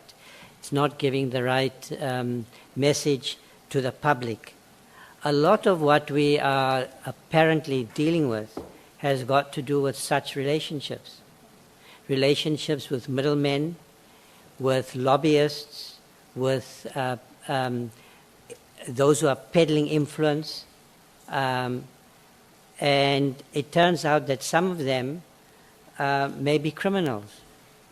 That can't be acceptable. It's not acceptable. And so it goes to, it's a question of judgment and probity when you are in a position of influence. And so I didn't agree with that his statements, those particular statements. I did point out that on his general analysis of the issues implicated in the decision to disband the PKTT, that I agreed with his assessment, his reasoning, rather. Thank you, Acting Minister. So just to be clear, so outside of him having a meeting and accepting accommodation from Kat Nhlanhla, is there anything else? Because that's the only thing that we know. Is there anything else that wasn't reported here as to the Ad Hoc Committee that you know of that is questionable by the former Minister PKTT? No, in fact, let me say, that's why I was surprised by the statement. I mean, I have known PKTT for a long time. We have belonged to the same organization. I had no, we're not personal friends. We're in the same organization and have had a respectful relationship when I have encountered him. And I was surprised by those statements.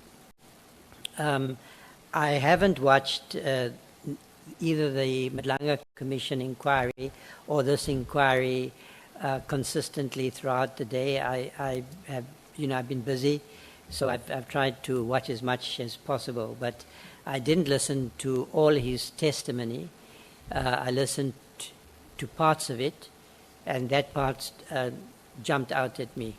I thought that if the committee, for instance, is dealing with making recommendations for that will help the country move forward, to make recommendations on systemic reform, then that might be one of the questions to look at. I mean, how we manage conflicts of interest, and the implications of these associations, which appear to have become normalized in our politics, and I don't accept that. The issue around designated functions for the deputy ministers have come up quite strongly.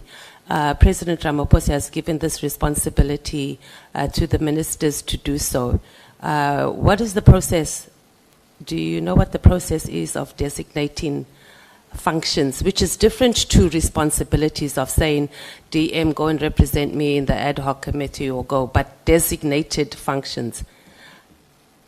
So you can correct me. My understanding is that executive authority cannot be delegated. So a minister exercises executive authority. on appointment by the President, exercising his or her constitutional functions. I do not think that the Minister can delegate that a constitutionally authorized allocation of responsibility downwards, or to to a deputy minister. So deputy ministers don't exercise executive authority, but it doesn't follow that their role is. I've indicated in my when I was responding to the advocate's question, that the deputy ministers, especially in a large department like the police, do play an important role. And different ministers will have a different attitude. Sometimes there's the potential for conflict because, if a minister is exercising executive authority and they're the one, and you are held accountable, then you may be reluctant to share their responsibility. But that's not my perspective. I'm not saying that sometimes there aren't stress points in such relationships, but I have allocated important functions to them, and it shouldn't be, allocation may not be the right formulation because we sat down together, discussed it as collegially. We also happen to be comrades, we're in the same party. Often that will be the case. If there were deputy ministers from another party, it wouldn't change my attitude. But I know these, the two of them personally. I respect them. I respect their role also in the organization I belong to. They are leaders in their own right. I respect that. So that helps in my relationship with them. I have to say both of them have been very, I think they've embraced my appointment and my presence. And I value that because it could have been otherwise. Thank you, Acting Minister. I think you have sufficiently covered. You're going to use up all my time, I can just see, but lucky I don't have that many questions for you. Have you engaged the President about, because he came here to Parliament and during his question and answers about deputy ministers, he indicated that ministers must designate functions that the deputy ministers are going to be responsible for here in Parliament and must answer to it. That's what he told us. So have you engaged him about that? Because sitting down and having an informal meeting or having a meeting with your deputy ministers and saying, okay, these are your responsibilities, seems to be a very different vibe from what we were told as members of Parliament, what is expected from the deputy or from the ministers. But I think we'll let that go. Speak to your president and get clarity, and we'll meet in the Police Portfolio Committee on that issue. In your statement, Acting Minister, you said that you were appointed to the committee of experts that drafted the first versions of the constitutional principles. Let me get this right. So prior to 1990, did you at any stage engage or form part of the ANC's Department of Legal and Constitutional Affairs on the constitutional questions? No, but I worked very closely with many of the members of that committee. I effectively, when I was in the Center for Applied Legal Studies as a researcher, worked on various projects led by Justice Albie Sachs.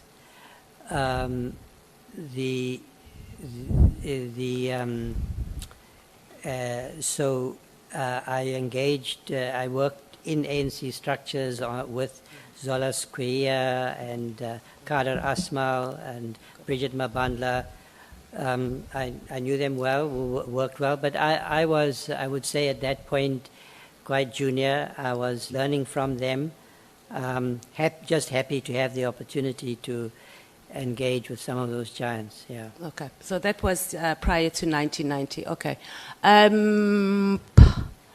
Let's talk about your relationship with President Ramaphosa. How would you characterize that? It's a very respectful relationship. He's the president. I might say he's our president, and I treat him with all the deference that a president should be treated with, in my view. I respect what he's accomplished. I have not always agreed with his point of view on some matters, but that, and I'm not going to be willing to explore those matters in this committee. I think he's been an important leader for South Africa in the post-capture era. But the problems we still have, we are lucky to have him as the president. That's my view. Very good political answer. So outside your formal appointment as the chairperson of the National Anti-Corruption Advisory Council, do you engage with the president outside of that? Do you hang out by his house or at each other's homes? Do you have a friendship outside of the working relationship? Can I say, even here, I think you will get respect from me if it's mutual. Are you saying that because am I being disrespectful? I think you should appreciate the fact that when you ask me a question, side comments are that's what they are, and you expect me not to respond, and I won't take the bait in general. But your question is whether I hang out with the president. No, I don't. Okay, maybe I mustn't say hang out. So have you visited the president's home outside of your engagement before you were appointed as the acting minister? No, I haven't. You haven't. Any of his homes? No. Okay. Your relationship with Trevor Manuel, how would you characterize that? We are close comrades. I think you might, because you're asking me questions about before 1990. I am 66 years old. I spent a lot of time in the struggle. I knew him in that capacity before he became an important minister. I knew him when he was in the trenches and when I was in the trenches. So I know him for a long time, and my relationship with him is based on our involvement in the struggle, not really on his position of high office after we achieved our democracy. Mm. And then how would you describe your relationship with the late Minister Pravin Gordhan? I miss him terribly. He was, in my view, an absolutely outstanding cadre of our movement and a public servant of unimpeachable integrity. He was subjected to a lot of abuse at times, completely without justification. But he lives on in our hearts and minds, and I believe in our history books. Have you met or engaged Paul Sullivan? No, I know he's quite famous, but I've had no engagement with him. Okay. I'm done. Thank you, Chair. Thank you. Thank you so much. Honorable Sols.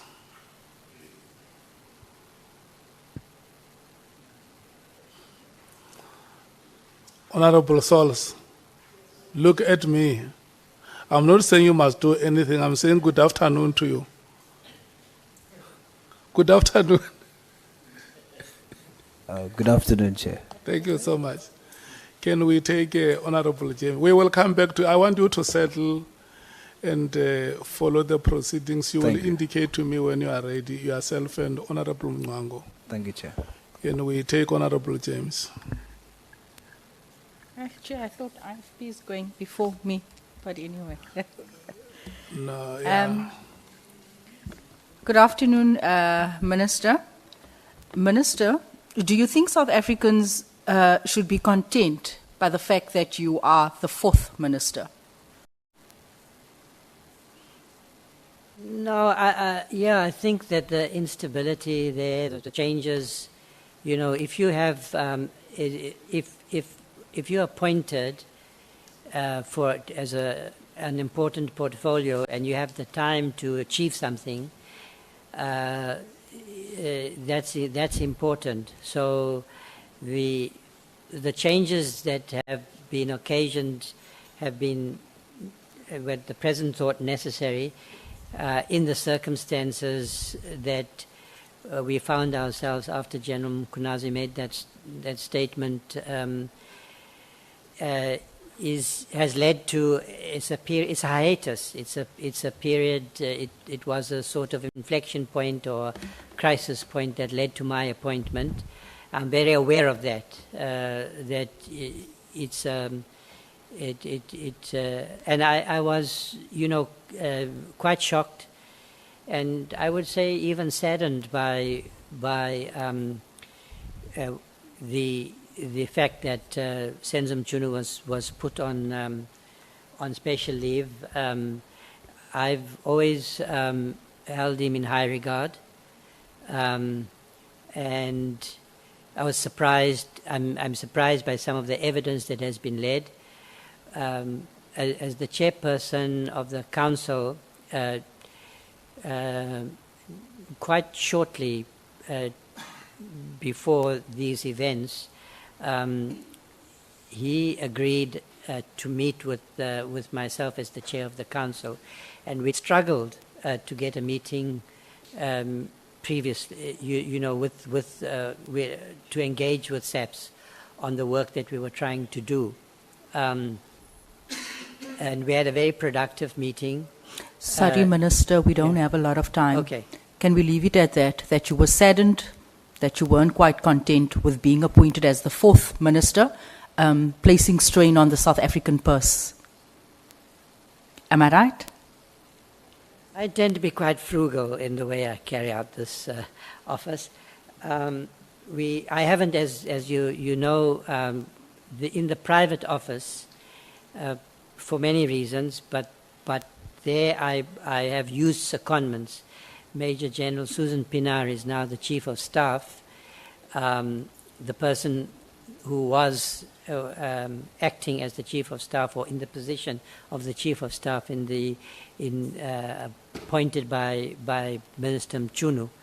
I felt that if he's going to appear before the Nhlanhla Commission and yourselves, and given some of the evidence that's being led, that he should no longer carry that responsibility for me.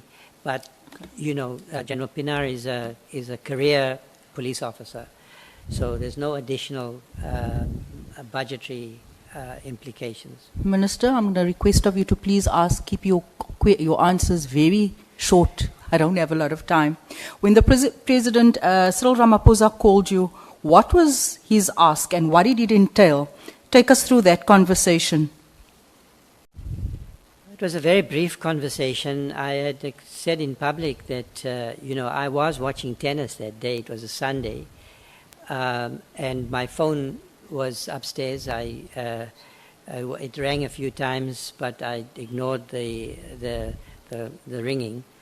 And then it was about 7 o'clock that evening, I got a call from his national security advisor to say the president is looking for you, and please take his call. So I said, of course I'll take his call. And then the president called me about 5 minutes later and said, listen, I want to appoint you as the Minister of Police. I was taken aback and I must have asked him, well, what's happened with the incumbent? He must have given me, I don't recall now in detail, a brief explanation, but I didn't hesitate. Okay. I just accepted this as a responsibility. Okay, you didn't hesitate, you didn't think of the fact that there were already 2 deputy ministers, you didn't highlight that, you didn't ask him why me, you didn't highlight the fact that this would put strain on the public purse, you just said, I'm in it. I didn't even know there were 2 deputy ministers. Okay. I hadn't been, I didn't, I just didn't know that. You didn't say to him, give me some time to think about it, No, because I obviously these decisions will impact the greater South Africa. You just said, despite not knowing that there were 2 deputy ministers, you just said, I'll take the job. Maybe we have a cultural issue here. You have to understand that, for the generation that I grew up in, public office was not a prospect, and it wasn't the aim. And I can say that to you with complete frankness. I am carrying out a public responsibility. Of course, it's a high office. It has a lot of status and responsibility. But I'm not, that really doesn't interest me, to be perfectly frank. Thank you, Minister. You're not that kind of guy. Minister, South Africans are frustrated. They are angry like me. What are some of the low-hanging fruit that we can act on right now towards reform? Because we also don't know how long you're going to be in this position. And we know whenever a new minister steps in, all the old strategies gets thrown in the bin. So we don't know how long you're going to be there. Have you identified low-hanging fruit that we can implement immediately? So I'm going to take the time that's necessary to understand what needs to be done and how it needs to be done. I don't think there are low-hanging fruit in the South African Police Service. It might be that there are some immediate steps that have to be taken around consequence management, for instance. I've identified some clear areas where I think attention needs to be directed, like accountability in supply chain. But I'm not going to rush into making decisions. I will engage, I will consult, I will reflect, and I will act. Thank you, Minister. You don't see firing of General Sibia and the Minister as a low-hanging fruit based on the allegations and the evidence that has been brought before the Nhlanhla Commission? Which Minister? Minister, I must watch my pronunciation here. Minister Nkunu, yes. Well, that's not my decision. Okay. But I asked you your view in terms of low-hanging fruit that would contribute towards reform immediately. I'm afraid I can't. That's the President's decision, and that's my answer. Okay. Minister, let's take a walk down memory lane, because I see there's similarities here. We saw the disbandment of the Scorpions in 2008. I think this was under President Jacob Zuma as well. We see all these presidents disbanding entities when they are embroiled in corruption. We saw the replacement of the Hawks under SAPS. Also another failed mandate, South Africa suffering with the consequences. We now see IDAC under NPA, another interagency mess. We know that you served as the chairperson of the National Anti-Corruption Council, I'm right? And there you've made a recommendation for another entity, I think it was called the Public Office of Integrity. The Public Office of Integrity. The Office of Public Integrity, sorry. Do you want to start another anti-corruption body? That's going to take us how long? We've seen sort of the negative impact and the corruption within these Chapter 9 institutions, and we know this could possibly take years. Do you think this is the right step to take? So maybe you're confusing the hawks with the scorpions. The hawks, that's the DPCI. It continues to exist. It's in SAPS. It's a very important component. And I've indicated that I think that it needs to be developed and reshaped into the main vehicle for attacking organized crime. So it does exist. Your observations about IDAC are not quite right, because IDAC came out of a constitutional court judgment responding to the disbandment of the scorpions, which is what I think you intended to say. And it's an attempt to implement a prosecution-led approach to the fight against corruption by strengthening the independence of that institution. So what you are mischaracterizing with respect to this initiative. It's an important initiative in the reform process. It's not going to be helpful, with respect, member, to be impatient with the serious questions we're facing around institutional reform and capacity building. We had an extraordinary achievement in this country when we had a democratic breakthrough. We adopted a constitution in a relatively peaceful way, and we set up a range of institutions. Some of them have been an enormous success. Others have failed. The challenge is to learn from those experiences, look at where we need to rebuild capacity, and where necessary establish new institutions, because we are dealing with an evolving situation that could not possibly have been anticipated 30 years ago. Now, the proposal we've made, you're quite right, when you establish institutions it can take a long time. Australia is in the process of establishing a similar anti-corruption institution.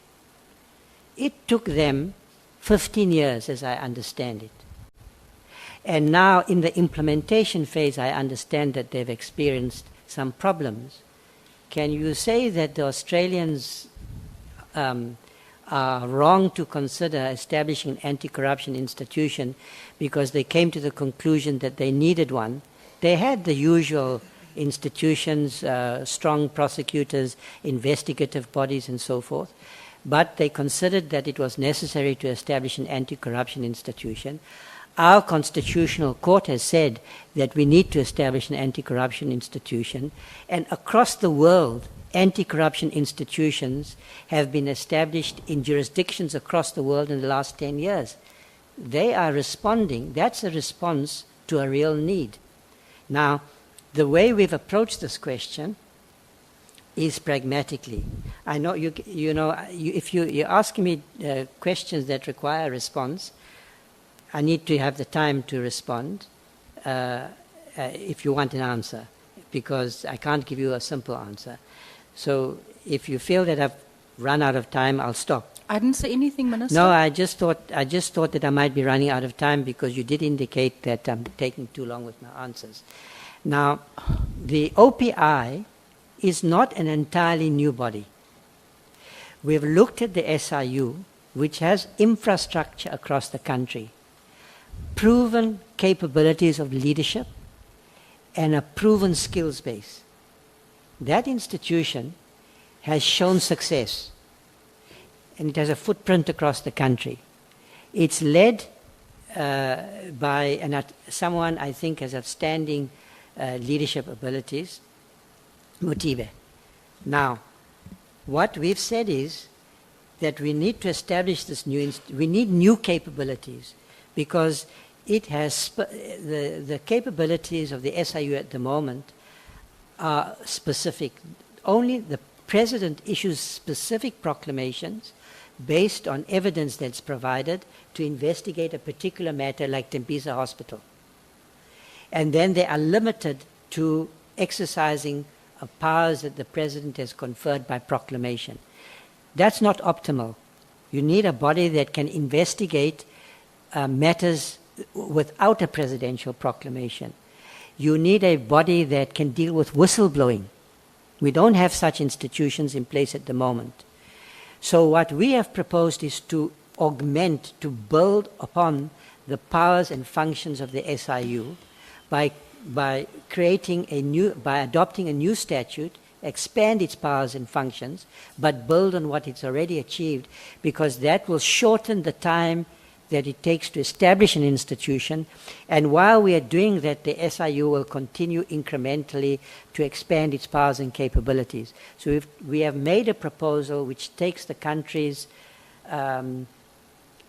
resource constraints into account, its needs into account, because we certainly need to fight corruption more effectively. Now let me give you an example of what we're trying to achieve. A real live example.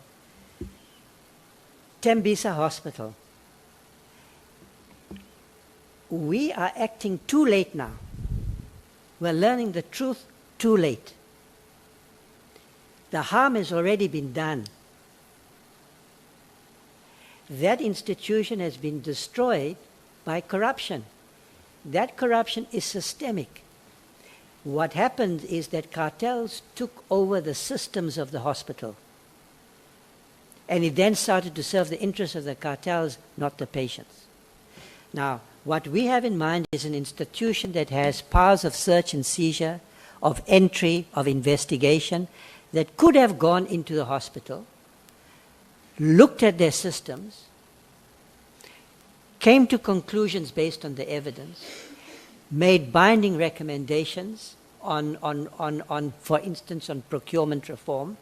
And we've said, in addition, if they discover evidence of criminal malfeasance, they should be able to carry out the criminal investigation. So in a very limited way, they've been given powers of criminal investigation. We didn't want to go the whole hog because other bodies have the responsibility, like the DPCI, to investigate crime. It is going to take time. We took 3 years to adopt the report. The country had adopted the anti-corruption plan 2 years earlier. That's 5 years already. And I would say the report is nowhere near the implementation phase. It hasn't yet been Minister, adopted I'm in so government. sorry. With all due respect, I think you've responded. You're now giving us case studies and examples. I think if anything... Okay, that's fine if you are satisfied with my answer. I'm satisfied, yes. I think if anything, that's more concerning now, the fact that you speak about this long process and the fact that we don't have an institution or a body in place that can protect whistleblowers. I also want to ask on a different topic, Minister. You mentioned that you were concerned, something along those lines, about the conduct of former Minister Becky. Am I right? Yeah, thanks for saying that for me. And you mentioned association. You know, one needs to...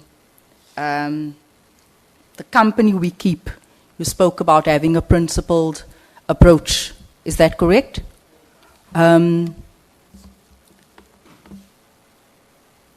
Right now we have a strategy for, yesterday we spoke in the committee for the Cape Flats, am I correct? Okay.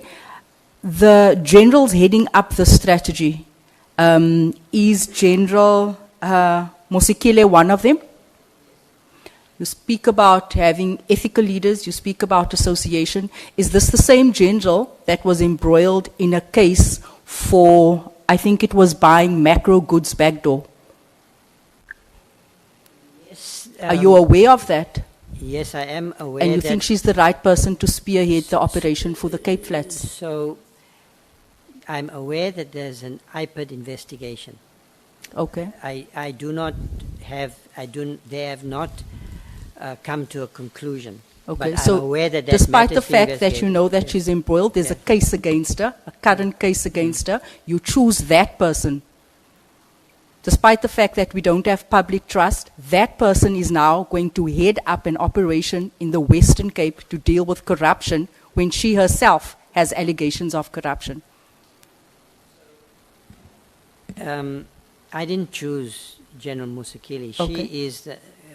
She is the deputy national. Are you able to commissioner. advise the NC against her sort of leading up this operation? Obviously not instructing, maybe just, saying to him, hey, can we look at someone else until she's cleared? We're not saying she's guilty. Yes. No, I haven't considered that. It might be that I think that you are raising a matter that is concerning.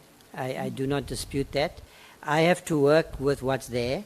Okay. There is also a whole team.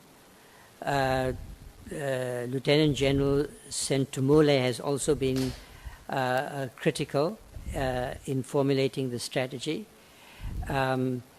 There's a whole team of people working. So I don't think. We understand that, Yes. Minister. We're specifically speaking about this one person. We have seen over the years and over the past couple of months how people that has come into this house are embroiled in crime. So we want to know that whatever we do going forward, we don't have those elements and those characters as part of operations that's meant to sort of restore public trust. I think I'm going to leave it at that. Thank you, Chair. Thank you.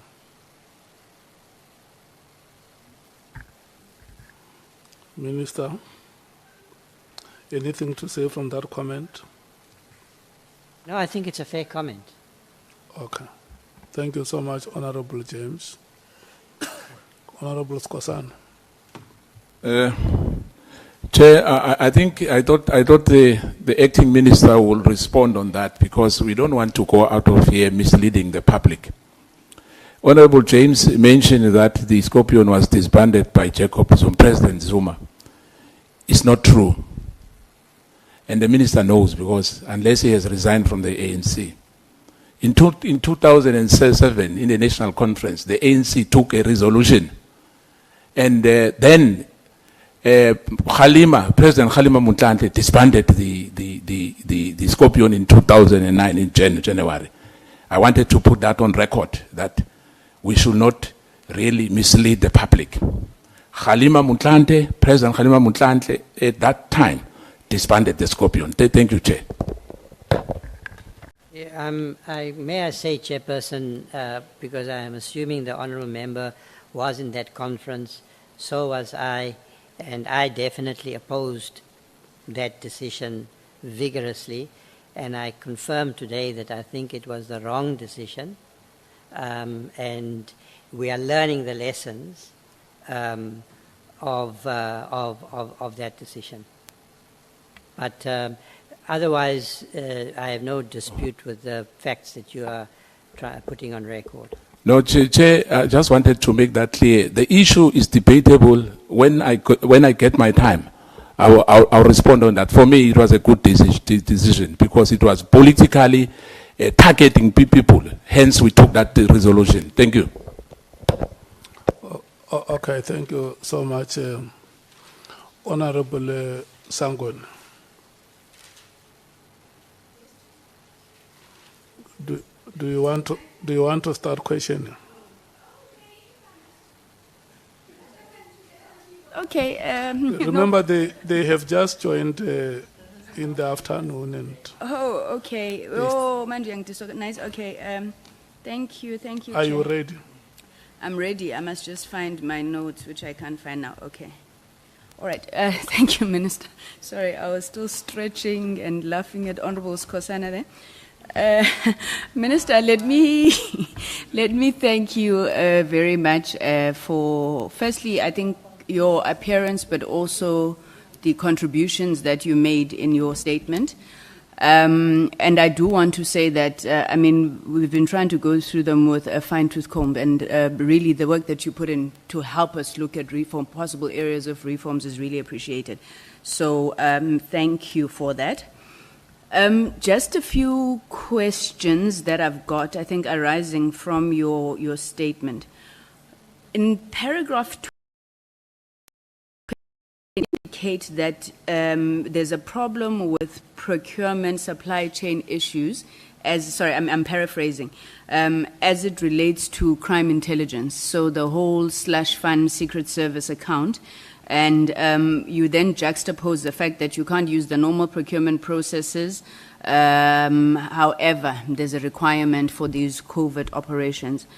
Now, you would know Section 217 of the Constitution requires transparency in the process of procurement and supply chain. How are you thinking that that can be resolved? Because, I mean, a lot of these problems do arise from that slush fund issue. Thank you for the question, Honourable Member. It has to be resolved. I mean, so step one is to recognize that Section 217 of the Constitution is applicable. So any system that is designed for the closed account has to be compliant with 217.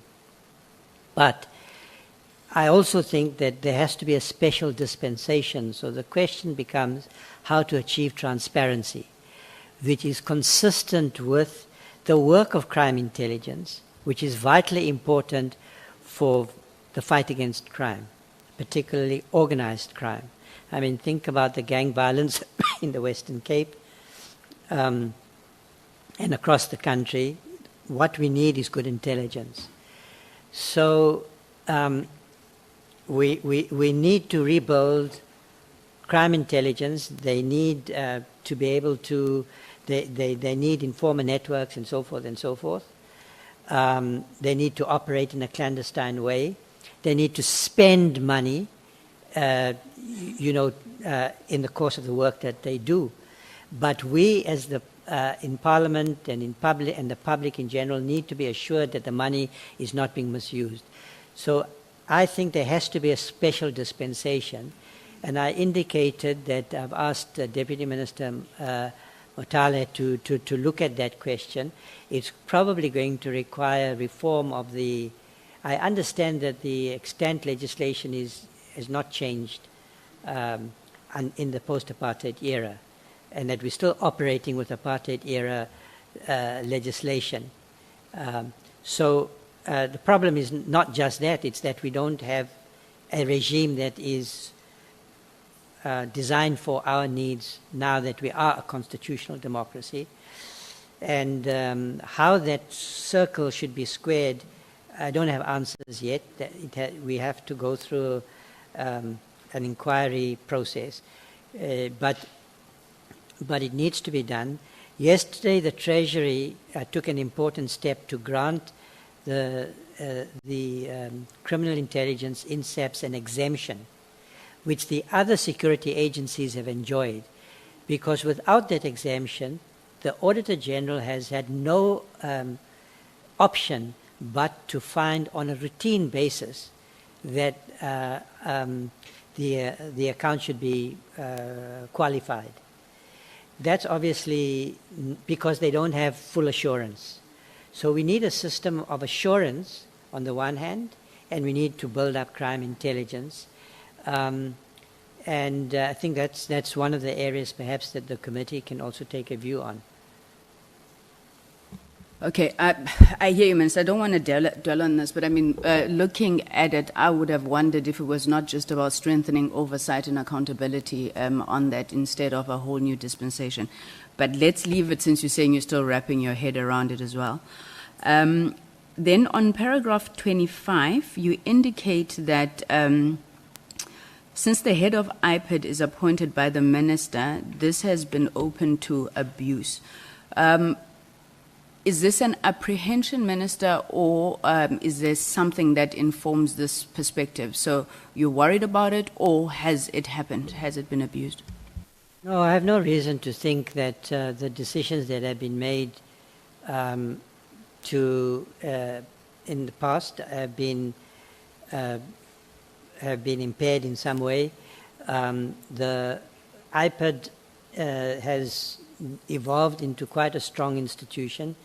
The audit reports, as I was indicating, showed that yesterday. It can be strengthened. I just think that there's an institutional problem that could lead to those consequences, because IPID investigates misconduct in the police service. Now, there's a potential tension between the police service and IPID.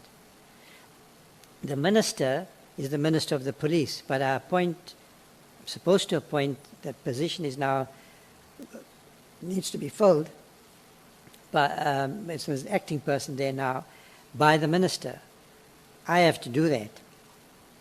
I think I might look at whether there's a way to ensure that the IPID appointment process is more independent, because neither the IPID needs to be at a distance both from the minister and the national commissioner, but they both have to have a respectful relationship with IPID if they're committed to an integrity project, to improving integrity in SAPS.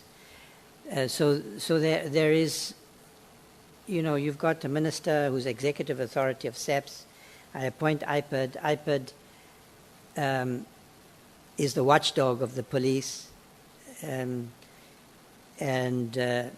I'm not sure that works optimally. Yeah. Speaking about tensions then, Minister, what, in your opinion, do these events, recent events, and I'm referencing here particularly the arrest of General Kumalo, has it had any impact on the relationship between SAPS and IDEC? I think probably without any doubt. And so it is concerning. It's concerning because these bodies have the responsibility to deal with crime. And now there's a situation where IDEC is investigating the head of intelligence, crime intelligence, for corruption. You know, it's not a desirable situation, and I think there is now tension between IDEC and the police, and that's not a good position to be in.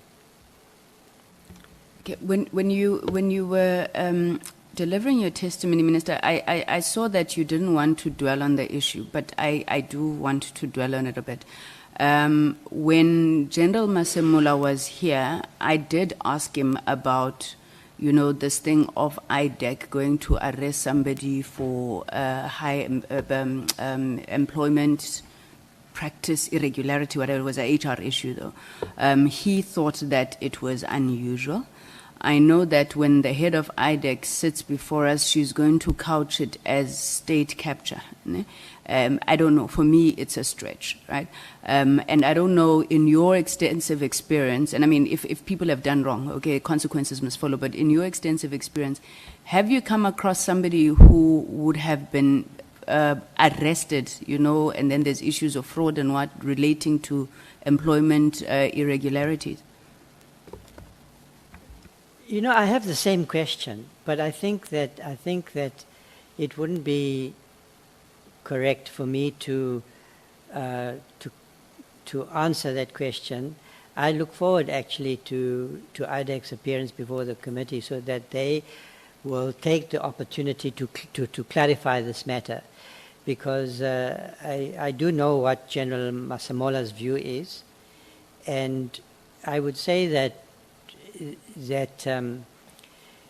because the matter does apparently relate to a decision to appoint a particular person in a particular position, which is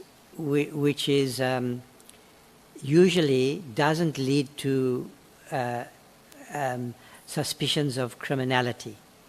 So they will have to definitely clarify why they have charged General Kumalo and why they arrested him. So Minister, you come into the...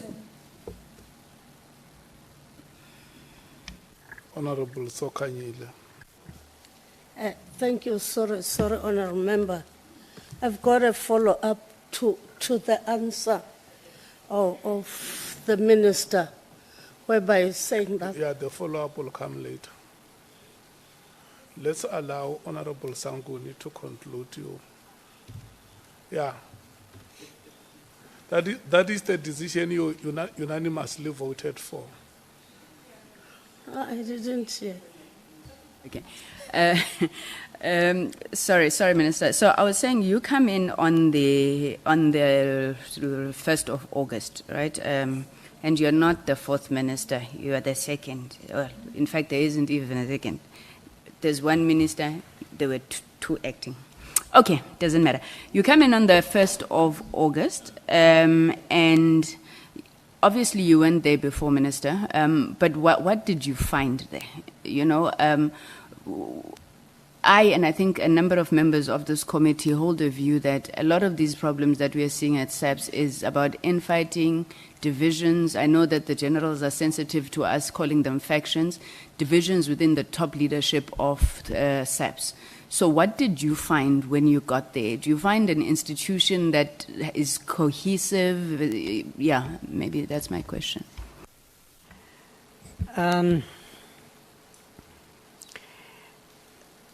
Look, I have to carry out my responsibilities with the existing leadership of SAPS. So I am working with them, and I'm trying to work as constructively as possible with them. The speculation out there, which has a basis, I don't deny that,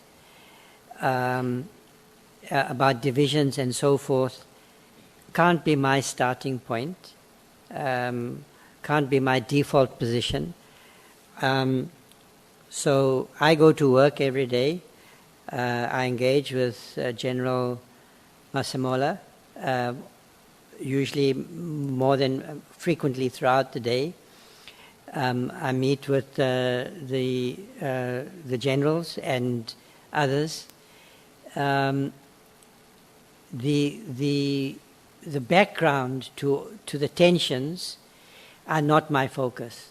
I think that it won't be constructive and productive for me to form views, strong views about about the concerns about factionalism and so forth. But clearly, because I can't behave like an ostrich, I have to understand the dynamics within the organization, the relationships that have developed, the loyalties that exist and don't exist.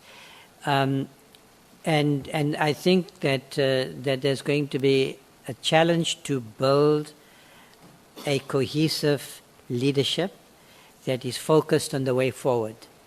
And my message to them is, defend your uniform, defend your country, defend your people, focus on what you need to be doing, correct misbehavior, understand that you're losing the confidence, the trust of the people of this country. Let's work together to restore that trust. That has to be my focus. So I'm not I'm not avoiding your question. It's just, and I do have views. I do have views about what might be going on, about who's who, but I don't think it would be right for me to act on the basis of supposition, on impressions, subjectively, on impressions. I have to work with what's there, to respect the people who are in positions, and to start to hold them accountable. And that includes General Masemola, that includes the deputy generals, including those against whom there are accusations. And we're going to have to get there.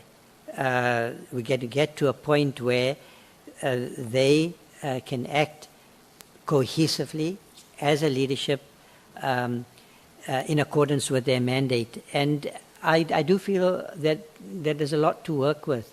I have said, and I think that there are many, that there are officers in the leadership of SAPS who are competent, who are professional, who are well trained, that the organization as a whole functions every day across the country. They go to work every day. They are fighting crime. They're arresting criminals every day.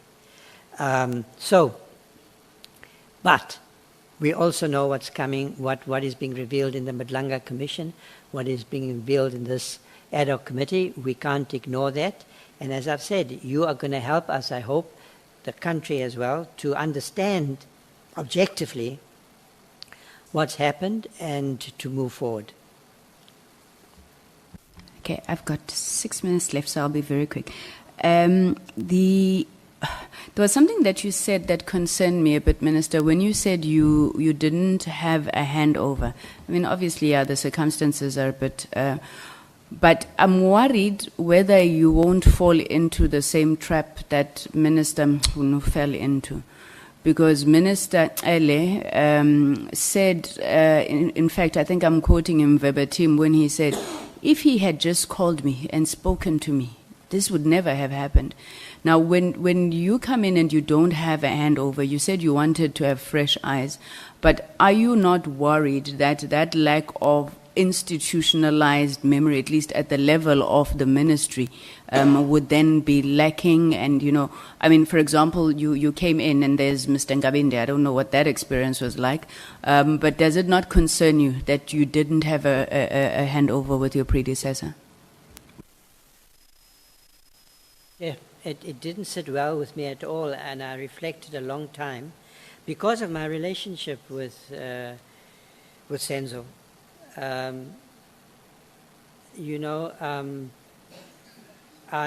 didn't sit well with me. I didn't want him to feel like I had prejudged matters, that I was sitting in judgment of him. But the decision I made was that if I had met with him and then there would inevitably have been a conversation about the events concerning the disbandment of the team, for instance. He would have clearly taken the opportunity to share his impressions with me. That would have made it difficult for me to build trust with the police, with General Masemola, certainly General Kunazi. And I have to say that I think, I was definitely in a difficult position with the Chief of Staff there. Again, I have no reason to impugn his integrity because I'm now in this public forum. We worked well together for a period of time.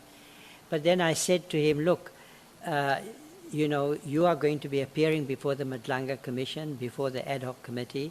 You might well have had a certain engagement with the issues which are going to be explored in this process, and I can't, in that situation, continue to have you as my Chief of Staff because it just creates the wrong impression. The perception is not right. And of course, I've been confirmed in that decision by how events have unfolded. So I made a difficult decision. You can imagine, we are in the same organization, and you know what it means to have relationships in the same organization. You treat each other with respect. You have a special bond. I didn't want Senzo to think that that I was pleased with what had happened. I wasn't. But I also thought that prudence demanded that I accept that I couldn't have a normal engagement with my predecessor. That was the decision that I took. It has meant that I've had to find my feet with a great deal more difficulty. I have had the two deputy ministers, but even with them, they were there. Sorry, Minister, I'm going to stop you. You saw the chair is brutal. And I want to get in my last question. There are many South Africans, Minister, who believe that, these commissions, reports and things are a waste of time. I know that Honorable James had asked you about quick wins or low-hanging fruit. I'm interested to just find out that in your experience, I know you haven't been there for long, but are you taking anything from whether it was the Zondo Commission, the Mufamadi report, I think that, I don't know if there was another one about intelligence. Are you taking anything that come from these commissions and these reviews and using it to build better? Because you did say from this there must be a reset from the police service. Thank you. Yeah, absolutely. All of those reports that you mentioned, I have a direct line with the President's National Security Advisor. We engage regularly. I am looking at all of these reports, the Zonda report, the January 1st report that you're referring to. So a lot of reading, and I see part of my responsibility as integrating these recommendations and insight into the work that we must do. So on crime intelligence, the Zondo Commission made quite extensive findings, and I'm going to use those findings as a basis to engage with the National Commissioner. And then the implementation of NACAC, the NACAC recommendations, who's responsible for that? Well, it's not entirely clear yet, but the recommendations affect mainly the Department of Justice and the South African Police Service. We have moved ahead. I've had engagements with Minister Kubai. We're in the workshop phase because we have to bring the two departments together. And it's not going to be easy because there's the DPCI that sits under me, and then there's the SIU and IDEC and the NPA that sits under the Minister of Justice. And her department will also have to agree to implement a version of these proposals because they might raise issues that we didn't anticipate, that we hadn't thought about, and so forth, or from their perspective. And so what might come out of this process are, I hope that the bulk of the recommendations will be implemented with some amendments. There is some momentum after the President said that he supports them. And now that, I am in a better position to drive this working with Minister Kubai, who is definitely interested in this project. So I hope that we can make progress. Thank you, Minister. And full exposition of ministerial powers. It was the most clarity I've seen on this topic for a long time. Further questions? Hallelujah. Thank you so much, Honorable Sangon. Jali, are you ready, my friend? Thank you so much. Your time starts now. And good afternoon once again, Acting Minister, because we are still acting. Minister, you also said in your affidavit that after being briefed by the National Commissioner in September, no reason was given to you that convinced you that the decision to establish the PKTT was justified. Sitting here today, after various submissions by several witnesses here, do you still maintain that there are no reasons that have come up to justify the disbandment? Look, I would say that that there were some reasons on the public record which apparently motivated the minister, because I listened to some of his testimony, Minister Mchunu. I listened to some of his reasons for taking the decision. One was that he was concerned about the finances, and I can confirm that I saw a a document signed by the CFO identifying that as an issue. I can confirm that. I think that the argument that was made that we need a response to this kind of crime across the country, because remember how a task team works. It's not specifically necessarily it's not part of the budget. Yeah. No, Minister, I understand that. Yes, give me a chance. Yeah, what I'm saying, So, yes. the explanation, Yes. I understand. I just wanted to find out Yes. Do I- whether you to do that, because for you to explain, it will take another 4 minutes Yes, again. I Please. agree with you. Okay, no, I think that I would definitely say that the process of arriving at the decision doesn't seem to me have been the right one. You know, we can have that conversation. I'm happy to have that conversation with my predecessor. It looks to me like the process was not optimal, that there needed to be consultation, even if it wasn't clear that the interministerial committee continued to exist, because I think that is not clear to me.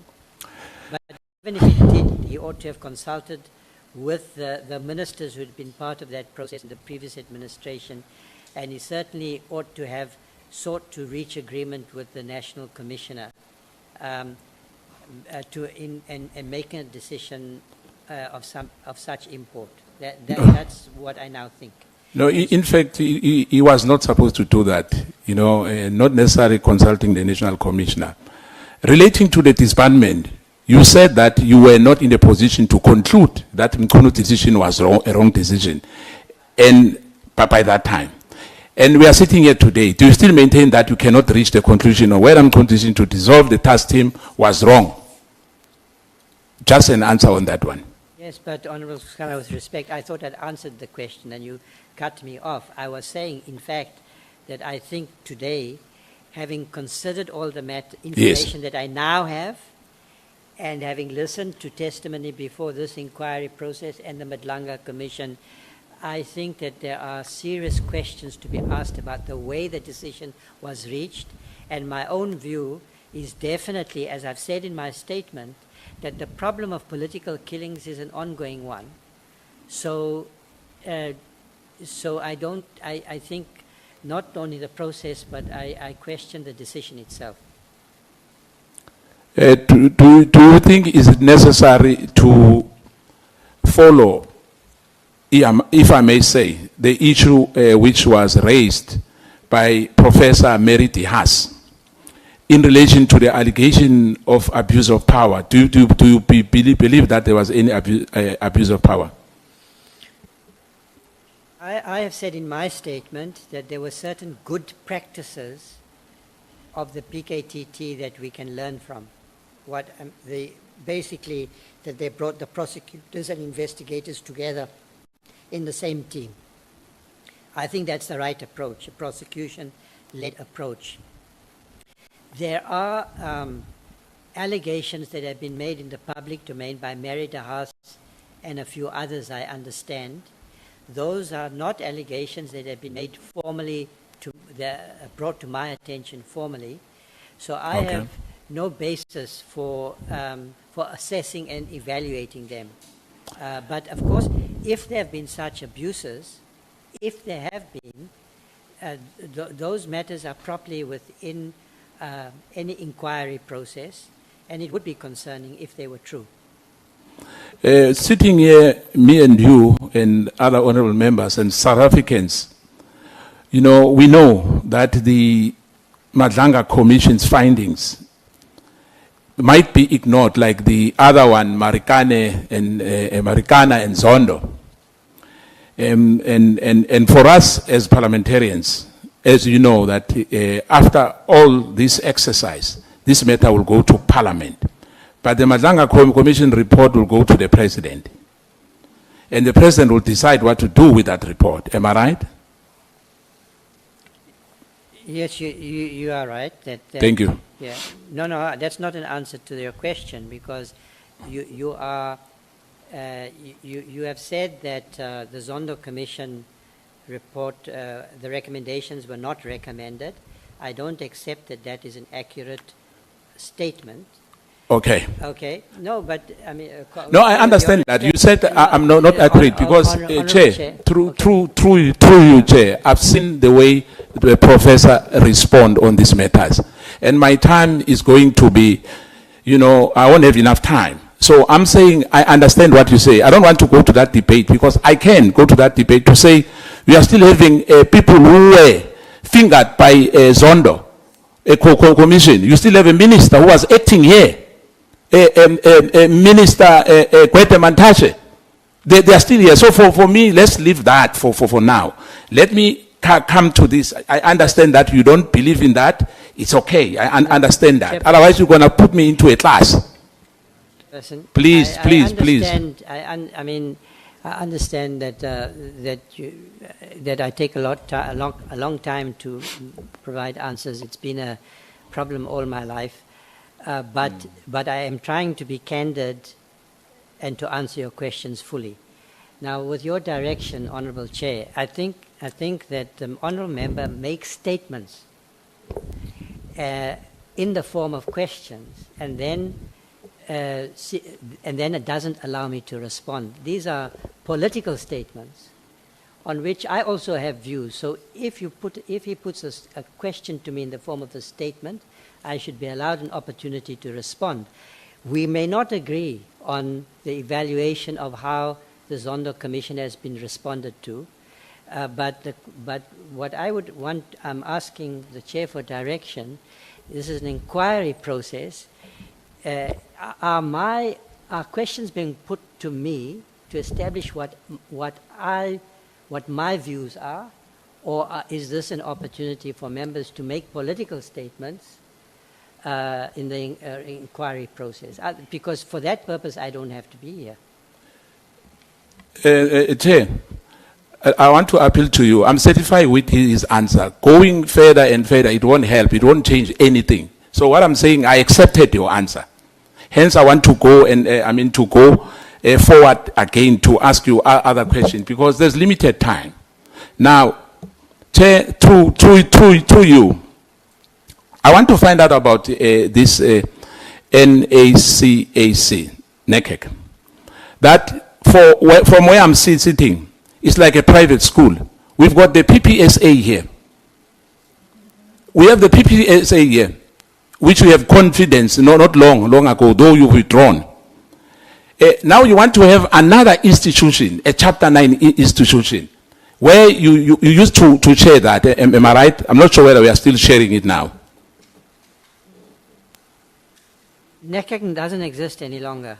Yes, Its mandate was terminated after the 3-year period, which means that I'm no longer, NACAC doesn't exist and I'm no longer the chair of NACAC. Thank you. Let me ask you, Prof, Acting Minister. I want to find out from you, in terms of foundations, who funds the Mandela Institution that you serve on, if you are still serving on that foundation? Mandela Institute is an institute in the law school at Wits University, and it was part of the university, so I taught in the law school. Yes. I taught constitutional law, administrative law, jurisprudence, and then I was appointed to be the director of an institution that was named after Nelson Mandela because he believed that such an institution should be established inter alia to train young black lawyers in the fields of competition law, telecommunication law, and so forth. So it was an honor for me to serve as a Chair, please protect me. I ask who funded. I know what Mandela Institute is. I just wanted to find out who is the funder, besides that. But you are asking me a question about who's funding an institution which is part of the university on the assumption, apparently, that this is some institution that is not part of the university. Otherwise, the question wouldn't have been put. Yeah, but you still not answering me. Is it funded by VET?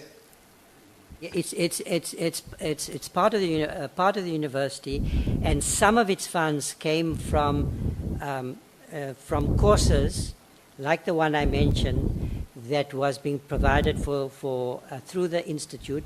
So we developed courses like in competition law.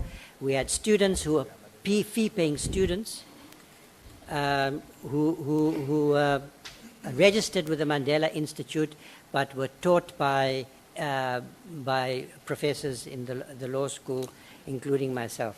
Thank you.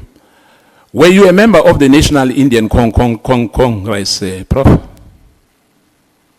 The National Indian Congress? Yes, the National Indian Congress. When did that exist? No, I'm asking. Yeah, if you say it doesn't exist, it's fine. I'm just asking you, were you a member of the Indian? Okay. There was a National Indian Congress in India. Did you serve with Pravin in that Congress? I understand what you're asking me, but get your... No, facts don't right. please. No, Yeah. wait. Don't assume, Prof. I know you are a professor of law, Yes. but please, don't assume what I want to ask you. Please. Now, you have asked me a question on a false premise, okay? So let me explain. Pravin Gordhan was a member of the Natal Indian Congress. Yes. Right. I was a member of the Transvaal Indian Congress. Right? Yes. Which I know is. Yes. Those were provincially based structures. True. And they were part of the United Democratic Front, aligned with the African National Congress. I'm aware of that. That's my politics. I'm aware of that. Yes. Now. And now. yes, I knew Pravin in that capacity. Yeah, because I heard you were praising him not long ago. And if I may say, we are in this country in this mess because of him. And I'm not going to mince my weight on that. This country is on this state because of Pravin Gordhan. And I know I'm touching the nerves of other people, because you were talking about him, nobody raised a hand. Now somebody's raising a hand because I'm touching Pravin Gordhan. I know that he is no more. May his soul rest in peace. And I just want to tell you now, even if you praise him, this country is in a mess because of him. And my last 5 minutes, I'll donate it to Honorable Chongwe. Please, Chair, thank you. Okay, before Honorable Chongwe speaks, there are two hands here. There is Honorable Sangoni and Honorable Matthys. Thank you, Chair. But firstly, maybe on a point of procedure, I think a point of order requires that it is attended to immediately. Chairperson, this committee, the Ad Hoc Committee, has got a set of terms of reference. And while we understand that it is an inquiry, and nobody has been told to rigidly stay within the terms of reference because we're probing, I do think that we take exception with the fact that members are asking questions that are extremely personal in nature, had nothing to do with the issues of this commission and this committee. And I think that, Chair, we need you to step in when such issues come up. Comrade, because he's not a member and he's no longer here. Comrade Pravin was not a minister of police. The minister is being badgered on issues. He had nothing to do with political instability at SAPS, all of the issues that are within our terms of reference. And I think it's very unfortunate that members keep going back to those issues and trying to cast aspersions on people who aren't even here to respond for themselves. Thank you, Chair. Thank you, Honorable Sangoni. Honorable Matthys. Mine is a follow-up, Chair.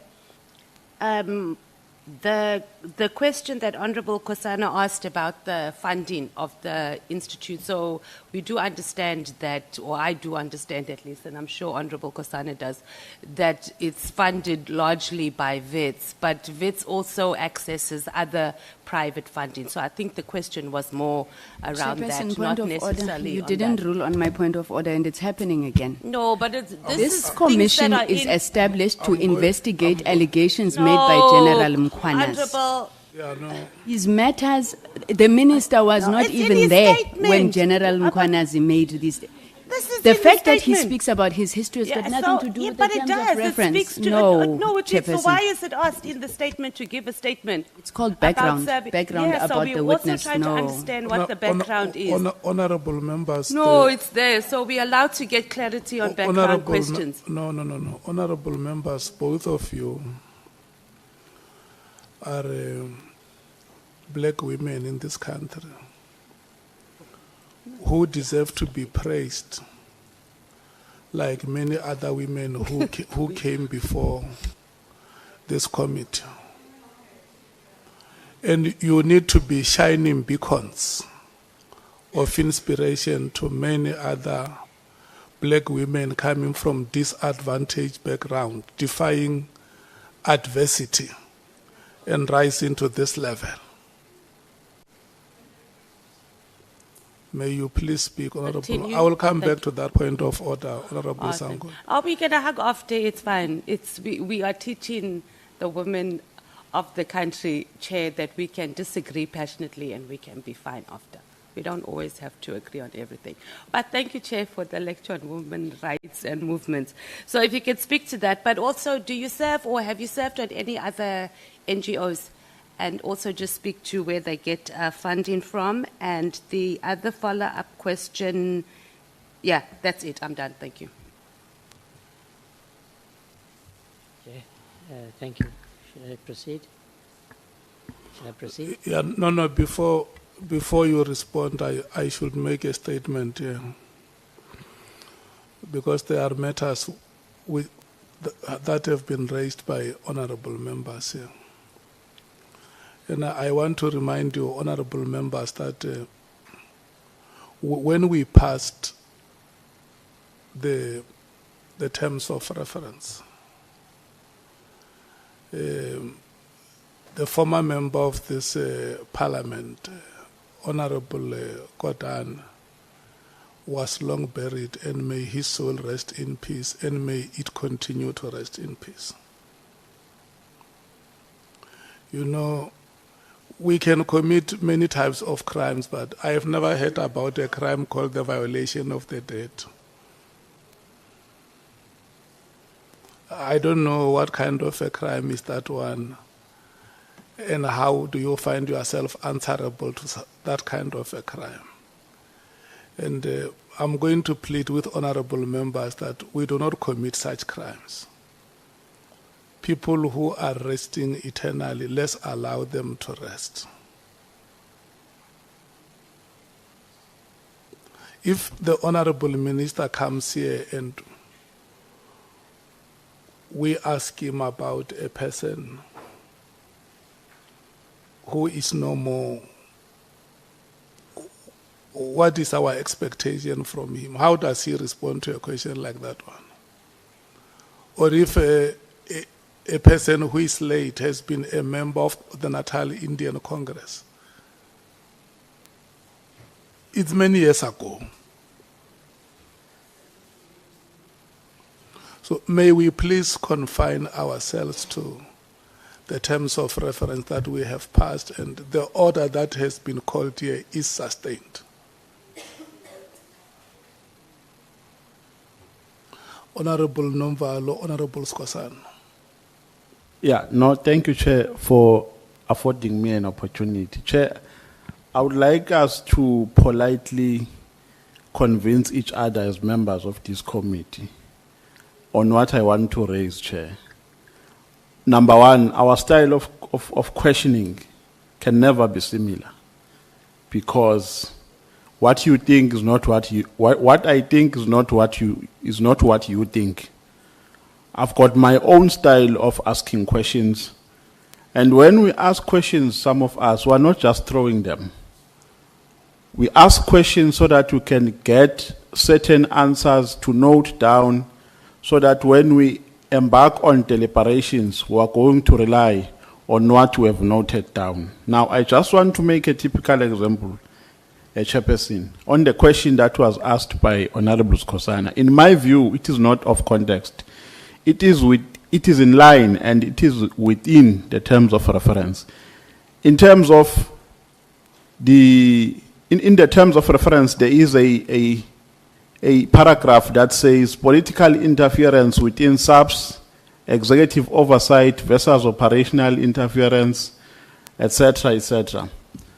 And it does not prescribe any time to say you must deal on political interference of this administration. So when Honorable Skosana asked about the political involvement of the minister, in my view, there is nothing wrong with doing that, because we need to know where the minister stands politically. Two, is in his appointment a minister, was it a genuine appointment, or it was informed by political reasons which are exacerbating the political interference that is alleged in SAPS? I'm just making a typical example, Chair. I'm just drawing a scenario that to a particular extent you might ask a question that premises from that angle, because you want to get to establish certain aspects in answers that you are going to get from the witness. Now, I'm very afraid, Chair, of the approach that we want to take, the approach of wanting to prescribe questions for members. For instance, it is not for the first time a person who passed on is spoken about here, and an order was never raised.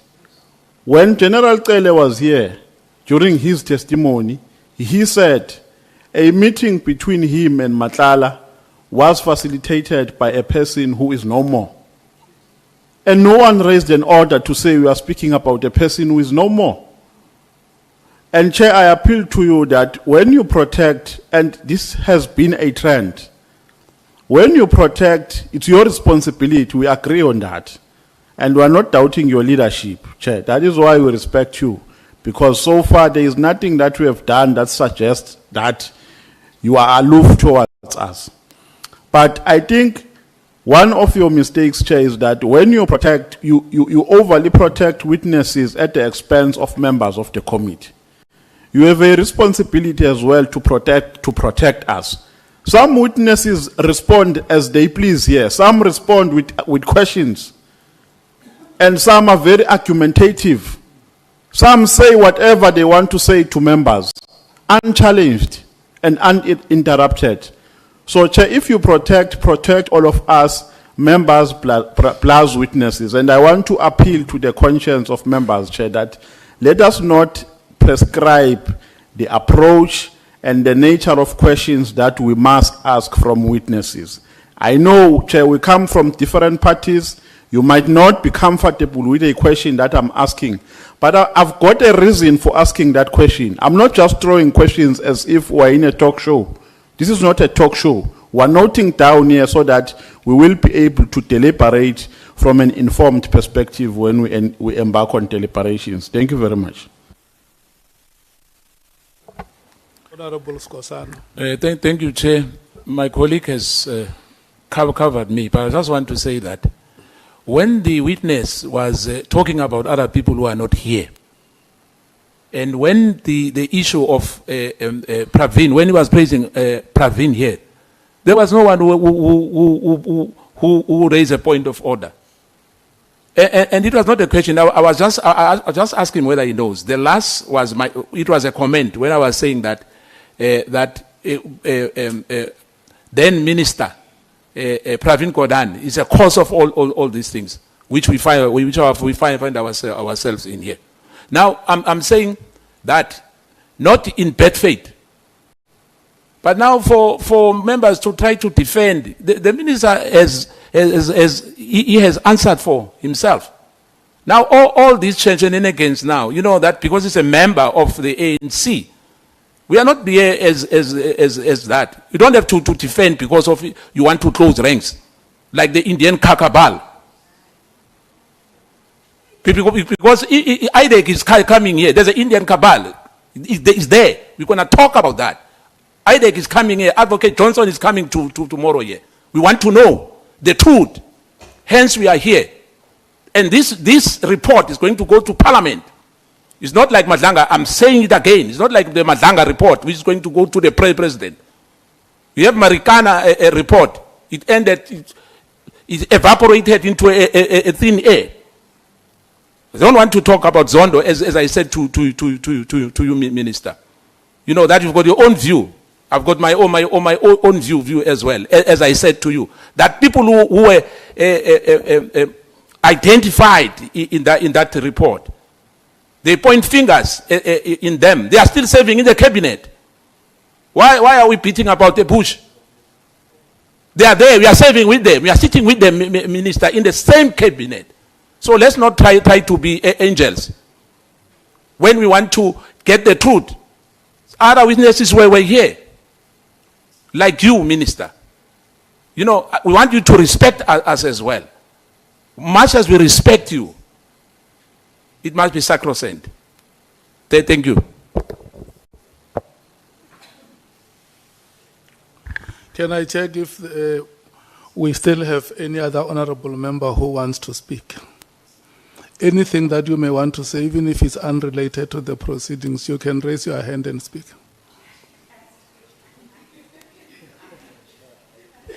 Chair, I don't think that rant was deserving of a response. So that is why I want to check.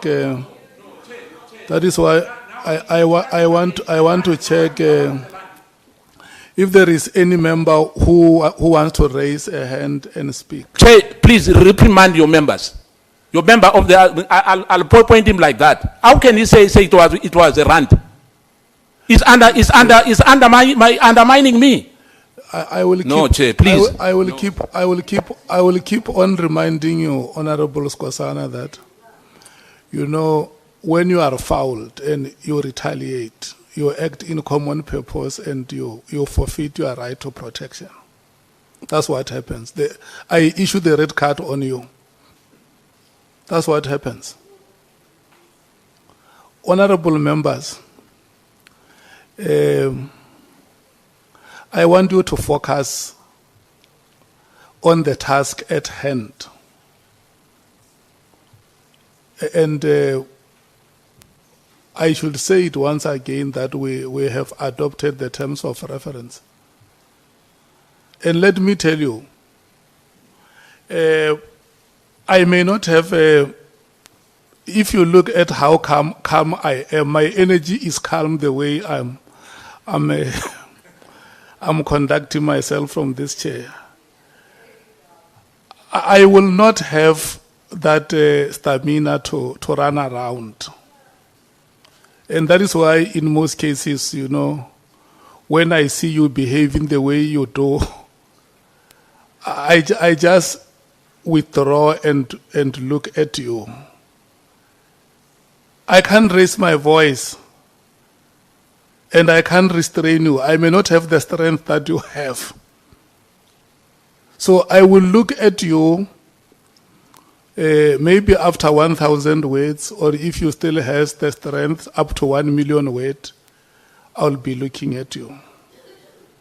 Because my understanding is that sitting like this as honorable members, the first thing that must come to our consciousness is to respect each other. And we can't sit here and teach one another how to respect the person next to you. I'm not chairing a meeting in the Kruger National Park. I'm not chairing lions and hyenas here. I'm presiding over a meeting of human beings with mental faculties. So let's apply our mental faculties to the task that is at hand here. But you know, if we're going to start a house in a frenetic way, very frenetic and frolicsome, it's not going to help us. Please, let us move out of the Kruger National Park and come to Parliament.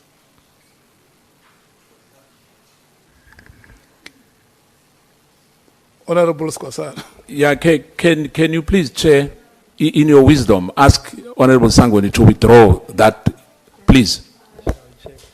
I have said that allow the chair to restrain the member. If you want to do it yourself, you are retaliating and I will give you a red card. Honorable Sangweni, was it fair for you to use the word rant? Chair, I don't think rant is an unparliamentary word. I agree with you. Was it fair for you to use it? Chair, with all due respect, I'm sure if I went and Googled the word rant, it would be that screaming that Honorable Skosana did. However, if Honorable Skosana is offended, then I do withdraw it. But it was not unparliamentary. What I'm looking at is not the technicality of explanations. I'm looking at the wisdom behind the explanation. Yes, Chair. That is the nobility of thought. I thank you so much for that. Thank you, Chairperson. Can we? Chair, I still not, I'm not getting it. I have asked that she withdraw that, please. Yeah, she agrees that it was not fair to use the word. No, I'm saying withdraw, Chair. No, not fair. Withdraw the word. Honorable, because saying I'm screaming, I'm loud by nature anyway. Maybe he'll get used to me. Help us summon all the wisdom and help us to move forward. Chairperson, with the guidance that you have given and my self-reflection, I withdraw nobly. Thank you so much. Having said that he is ranting. Thank you so much. I thank you so much for the badge of wisdom.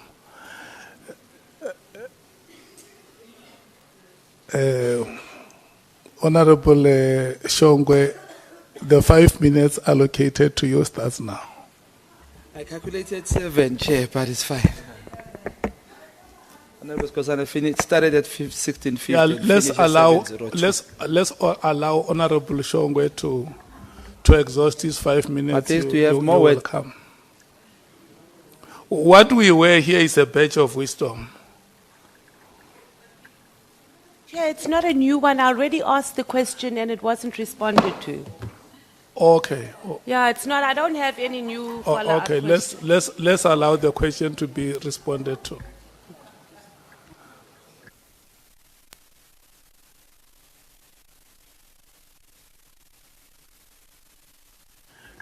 Honorable Matthews has an unanswered question. It was about the NGOs, yeah. Any others? So I served on Slanganisa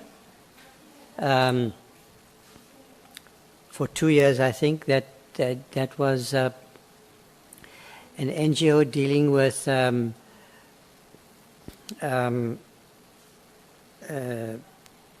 what do you call it? Oh, it's fine, Acting Minister. You don't have to give us the details, just the names. Yeah, Slanganisa. They were dealing with, anyway, okay. And then I served on the board of Corruption Watch, I think for about 2 years. I've served on the Kathrada Foundation, I think for about 2 or 3 years. I'm the chairperson of the Khalima Motlanthe Foundation.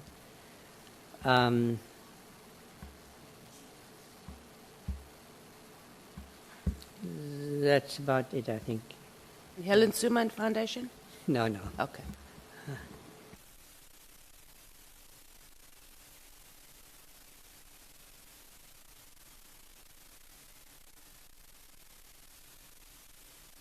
Can I get a signal, Honorable Matthews, are you okay? Honorable Shongwe, Chair, 5:30, your time is up. Chair, before you start my time, I think I know ukuthi Honorable Sokhanyisa udlise team shama defendanga, but she wanted to do a follow-up question. Her hand was up and you did note her, Chair. I know udlise team, but akunandaba, Chair. Xolele. No, Honorable Sokanyile is contented where she is. I had a follow-up when Honorable Sangone was asking a question to them. Can I do that follow-up? Yes, you are right. Thank you. I'm disciplined. Minister, when you reflected on how IDEC conducted the issue of Lieutenant General Kumalo. You said that the way they handled it, then I want to check, because you even had interaction during your National Anti-Corruption Advisory Council research, which you conducted. Do you think that they behave as if they are a law to themselves, doing as they like? Maybe I can go further to say that when Lieutenant General Mkhwanazi was here, he alleged that they do things as if they are law to themselves. And also Minister Mkhwanazi agreed to that argument. Then I wanted to check with you. Thank you, Chairperson, with your permission for the question. I think that is a matter that I can't possibly have a reasonable basis of a reliable factual basis to come to a conclusion on. I have not. I don't know what the nature of the charges are. I don't know what the evidentiary basis of the charges are. And possibly at this point, perhaps the committee doesn't know either. Of course, you've had testimony from others. I assume that this is a matter that you will engage with IDEC when they appear before the committee. But I have said that the arrest of General Kumalo does raise a question which needs to be put to them for clarification, which is, on the face of it, was this a criminal charge that arose from the appointment of a particular person into a particular position.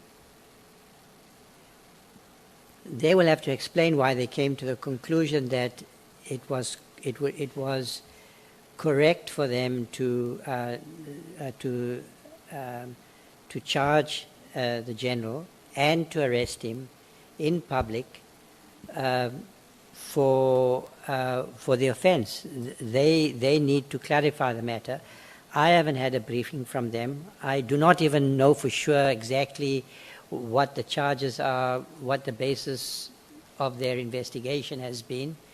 It is very concerning, but they have to understand that the matter is now of concern to the committee. There will be public concern about this matter, and they should provide an answer. But I don't think I'm in a position to form an opinion that I'm willing to share with the committee at this point on whether what we've seen from IDEC is abuse of power or not. The question arises, but I don't know if I'm in a position to provide an answer at this point. Sir, the issue of Lieutenant General Kumalo is just an example on their conduct. Don't you see them behaving as if they are law to themselves? Are there other examples that you have in mind that you want to just bring to my attention so that I can comment? I'm not aware that IDEC has on some routine basis been abusing their powers of investigation and arrest. But if there's a factual basis for that very serious conclusion and allegation, then it should be properly established through this inquiry process. Otherwise, I certainly do not have that impression. Thank you so much. Honorable Shonkwe. Thank you, thank you. Acting Minister, with what you have observed thus far, do you think the suspended minister should be returned to the position you're acting on?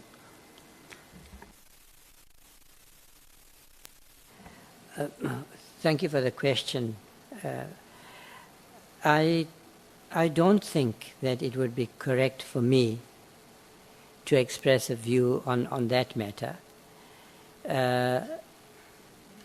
It would be the President's decision, but nothing would give me greater pleasure if in a proper process inquiry the allegations that have been made against Minister Mchunu were resolved, and if he was exonerated, properly exonerated, because and then the question would certainly arise about whether he should be appointed to this position. I fully understand that the President has made an appointment and the President decides on the duration of the appointment in the light of all the considerations that a President takes into account when he or she makes these decisions. So I'm not a minister for life. I'm a minister for as long as the President believes that I should be. And if he changes his mind, I will have no issues. You are a South African citizen. So let me ask you, as a citizen, the same question. Who would you recommend, with the knowledge you have and how he has tried to disband the PKTT? Who do you think? I think the honourable member should appreciate my difficulty in responding to a question like that, because in a sense you can say I'm an interested party. Number one. Let me stop there. Okay. It's fine. I understand. Let me leave you. This question again would also require an answer, and it's again in your conscience as well. What do you make of the fact that the President overlooked 2 deputies, one being a female with 31 qualifications, and went to look for you outside the cabinet?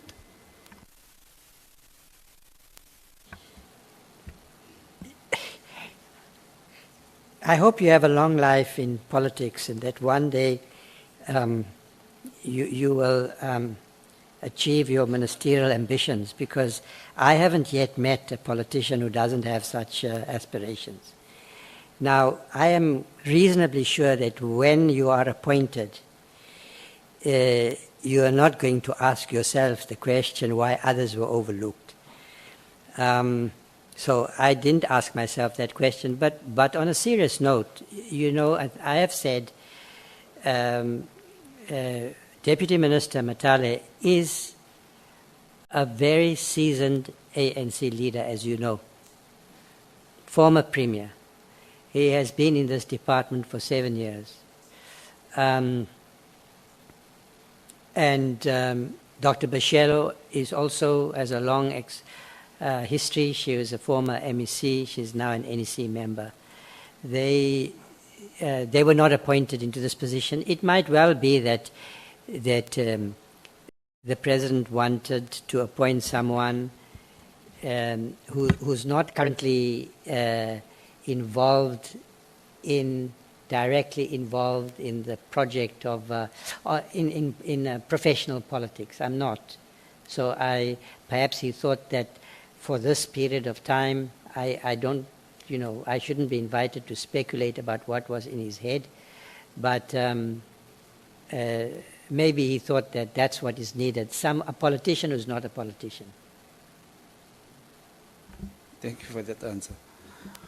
Would you recommend that since General Mkhwanazi's term in the office is ending very soon, I think next year, March, if I'm not wrong, would you recommend that he's returning to the same position, or maybe somewhere in the SAPS? I've been thinking a lot about how to use his talents. I think he's clearly formidable, and I hope he stays in the South African Police Service for many years to come, and he should be in positions where he can make a maximum contribution equal to his talents.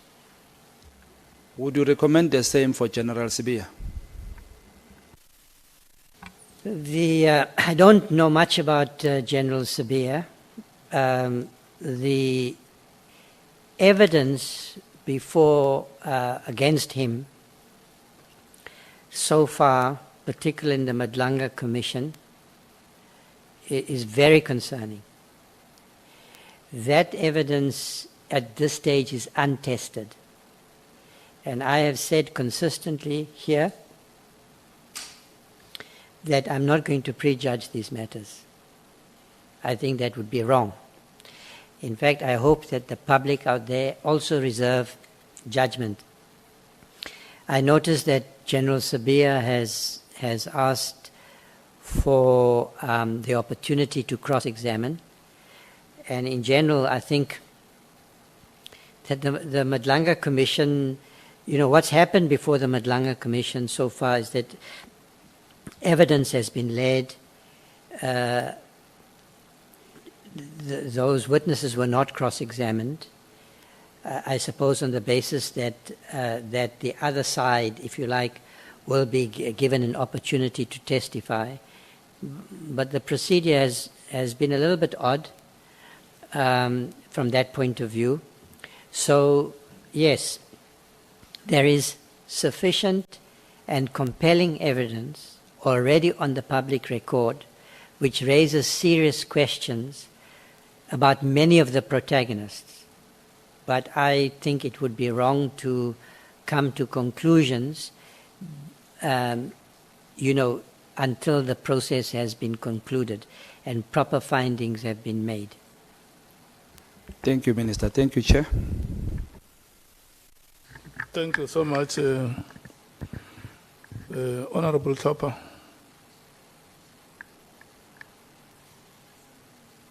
Honourable Chair, Diane will be taking my place.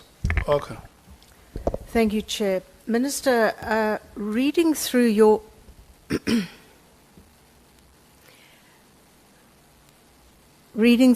report on your meeting with the National Police Commissioner and Lieutenant General Kunazi, I agree with your analysis that there are increased political and whistleblower killings in Gauteng and elsewhere, and this will surely increase in the run-up to November's election. Stepping back and taking a national overview, should you perhaps be considering or could you consider a political killing task team to be established in each province as opposed to just KZN? Perhaps renamed to include, as you've said, witnesses and whistleblowers, because that's as much of an issue today as the political killings were. The assassinations are part and parcel of the process. I've never quite understood why there's just a single unit in a single province, but there are killings in the Western Cape in relation to issues, certainly in Gauteng. It's popping up all over, so it's not isolated anymore just to KZN. So it's a concept I'd like your opinion on. Thank you. Thank you, Madam Barnard. Yeah, you're raising, I think, a fundamental question. So I think that the characterization of the problem as one of political killings arose from the fact that the killings at that stage were concentrated mainly on councillors, and that pattern has continued. But what are we seeing now? We're seeing killings of auditors, both in Ekurhuleni. This was in the Metropolitan Authority. We've seen lawyers and liquidators also murdered recently. public officials. Babita was in the health department. We're certainly not dealing with political killings in the same sense that only councillors are being targeted. If you look at the way crime is evolving, organized crime, we have a problem of extortion, corruption mafias, cartels that are carrying out these killings, including killings associated with taxi violence, for instance. So is the challenge that we are now facing, if it's organized crime across the country, but mainly in the 4 big provinces? It's the Western Cape, Gauteng, the Eastern Cape, and Gauteng. KZN, I got that right? Those 4, Eastern Cape. Now, there's no question in my mind that we need a national response to the problem of organized crime. And it might be that the one subset there needs to be focus areas. One set will certainly be perhaps political killings of councillors. It's definitely a risk of increase as we go into the local government elections. But I think we're dealing with cartels now, and these cartels are organized and they are willing to kill. And they are infiltrating different sectors, public transport, taxis, they're infiltrating some departments through procurement systems. There are the construction mafias, there are extortion rackets. You go to the Eastern Cape now, in the last 2 years, it just exponentially increased.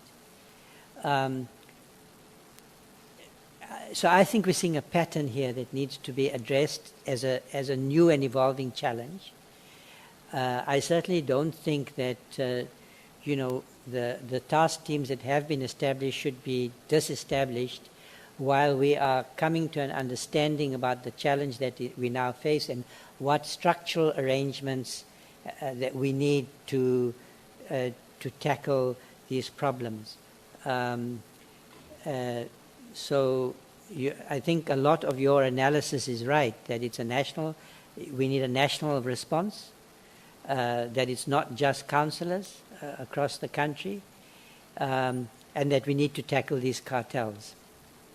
Thank you. Thank you, Minister. We are in some places referred to as a mafia state because of the organized crime situation. Page 8 of your document, you inform us that you worked closely with General Labia, the then head of the DPCI, the Hawks. Are you surprised at the claims that the Hawks interfered with an arrest? Because I watched an interview with General Labia. Of course, he's retired. And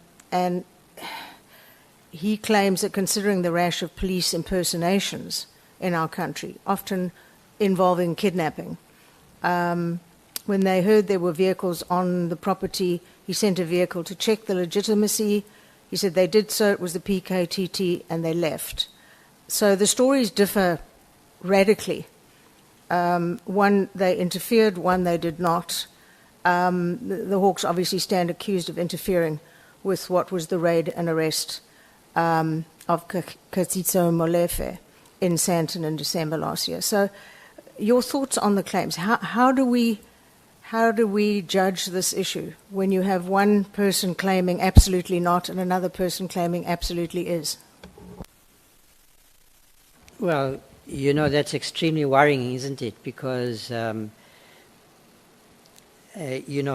it a case of a legitimate police operation being countermanded by bad actors within the police service?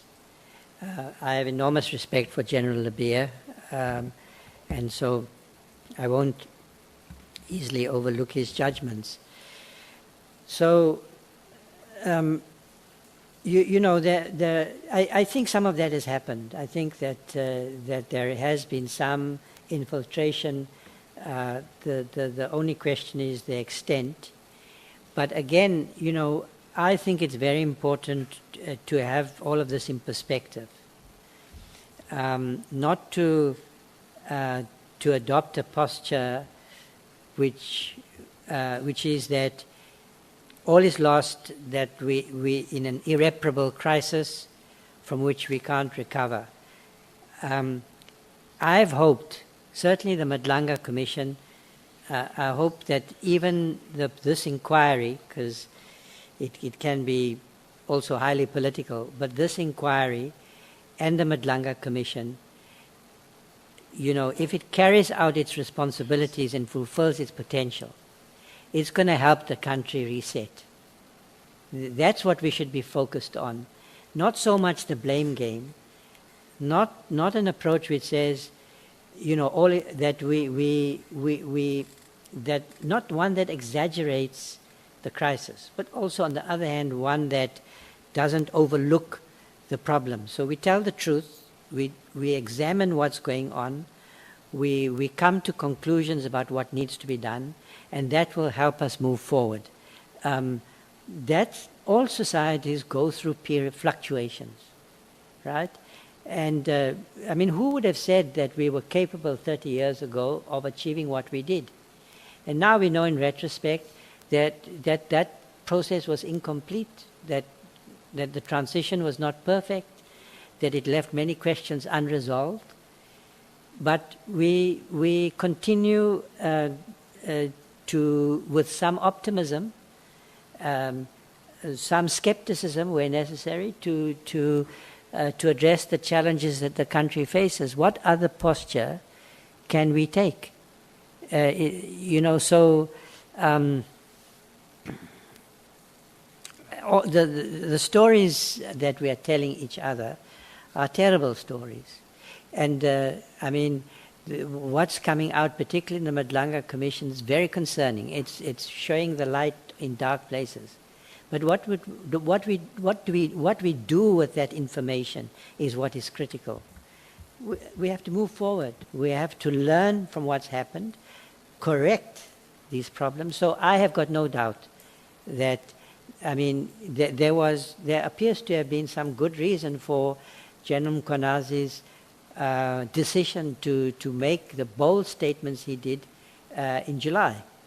And some of his statements appear to have been vindicated by the evidence so far untested that has been laid about criminal infiltration. The evidence against General Sabir, you know, he has definitely got a case to answer. You know, that's fine. I mean, which other country does what we're doing? We are facing up to our problems. We are using democratic institutions to address our problems. And to me, that's a very positive thing.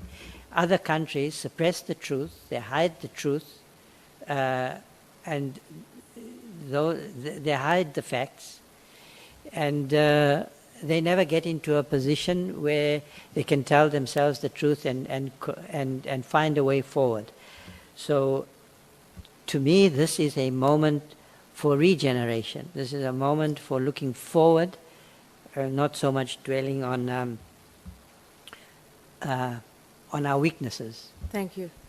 Thank you, Minister. Looking for a moment at the IPID. As an MP, I've been through the evolution of the IPID from the initial ICD, Independent Complaints Directorate, and all the efforts that went into the change of the legislation were aimed at giving the IPID its independence. It didn't succeed completely, but it was the best that could be done at that time. But as you say, there are still political appointments. The situation is frequently open to abuse. We saw the SAPS ignore what were initially just recommendations completely, I mean 100% of the time. There are still police who cover for other police. A woman will be raped in the cells and 10 police officers will swear that they were all together. Not one of them were involved. That sort of thing still goes on. But I think the IPID is one of our stronger bodies now. Sadly, I've always felt their budget, because of where it comes from, is very deliberately shortchanged, because, of course, the SAPS will never want an oversight body that can punish their own. It's a very protective entity. So I'm interested in how you see the IPID working in relation to your anti-corruption drive. Well, it has to be a central part of the integrity infrastructure. There is an anti-corruption unit in SAPS. I think that for certain ranks, the top ranks of the police service, the investigation should not be should be more independent than they currently are, and that the anti-corruption unit should focus on brigadiers and lower. But higher, we need another mechanism. If you have proposals to strengthen IPID, I'm happy to listen to them. But you're quite right to point out that we can point to IPID and say we have done something quite well. It's not perfect, but we have built an institution that is functioning at quite a level of effectiveness now, and now it needs to be strengthened. I thank you, Chair. I'm done. Thank you very much.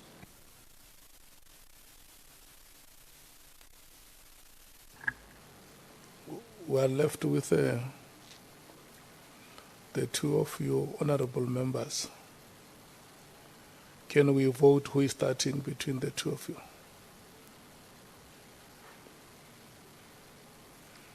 Okay. Honorable Sols is volunteering to start. Bangazita. Yeah, no, the children must go before the elders. Chair.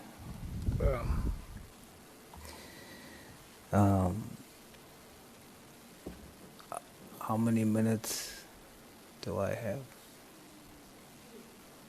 You have 20 minutes or less. 20 minutes or less. Okay. So what it means that the maximum you can go is 20 minutes. And the least you can do is less than 1 minute. All right, Chairperson. Honorable Minister, as a young man, I think I should thank you and let you know that I respect especially the field that you are a professional in, and also thank you for your contribution to the struggle, which, on the back of which young people like me are sitting here today. So thank you. I'm going to ask some questions just for clarity. Please bear with me. In paragraph 39, you state that you had to call a meeting with the National Commissioner on September the 1st to clarify and affirm your respective roles. Did you call the meeting because you feel that... Honorable Sols, Yeah. Honorable Skosana wants to say something. Yeah, no, I'm comfortable with... Let's allow him to say what he wants to say. Oh, okay. No, Chair, I'm just seeing here, they say they can't see him. They are only seeing a beautiful, I don't know who's beautiful, but they are saying Dr. Makundumbane or whatever. They don't see him well. They are asking him to move, maybe here, Chair. Yeah. Chair, remember we had the same issue the last time. I've decided... Yeah, what is being said is that you are requested to come and sit here next to the SC, or I can also borrow you the seat from which I'm... Yeah. No, Chair. Let me tell you why. You may not, because you always have a better view from the observation of an outsider. Let me tell you where I'm sitting. There is a big banner just hanging over your head. And you can imagine the shadow that it casts. what is dark becomes darker, and the darker becomes the darkest. You see, Chair, I appreciate the concern. The last time we had the same issue, and people are saying that I'm ashamed of my blackness. That's why So- you must come in front and show them how black you are. No, I must sit right here. Because I must when- sit right here and show them I'm very proud to be a black. when you sit A at black the, man. when you sit at the back, you hide the blackness. No, they see the blackness. They must only follow the teeth. And let me tell you where I'm sitting right here, where I Chair. come from. They say the darker the berry, the sweeter the juice.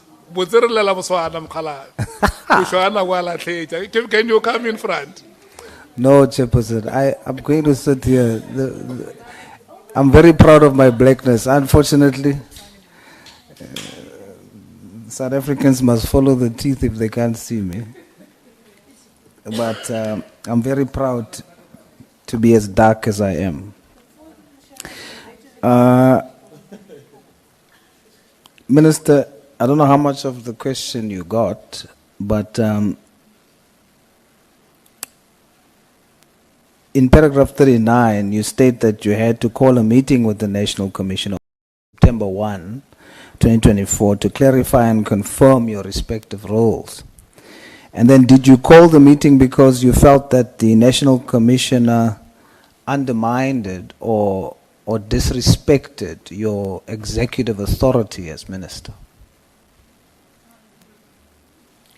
Thank you, Member. So, if I might be permitted, Chairperson, to say to members, so I have been watching these proceedings and your forensic skills with much enjoyment and appreciation.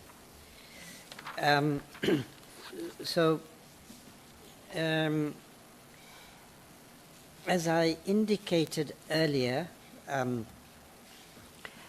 I was trying to establish from my appointment what had happened with the PKTT, whether it had been established or disestablished, what the reasons therefore, and if it was disestablished, what had happened with the dockets, because I was concerned about the custody of the dockets. It's a paper-based system, and you know what's being suggested that these dockets are now being transferred wasn't clear into whose office. One theory was that it's in General Sabia's office, and so forth and so forth. So I was trying to find the facts, and I engaged with the National Commissioner. You know, fairly consistently, it was it was one of the main issues I was trying to get to the bottom of. Then I wrote to him, and that is the letter before you on the 20th of August, in which I said I have discussed this matter with you in 2 meetings. In fact, we had more exchanges on this matter, and I think the Commissioner was trying to explain the decisions that he made because it was complicated.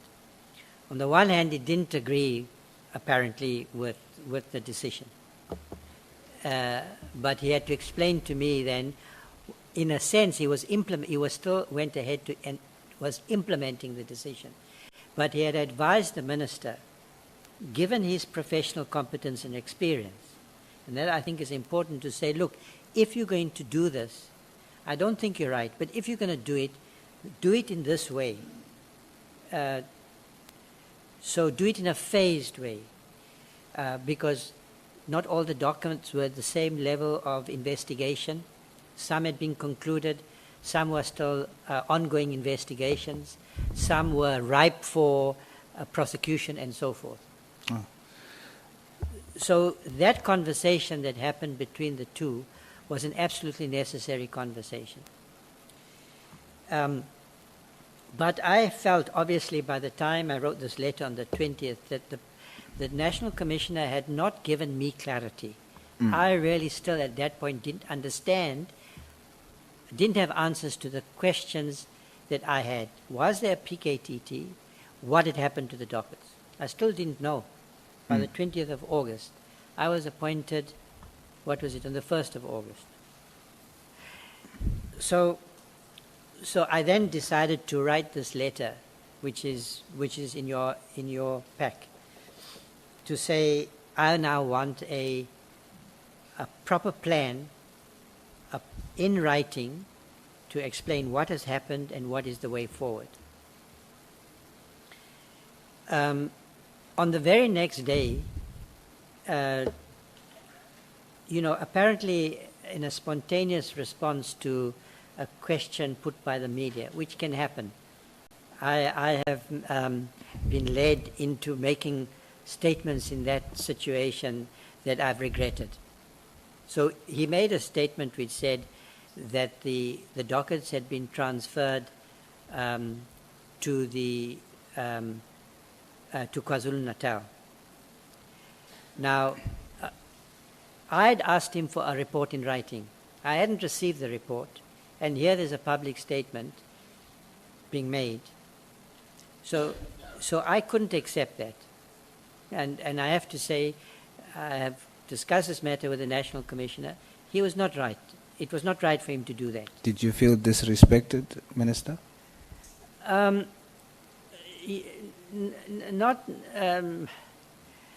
in the sense that I was, thin-skinned or like peaked, but there was an issue of what is the nature of the relationship between the Minister and the National Commissioner, and I have to protect the integrity of that relationship.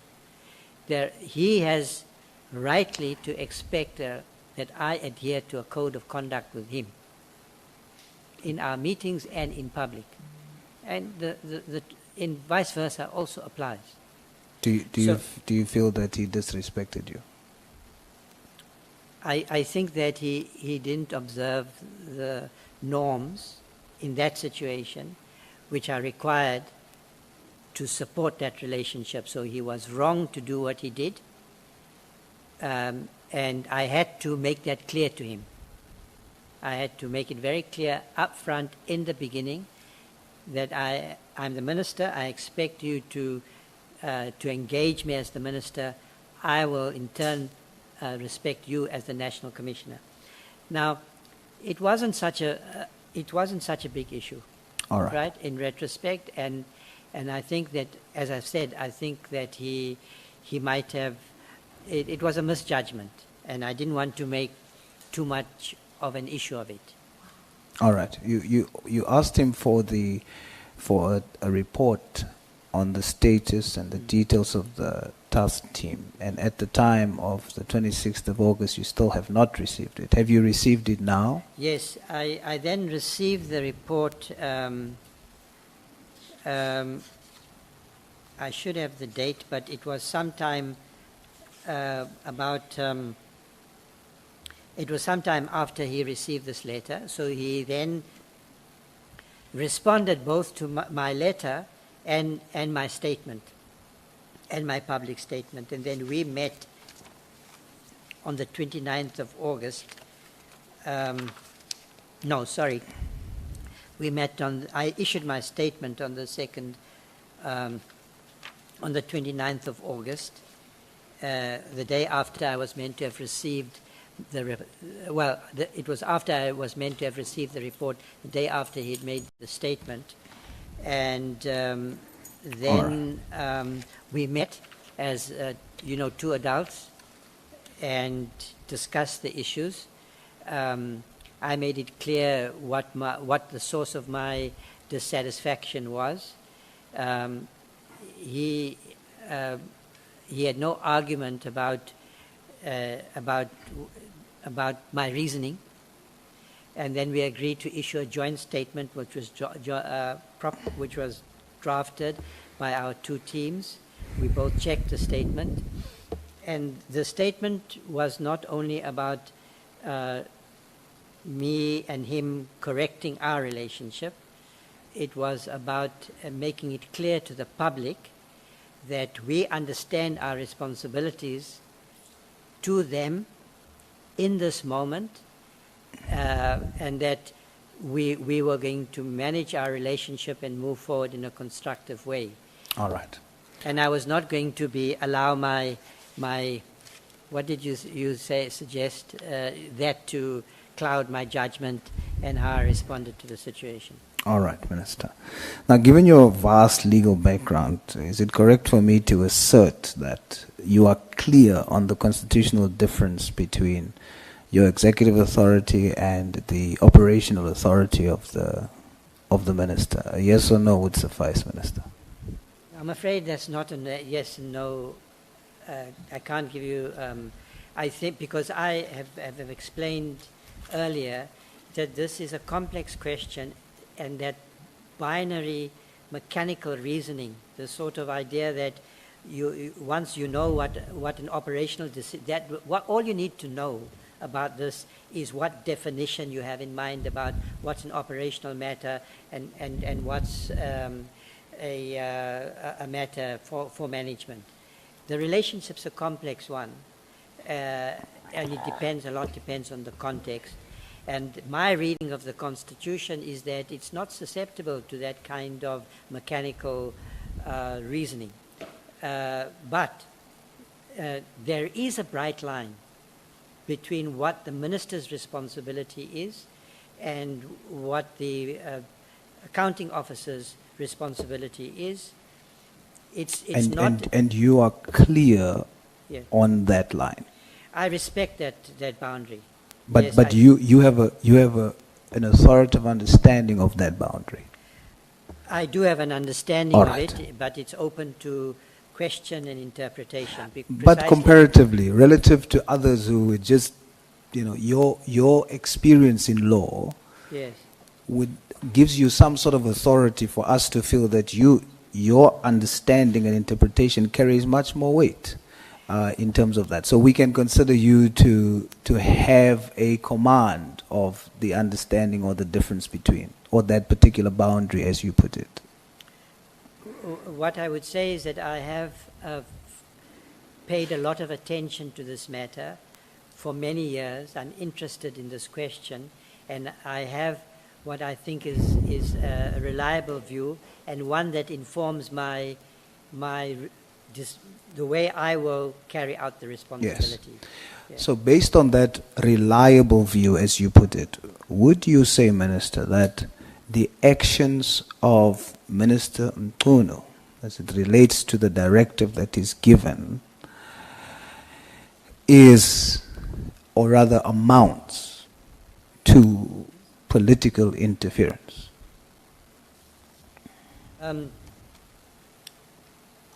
I can't give you a simple answer to that question, because I think the context matters here. I explained earlier that the President is the one who initiated the establishment of this task team. He established an interministerial committee to exercise political oversight. And I have got no doubt that that interministerial committee, so long as it existed, had the final word on the lifespan of that task team. And therefore to suggest in a simplistic way, without reference to that history, that any decision by a minister to, any directive by a minister to disband a task team is per se amounts to interference with an operational matter. Because on the example that I have given, it would not have been. Now, in this case, that committee did not meet. It's not clear that it continued to exist. And he did consult with the ministers that were in those portfolios. And so to that extent, and with all due respect to my predecessor, I think to take that decision without consulting the President, without engaging those ministers, and without reaching an agreement with the National Commissioner at least that's what it appears to be the case, doesn't seem to me to have been the right way to make a decision of such importance. If you're implying that it was the wrong way to make a decision of such importance, Yeah. does that amount to you saying that it was political interference? I would say it was, if on my reasoning, it was an unwise decision. Right, so I'm reluctant to reason from the categories these definitions. I don't think, from my point of view, that is very helpful. But of course, there are operational decisions. So, you know, a minister is not an expert. A minister might have knowledge, subject matter knowledge, but a minister is not appointed as minister because they are experts or professionals. They're appointed because they are part of they're part of a representative government. No. That's their role. Yeah. Operational decisions are, if you like, to the extent that we understand the purview of an operational decision, clearly falls within the purview of those who have operational responsibility, those who have the expertise and the professional competence to make those decisions. Yes. That's the issue. So if a minister thinks they can make decisions which require that kind of expertise, you are bound to make the wrong decisions. You see, Minister, the difficulty with the response is that our task is to probe and investigate whether or not there was political interference, rather than whether there was a wise decision or not a wise decision. Yeah. So I'm going to ask you again, what you call an unwise decision, does that amount to political interference? You're going to have to just persevere with me just a little bit longer. If you, what else is of concerning about what you call political interference? I've said, when you hold a public office, you carry out your public duties. You never act motivated by your private interests. That's your personal interests, your family, your friends, your family, your personal interests, including your political interests. That is what leads to bad decisions. Now, in this case, such allegations are being made, and I think that, in a way, from my point of view, that is the real concern here. And of course, that can lead to improper political interference, because it means that the minister, if that were true, would then be acting not in the public interest but in their private interest. Do you think that in this instance, those decisions has led to political interference? Well, in this instance, there is testimony to that effect. But that testimony, so far as I'm aware, it's mounting certainly, but it's as yet untested, and neither this inquiry committee or the Nhlanhla Commission have come to conclusions, and that's very important, because I think we engaged. The exercise we engaged in here is an exercise aimed at establishing a public record that is beyond dispute, that is legitimate and can form the basis for our understanding of what needs to be done. Because at the moment, everybody has an opinion, especially everybody on social media. And I'm saying that that's not a basis for us to move forward. We need a public record, having established the facts through a legitimate process. That's why I'm so excited about this process, and as well as the Nhlanhla Commission. Okay, so at this point, you are saying basically you cannot say for sure whether it's political interference or not. I do not want to be put in a position. I think the committee has to come to a conclusion on that matter. I have said what I feel I can say and should say. There is something for me that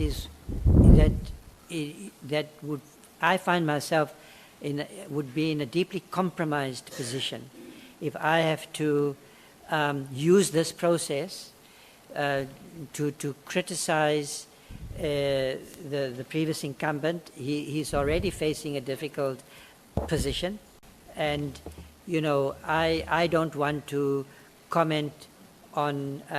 I said to the evidence leader that I haven't come here to throw anybody under the bus. It's not my responsibility to critique my predecessor, but I believe that I can talk objectively and in a principled way about the issues that arise from the testimony that has been led so far. In paragraph 43, you call... That will be your last question, Honorable Son. Minister, now I have to choose which question I'm going to now use as the last one.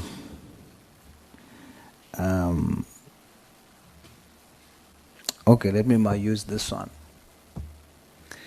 In paragraph 43, you call Minister Mkhwanazi your predecessor.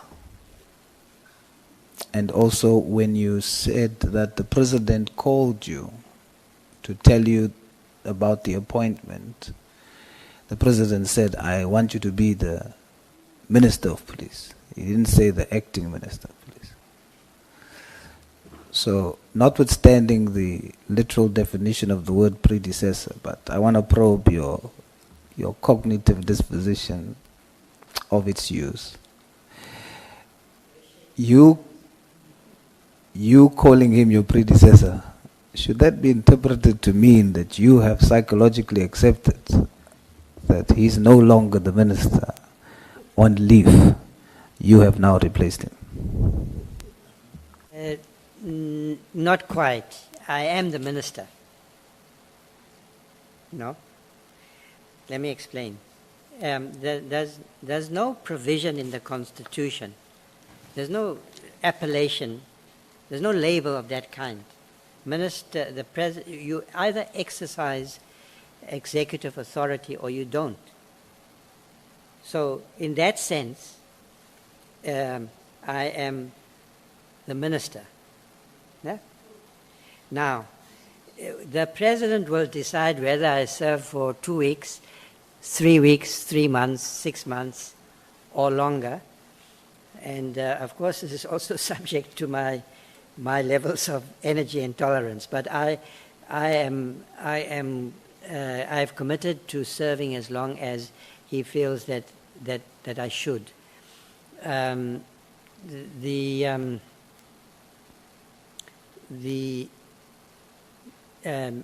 he retains all options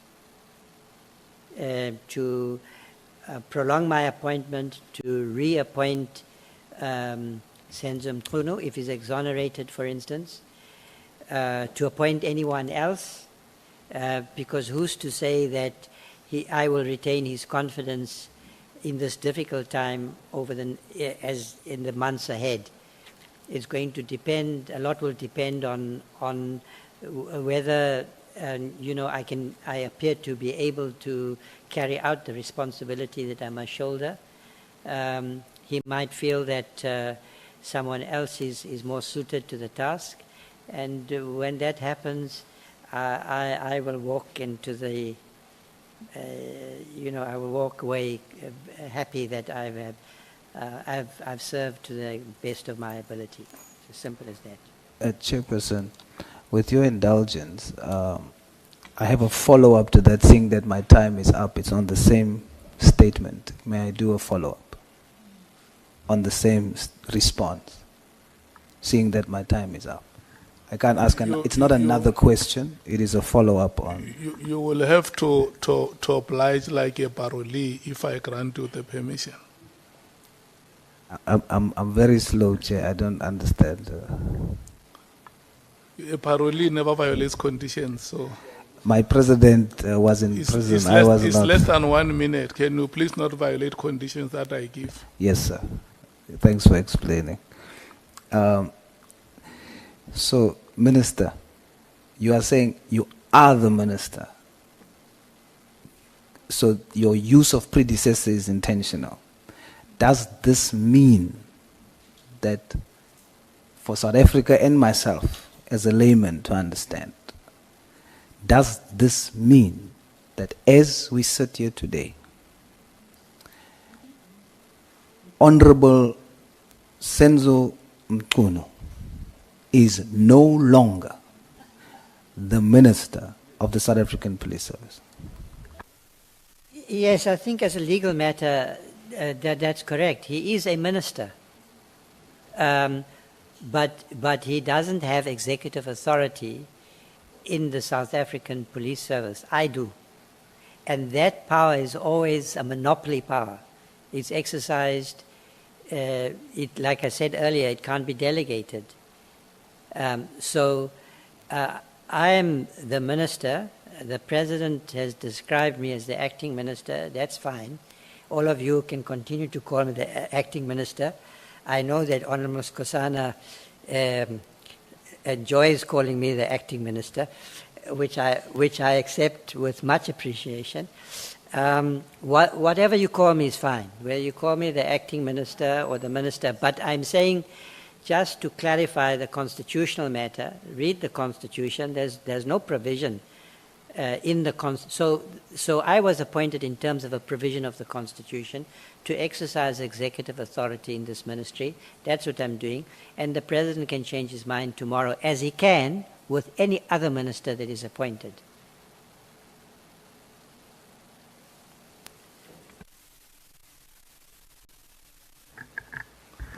Can I take Honorable Nomvalo and then Honorable Nkosana? Yeah, no, thanks, Chair. I don't know if I was following the minister correctly. Minister, may you confirm this for me, please? So according to you, the only missing aspect on the decision of the minister, the suspended minister, is consultation. So had he consulted, then you were going to be satisfied with the decision that he took. No, but let's understand the question of consultation. The issue is consultation with whom? And for what purpose? So the consultation is part of a process of rational decision making. You need, you can't act, in my view, to make, you don't go to bed, have an intuition, a strong intuition, and act on that. I'm not saying Minister Mkhwanazi did that, right? But he did make a decision on the 31st of December to say, I want you to disband this. The others who were involved in making the decision and supervising the decision, their views should have informed your reasoning process. That's the issue, so not just consultation. And of course, had there been had that committee still existed, and had there been that process of consultation, then I would say emphatically and clearly that the decision would not have been an improper one. Okay, because what I want to get here is, after that consultation has been made, then who has the right to take the decision and to sign the letter? Because here I'm talking about an action that took place on the 31st. Let's say that that action was preceded by the consultation that you are talking about. Then who has the right to take a decision that, okay, upon satisfying myself that I've consulted everybody, I am taking a decision to disband, I am signing, I am issuing out the letter. Who has a responsibility to do so?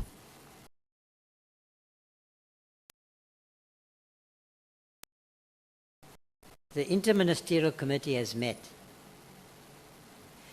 Often in these interministerial committees, the DGs would be sitting there.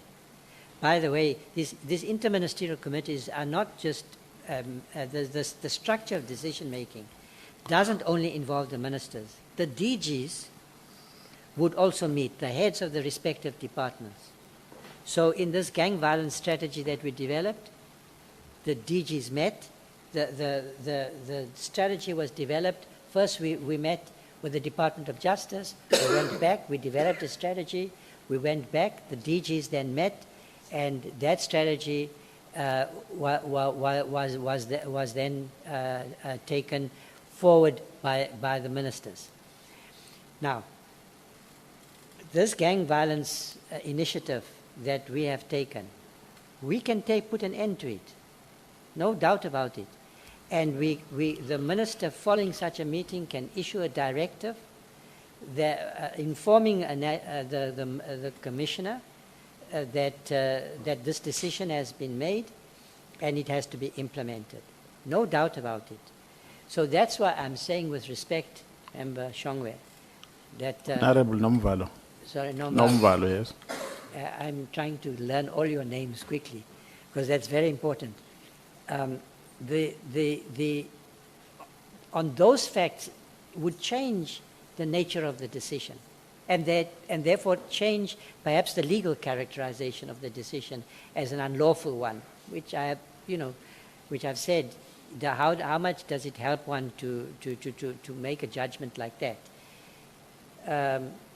I am saying that on the facts available, as far as I can assess, the decision should not have been made in that way, and if it wasn't to be made in that way, then the decision shouldn't have been made. Thank you, Chair. Honorable Scosa. Thank you, Chair. I just want to find out acting minister once again, because if I remember well, You can call me acting. we challenged your matter, Yes. and the Constitutional Court And you lost. as well referred us back to the High Court. You remain an acting minister of police as we speak here. But if that's not true, then it means this country is in a crisis. Because we said that. Anyway, we are in a crisis. We are having the minister, Senzo Mkhunu, who came here in as a minister as well, on leave. Now, if you say you are a minister, it means, like we said, that we had almost 4 ministers, 2 deputy and 2 ministers. I guess we are vindicated. We were right. I think we were right. Today you vindicated us to say you are not. You said yourself that we are not an acting police minister. You've got executive authority, which we agree, and the one sitting at home on special leave, Minister Mkhunu, I guess is no longer a minister. No, that's not correct. Is he a minister? Yes. So we've got 2 ministers in one portfolio. No, he's just not the Minister of Police. Oh, he's not the Minister of Police. No. Let me leave it there. Thank you. Thank you, Chair. Okay, the last, okay, Honorable Matthys. I've been recognized. Thank you. Just clarity, I'm going to call you Prof now because I'm confused about this acting minister. So essentially you're saying that we have a minister without a ministry, which is the former Minister of Police. In your understanding, is that constitutional? Look, the honourable member from the MKP, I know that they are litigating this matter. I'm quite happy that they're doing so. The court will come to a decision, and I think it's not right for me to take a view on what decision the court should make. I have a view, and you can infer the view from what I've said. So the members of the MKP and yourselves, by the way, are quite, you're free to challenge my appointment by making constitutional arguments, and we will see if the court agrees with any of the arguments that have been made. I can't really be of any further assistance on that matter because I'm the subject of that litigation. Okay, so you don't want to make a comment about whether you think it's constitutional or not. And then just one more is, did you engage President Ramaphosa when he said you are an acting minister? Because that's what he's told us. And did you share your views personally, not forcing him to, but did you engage him? No, I didn't think it was too material. You know, I'm happy to be described as an acting minister by the President and by members Kosana. There's no problem. Honorable Sangor. Minister, in your knowledge, is this the first time that South Africa has had a minister without a portfolio? No, it's definitely not the case. Pangazita, is now your time.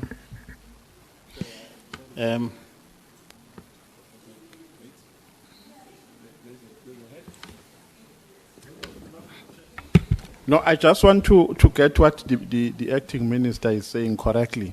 I don't want to write what he has not said. Minister, so you are saying Minister Senzo is a minister without a portfolio, not a suspended minister of police?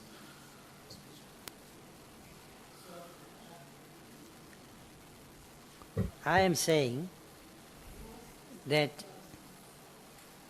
you can have one minister of education. Yes. You can have one minister for foreign affairs. You might, if the president decides to divide the portfolios, to reorganize portfolios, then you can certainly have two ministers in a ministry that used to be a single ministry. That happens all the time. Government is reorganized after an election because priorities have changed. There may be other reasons. Constitutionally, only one person can exercise executive authority. That's why the deputy ministers also, in all portfolios, don't exercise executive authority. Yes. But you can have a minister, a person who has the rank of a minister. So what I want to get, Minister. So Minister Senzo is minister of what currently? Minister without a portfolio or a suspended minister of police? He's a suspended minister, he can't exercise. So he's not a minister. If Minister Ntunu walked into the department, could he issue directives to the National Commissioner? Could he come involved in any decision within the department? No. Yes, because my understanding is that a minister without a portfolio is appointed as such. That to say we're appointing a minister without a portfolio. This did not happen by appointment. It happened through an incident. Yes. That there was a suspension. So I wanted to get that distinction because you really confused me when you said he is a minister without portfolio.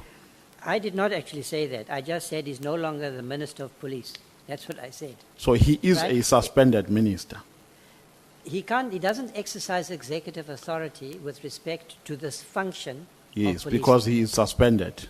Yes. So he is a suspended minister of police. Yes, you can describe him that way. But that means that he can't exercise executive authority with respect to the department in a little bit or in a big part. That he no longer has the authority to exercise that authority. And I'm making those observations just as a matter of constitutional reasoning. The practical effect of this is zero. So why this matter should be so interesting is in itself interesting. I mean, he is there. He doesn't interfere with what I've got to do. He doesn't issue directives to the National Commissioner. And we are waiting for for the issues that concern him to be resolved through this process and the process before the Nhlanhla Commission, and then the President will decide, and then the President is free to make any decision that he wishes. I think I'm satisfied now, Chair. Honorable Souls. Yeah, Chair, maybe I should help by making an analogy. I just want to say to the Minister that as the one who posed the question, I fully get you. But you must understand that it takes something unique to appreciate it. You know, maybe I should make an analogy with the fact that I'm the darkest in the room here. I'm the blackest in the room. The blackest in the room. But the apartheid government on my father's pass, they wrote colored. Ek is die swartste Boesman hier. I'm a biological prototype of racial integration. You can be all in one. So it takes some uniqueness to understand that a minister. So I get it. I get it. Ek is swart en colored. And African, you know. Honorable members, can we move? Honorable James. Just a clarity-seeking question again, Minister, Acting Minister. Are you saying that this is not the first time where South Africans are paying the salaries of ministers with no executive authority? There's been previous, just maybe one or two examples, please, Minister.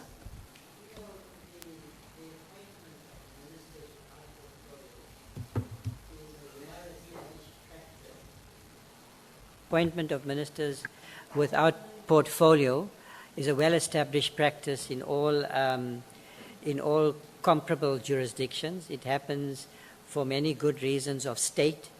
Often it's the case that the leader of government business is not doesn't have ministerial responsibility with respect to a portfolio. Sometimes there are also situations in some jurisdictions they can appoint what they call a minister for, I know in India they do that.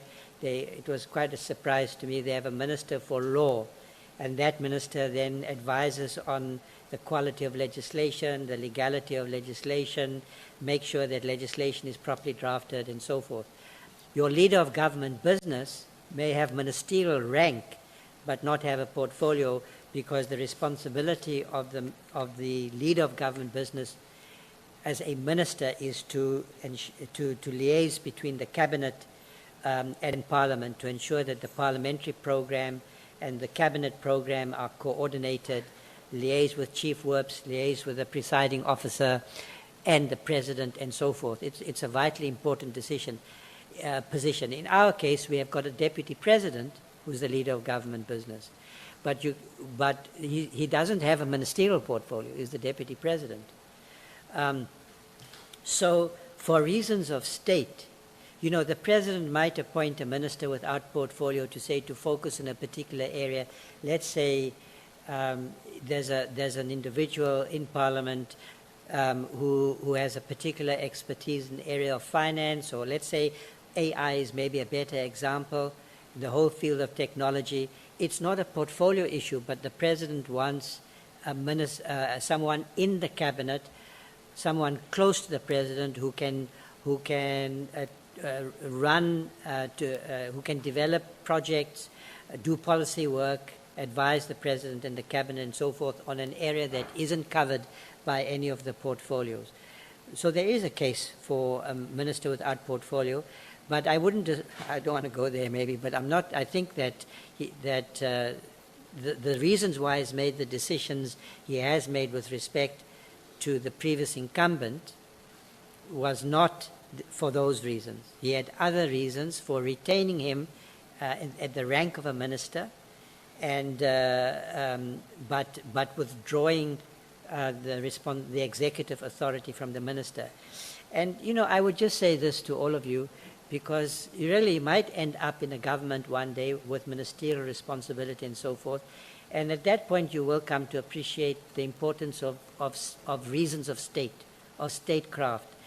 Setting up a government, allocating portfolios and in a government that can work, there are many considerations that a president has to take into account, or a prime minister where you don't have a president, and the president, I believe, has to have the freedom, the discretion to take all those considerations into account into making a government, appointing a cabinet that can work, and that might include appointing ministers without portfolio.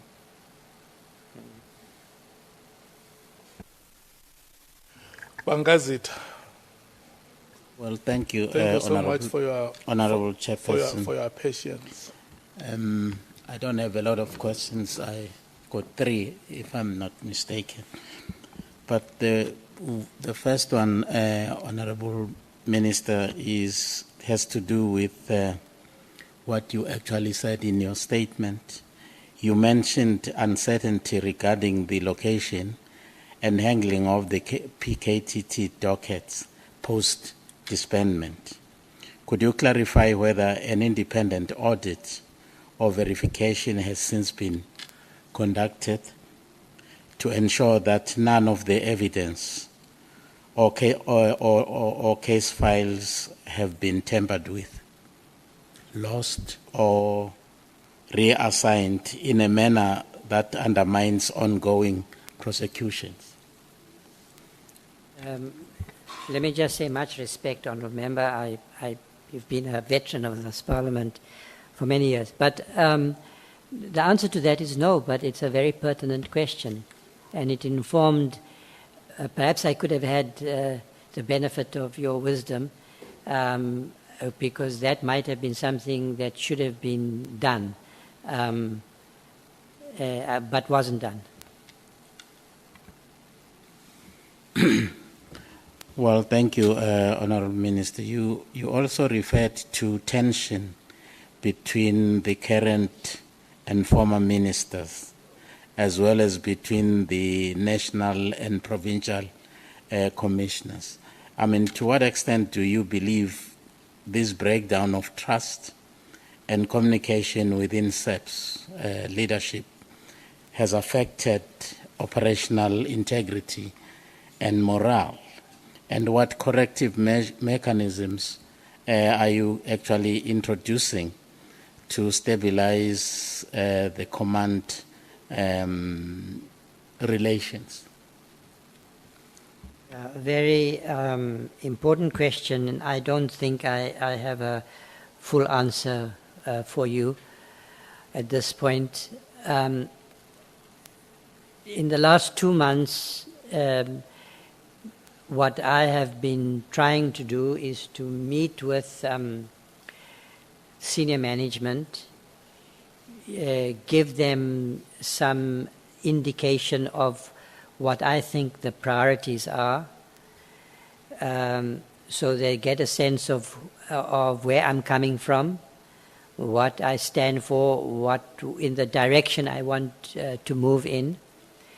I would say that I've had the privilege really of interacting with many of the senior officers.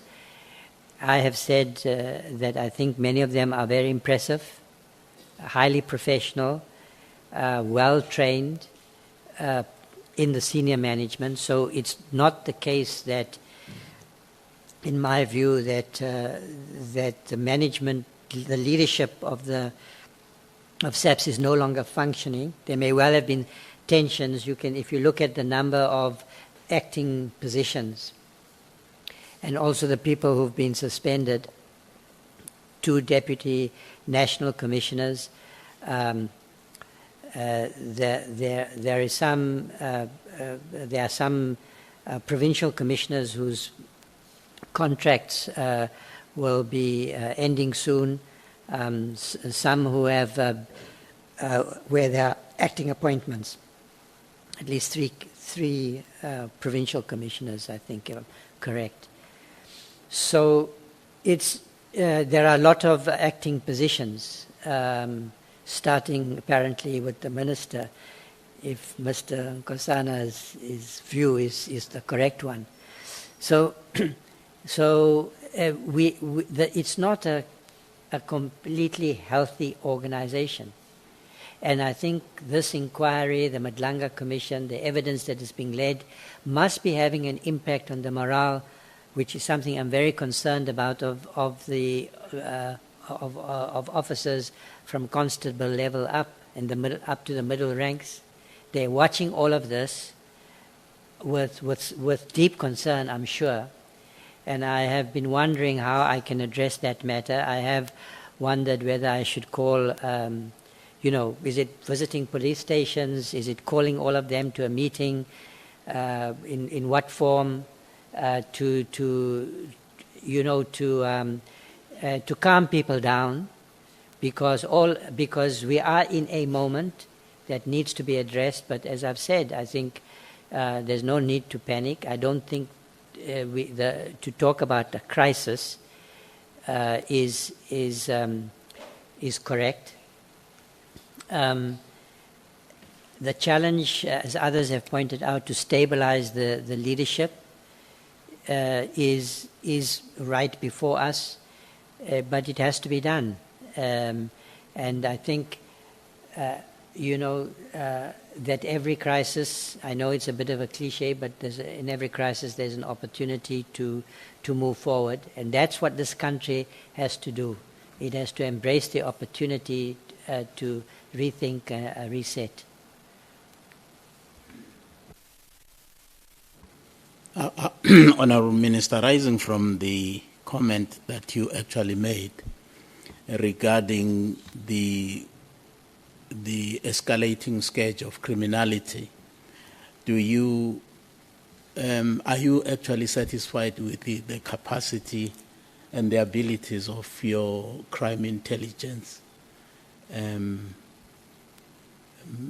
scenario in the crime prevention goals of this country? Member, it's very interesting. Yesterday we had the tabling of the annual reports. And the annual reports show that at least crime intelligence, that they have fallen short in some areas with respect to their performance targets, but that relative to last year there's been considerable improvement in meeting targets, also in the way they're managing their resources. Yesterday I was in a committee which is of course confidential, where members got a full briefing from the whole team, crime intelligence, including the National Commissioner. And more or less I think the consensus in that committee, without going into detail, was positive.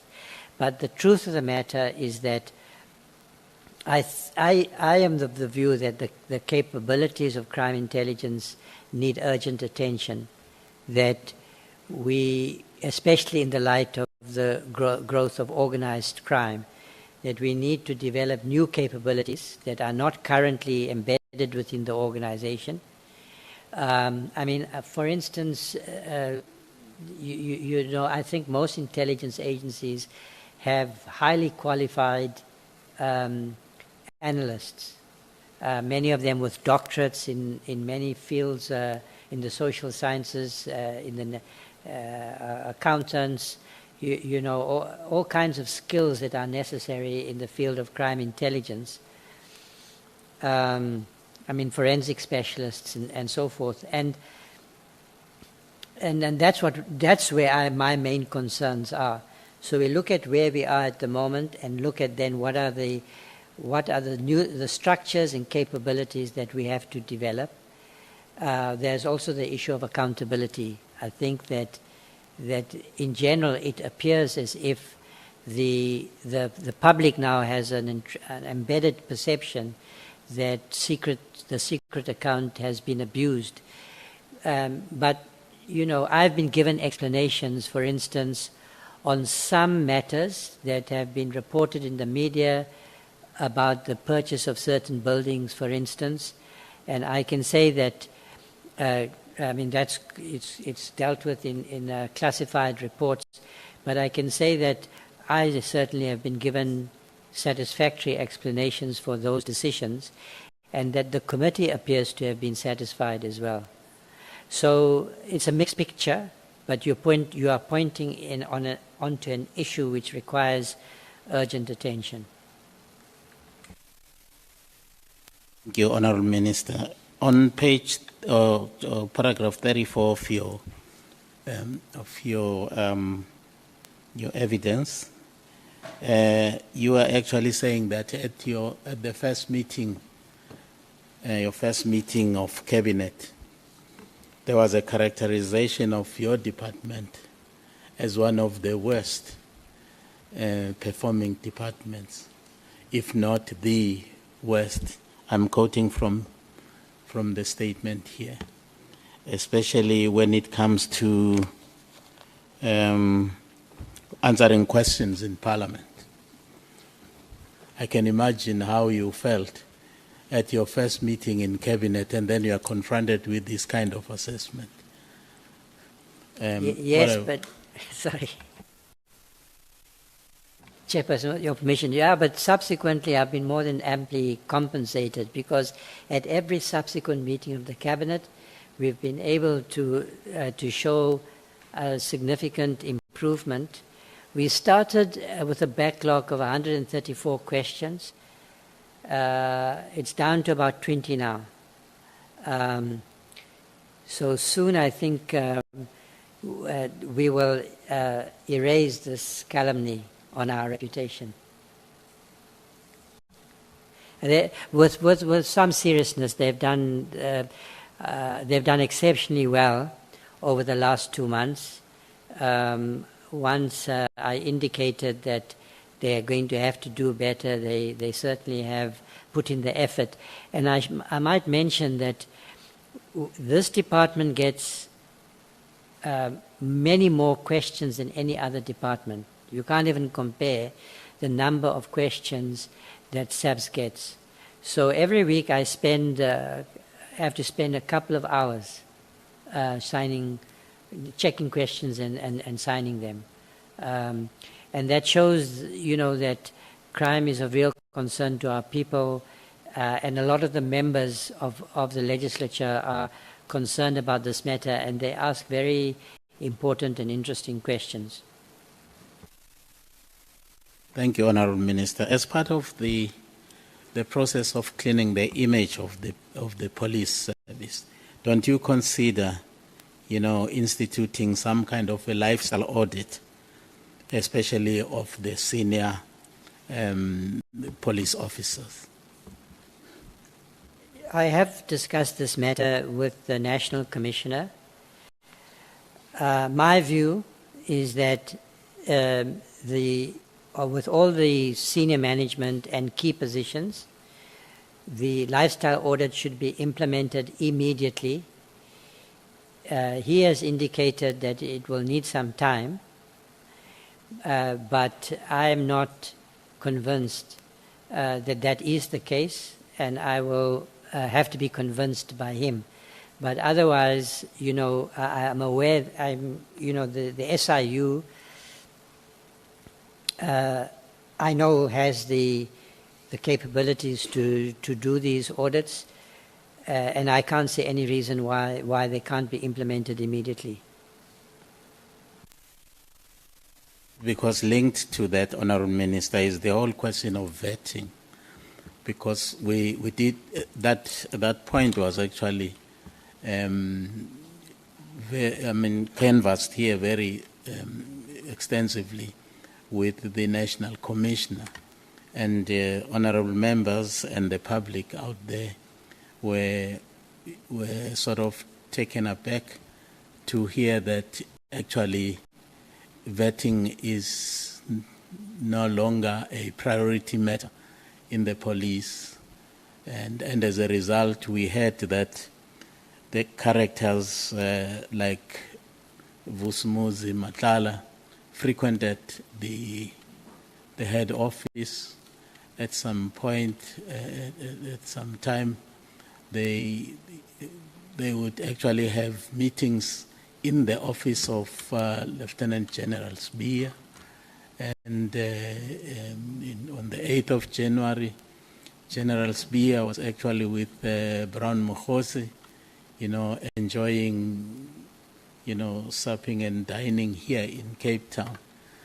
And now if you look at those two characters, Nhlanhla and Mkhwanazi, obviously you would expect that those are the characters that would be on the intelligence radar of our country in terms of wanting to understand their backgrounds and so on and so forth, and their activities in life.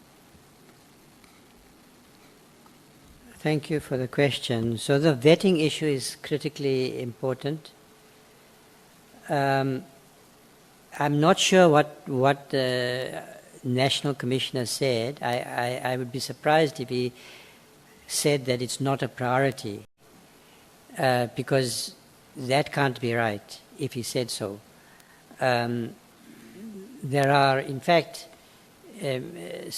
many in crime intelligence who haven't been properly vetted.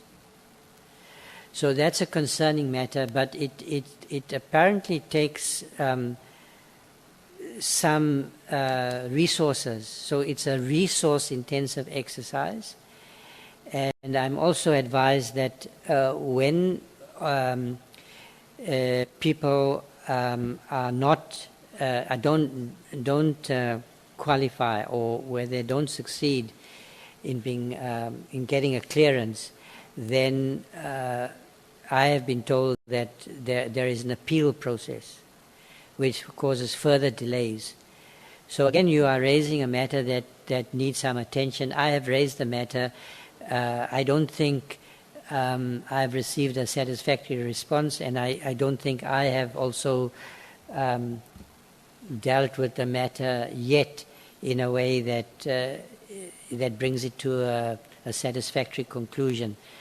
So, I've asked questions, but I would say that it remains a matter, an urgent matter that needs a solution. That the police need to tell us, if it's a resource issue, can we complete this in the 5 years? Can we make sure that in critical positions the vetting is prioritized? It can't be the case that we are unable to develop a plan to deal with this matter. So you are quite right that to focus on this matter as a priority. Thank you, Honourable Minister. Thank you, Honourable Chairperson. Thank you. Thank you, Honourable Mathis. Two follow-up questions, please, Chair. Just on the issue of the vetting process, Prof, the National Commissioner, we engaged with him quite lengthy about that. The SAPS needs, there's about 800 SAPS officials that require vetting, and there's 7 staff members. So the issue of saying it's a priority and actually prioritizing it is another issue. So we've been hearing over and over again in the Police Portfolio Committee, all we hear is that people are appointed in key positions and they're not vetted. So it looks like this can be a deliberate act on that high level that people are not, and the vetting process is actually weaponized amongst the factions that are operating at the headquarters in SAPS. So I guess it's not really a follow-up question, but just to share my knowledge on the vetting process that I'm very passionate about, even the issue of the lifestyle audits. But the other follow-up question is on the issue, just coming back to that, about acting minister and minister. So, Prof, when Cyril Ramaphosa, the President Cyril Ramaphosa, before I get called out by my colleague, announced this issue, it was huge, right?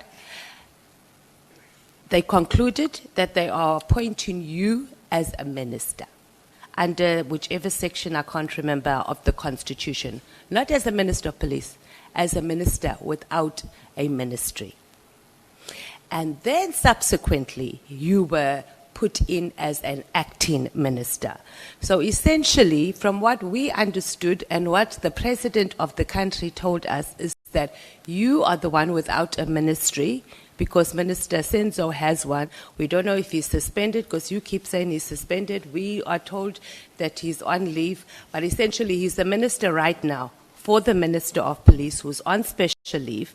You were appointed without a ministry or even responsibilities, and now you're acting. Because when ministers act, they get executive power. So when Minister Gwede was acting as the police minister, from what we understood, he had executive powers to carry out his duties. I don't know if there was a question in there, but I was just wanting to... I'm going to be told I'm ranting here. Thank you, Chair, but maybe the Prof wants to respond because I'm scared. I don't know if I must say acting or minister. No, I don't mind what I'm called. So don't worry about it. I don't think much significance attaches to the label. So let me just clarify. I exercise executive authority with respect to this portfolio. That's presumably why I'm here today. I sit in the cabinet. I have all the powers of a minister exercising executive authority that are set out in the Constitution. And I exercise those powers to the fullest.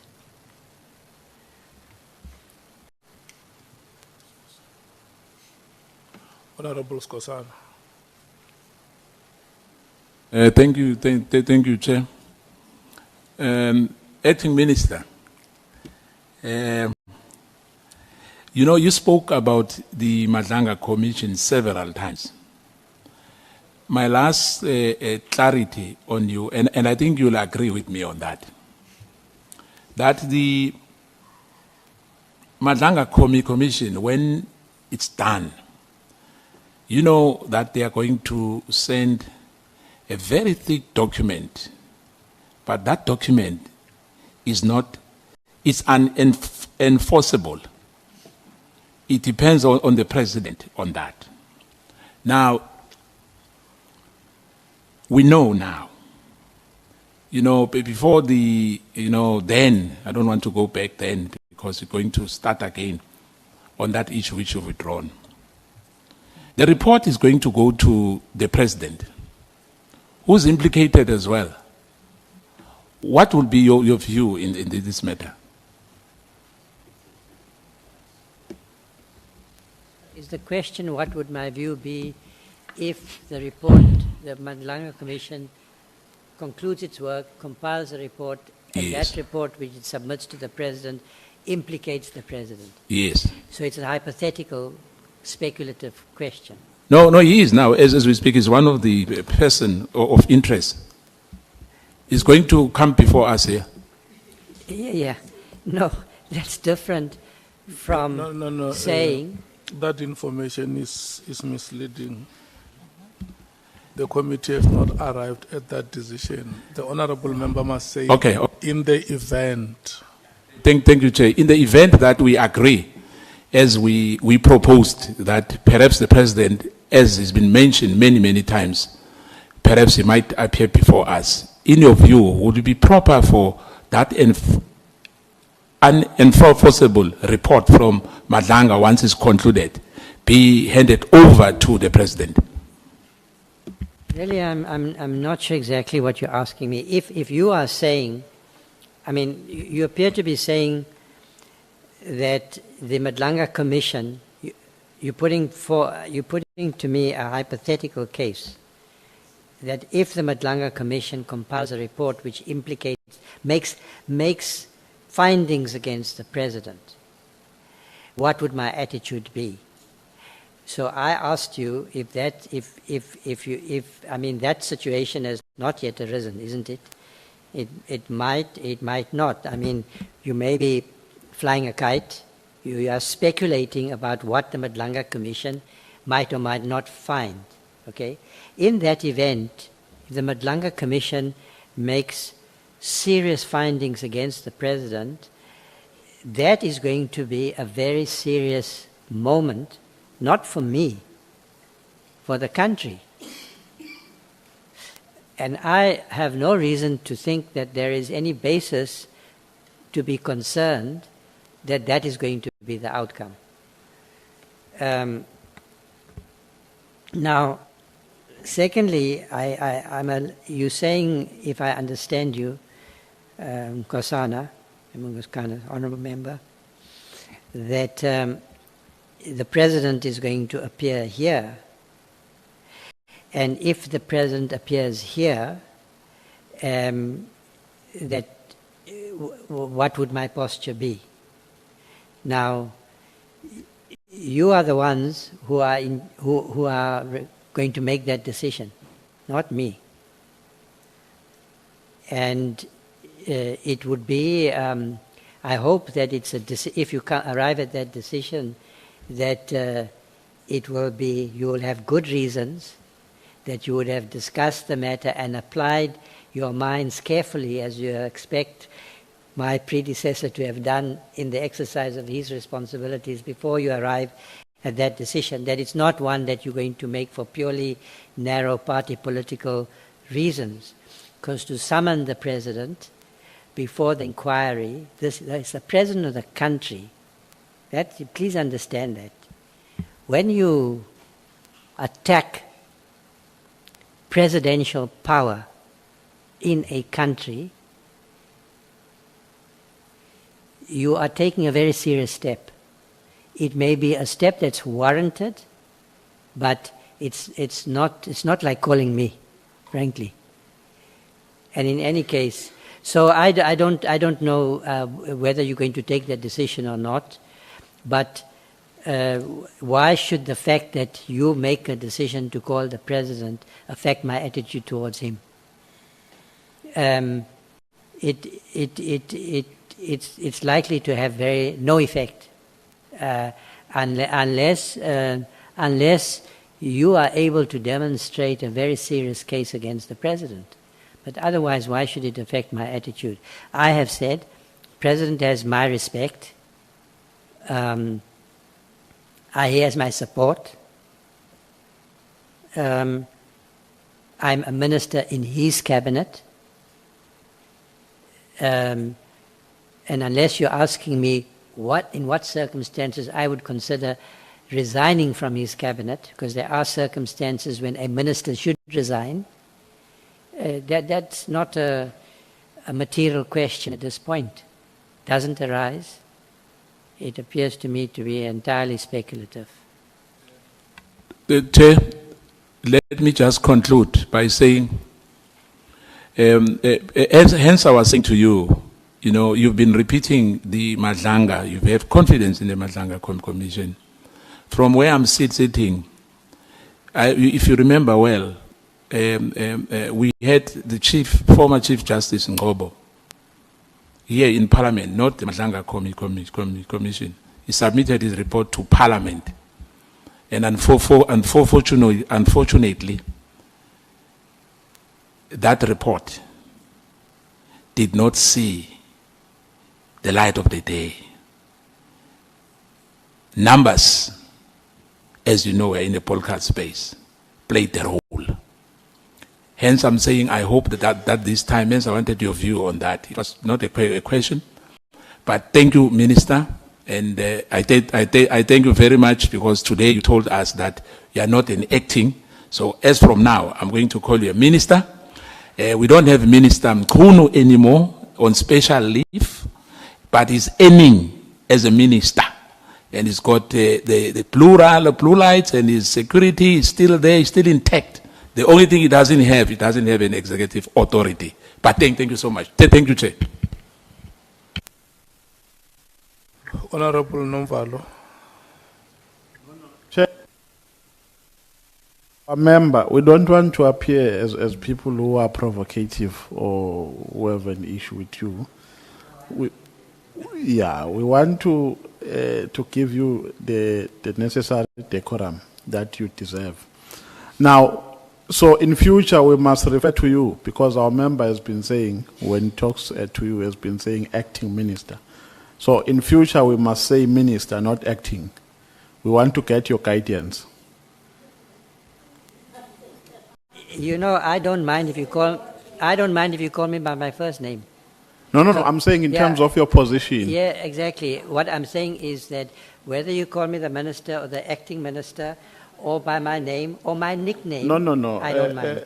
I'm serious about this, Minister. Yes. I want to get it correctly. So, according to your understanding, you are a minister, not the acting minister. So, we want to refer to you using the correct name. I can't hear you. I exercise full, unqualified executive authority with respect to the policing portfolio, as would any other minister. Okay, so we must call you minister, not acting minister. You can call me acting. You can call. Well, it doesn't matter. I'm stating what I believe to be the facts, the correct legal position. Yes. And and of course, it does not mean that Minister Mkhwanazi is not a minister. That is an inference that you think follows axiomatically from what I have said is the legal position with respect to me, and that's not the case. I think your conclusions are not correct about either myself or him. No, we have not concluded, He relays the Minister. minister. That's why we're asking.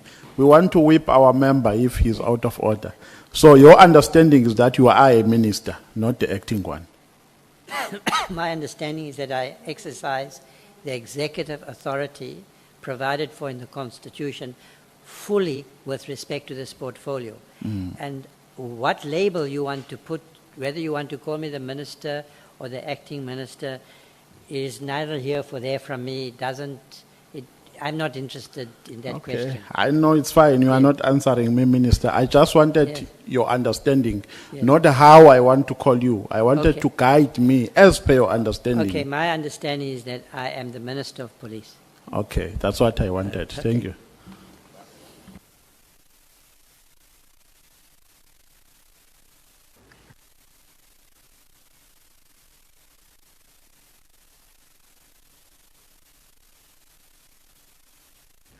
The time that you had to ask questions and also to make follow-ups.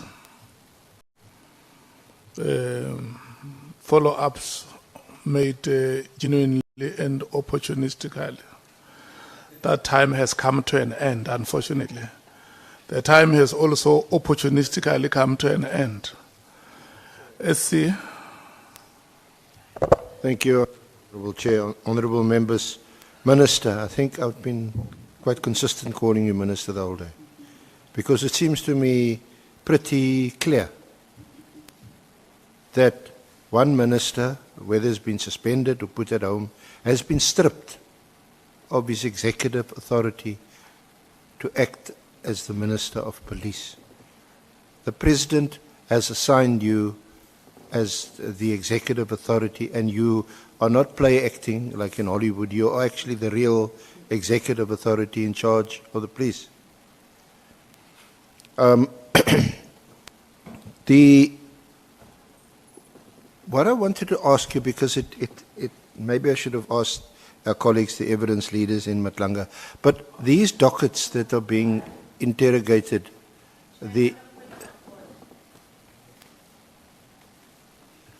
May we hear the point of order? Yeah, Chair, you know our evidence leader, and we bring this up all the time, and I really didn't want to bring this up. So he first starts off doing political statements that are unnecessary because he's supposed to be leading evidence.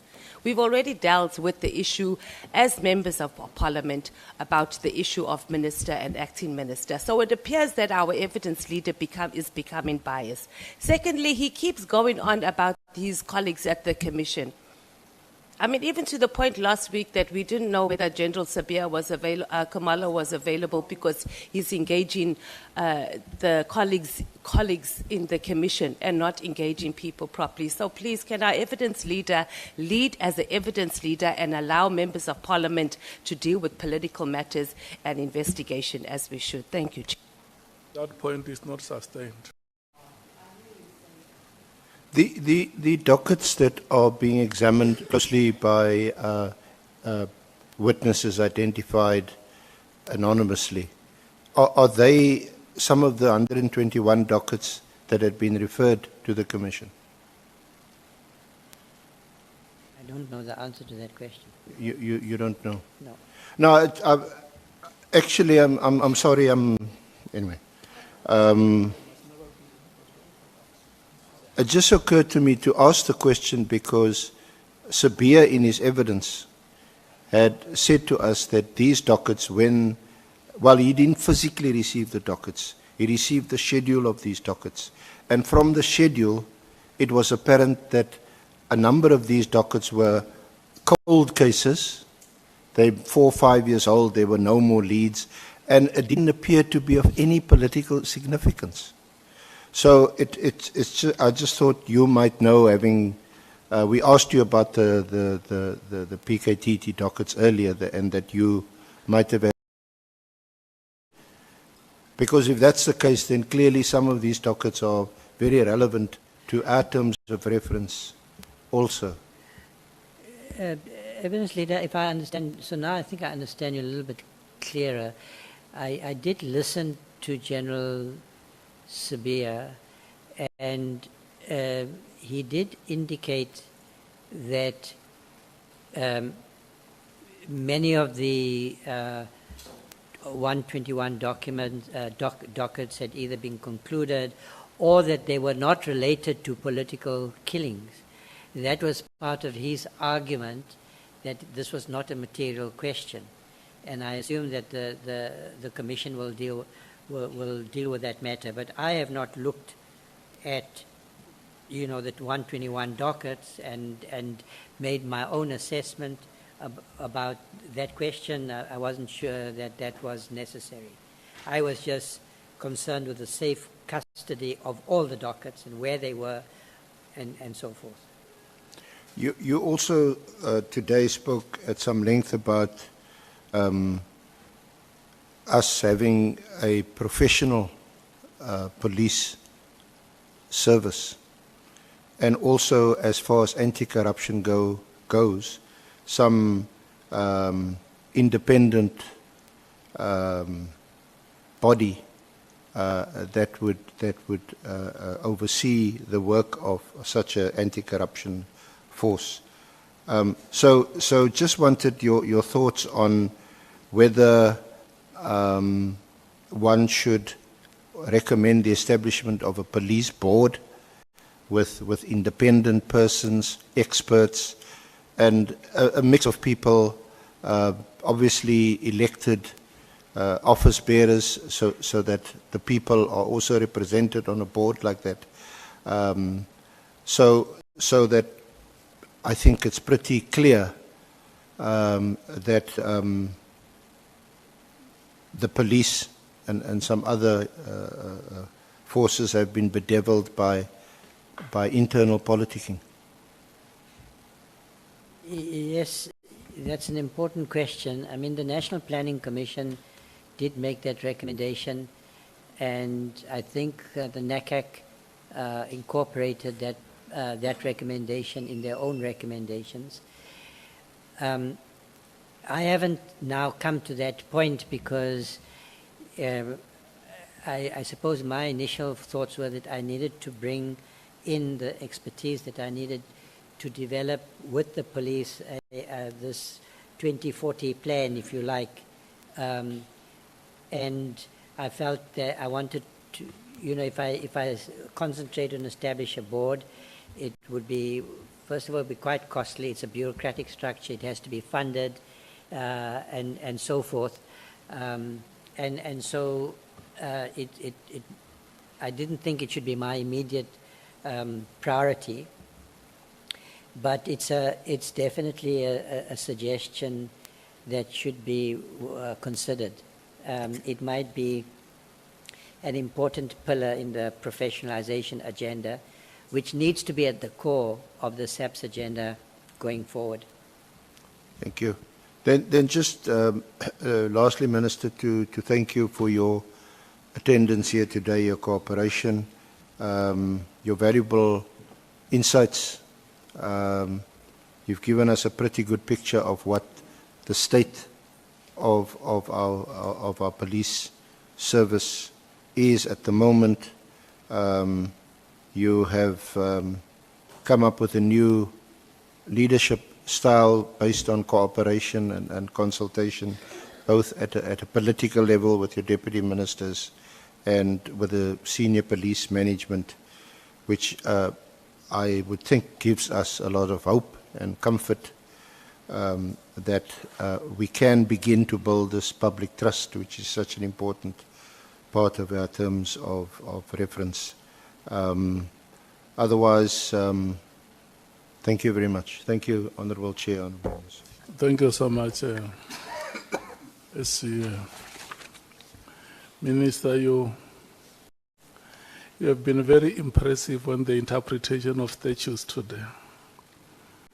We don't read the law in ellipses, and we never stop learning. Life is learning is a lifelong activity. Sitting here in a conversation with you, you take us out of the conversation to a classroom situation. And a professor will always be a professor, whether in the Department of Police or elsewhere. And we want to thank you so much for the erudite presentation that you made here. We will keep on learning.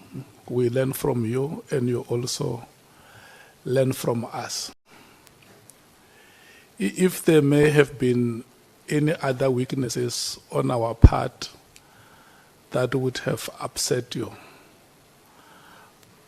our commitment is that we are going to improve on those weaknesses. We cannot be born today and we are the best tomorrow.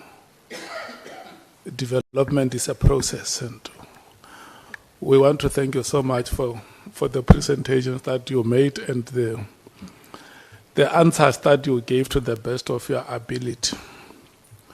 Honorable members, let me make the following announcements. Tomorrow is Thursday, and the day after tomorrow is Friday. And the witness who will be coming tomorrow is allocated 2 days, because the statement is voluminous compared to the statements that we have dealt with the previous 3 witnesses, or the last 3 witnesses. And the time allocation for tomorrow for members is also going to be restored to 30 minutes per full member. So I have carefully considered the time allocation that we make for our proceedings, and have come to the decision that we will start at 8 o'clock tomorrow.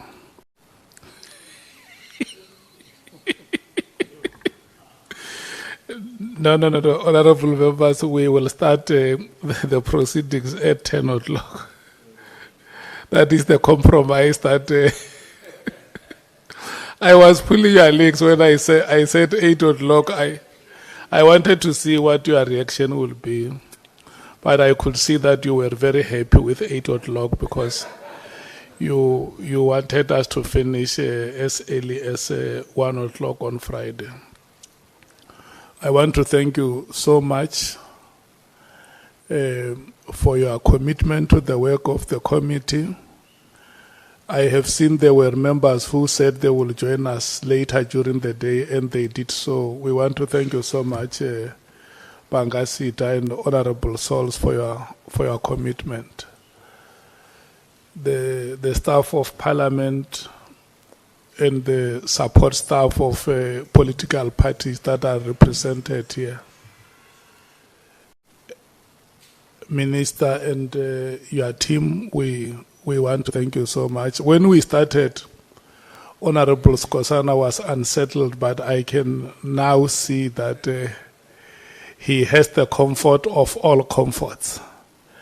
SC and your team, thank you so much. The 2 advocates, when you see them in and out, honorable members, I must explain this, is because you would know that we have agreed to replenish the list of witnesses in our last meeting. So they are busy with consultations, finalizing consultations with witnesses, so that we do not have to get into a meeting and decide that we will break for a day or a week to allow them to conclude consultations. So it's very tedious and laborious. But yes, but they are committed to their work. Maongwana o tshwara thipa ka bogaleng. When the mother confronts the fangs of a lion in defense of her children, and that is exactly what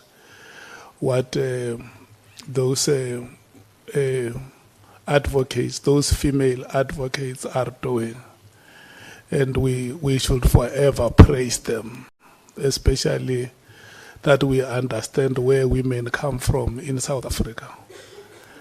And we must also thank you for giving them a chance to show their abilities. The mark of a great leader is the number of leaders that you produce. And when you produce female leaders, it means you have produced more leaders than any other person. The output is remarkable. Thank you so much, SC. Honorable members, we have unfortunately come to the end of the proceedings. Tomorrow, 10 o'clock, we start.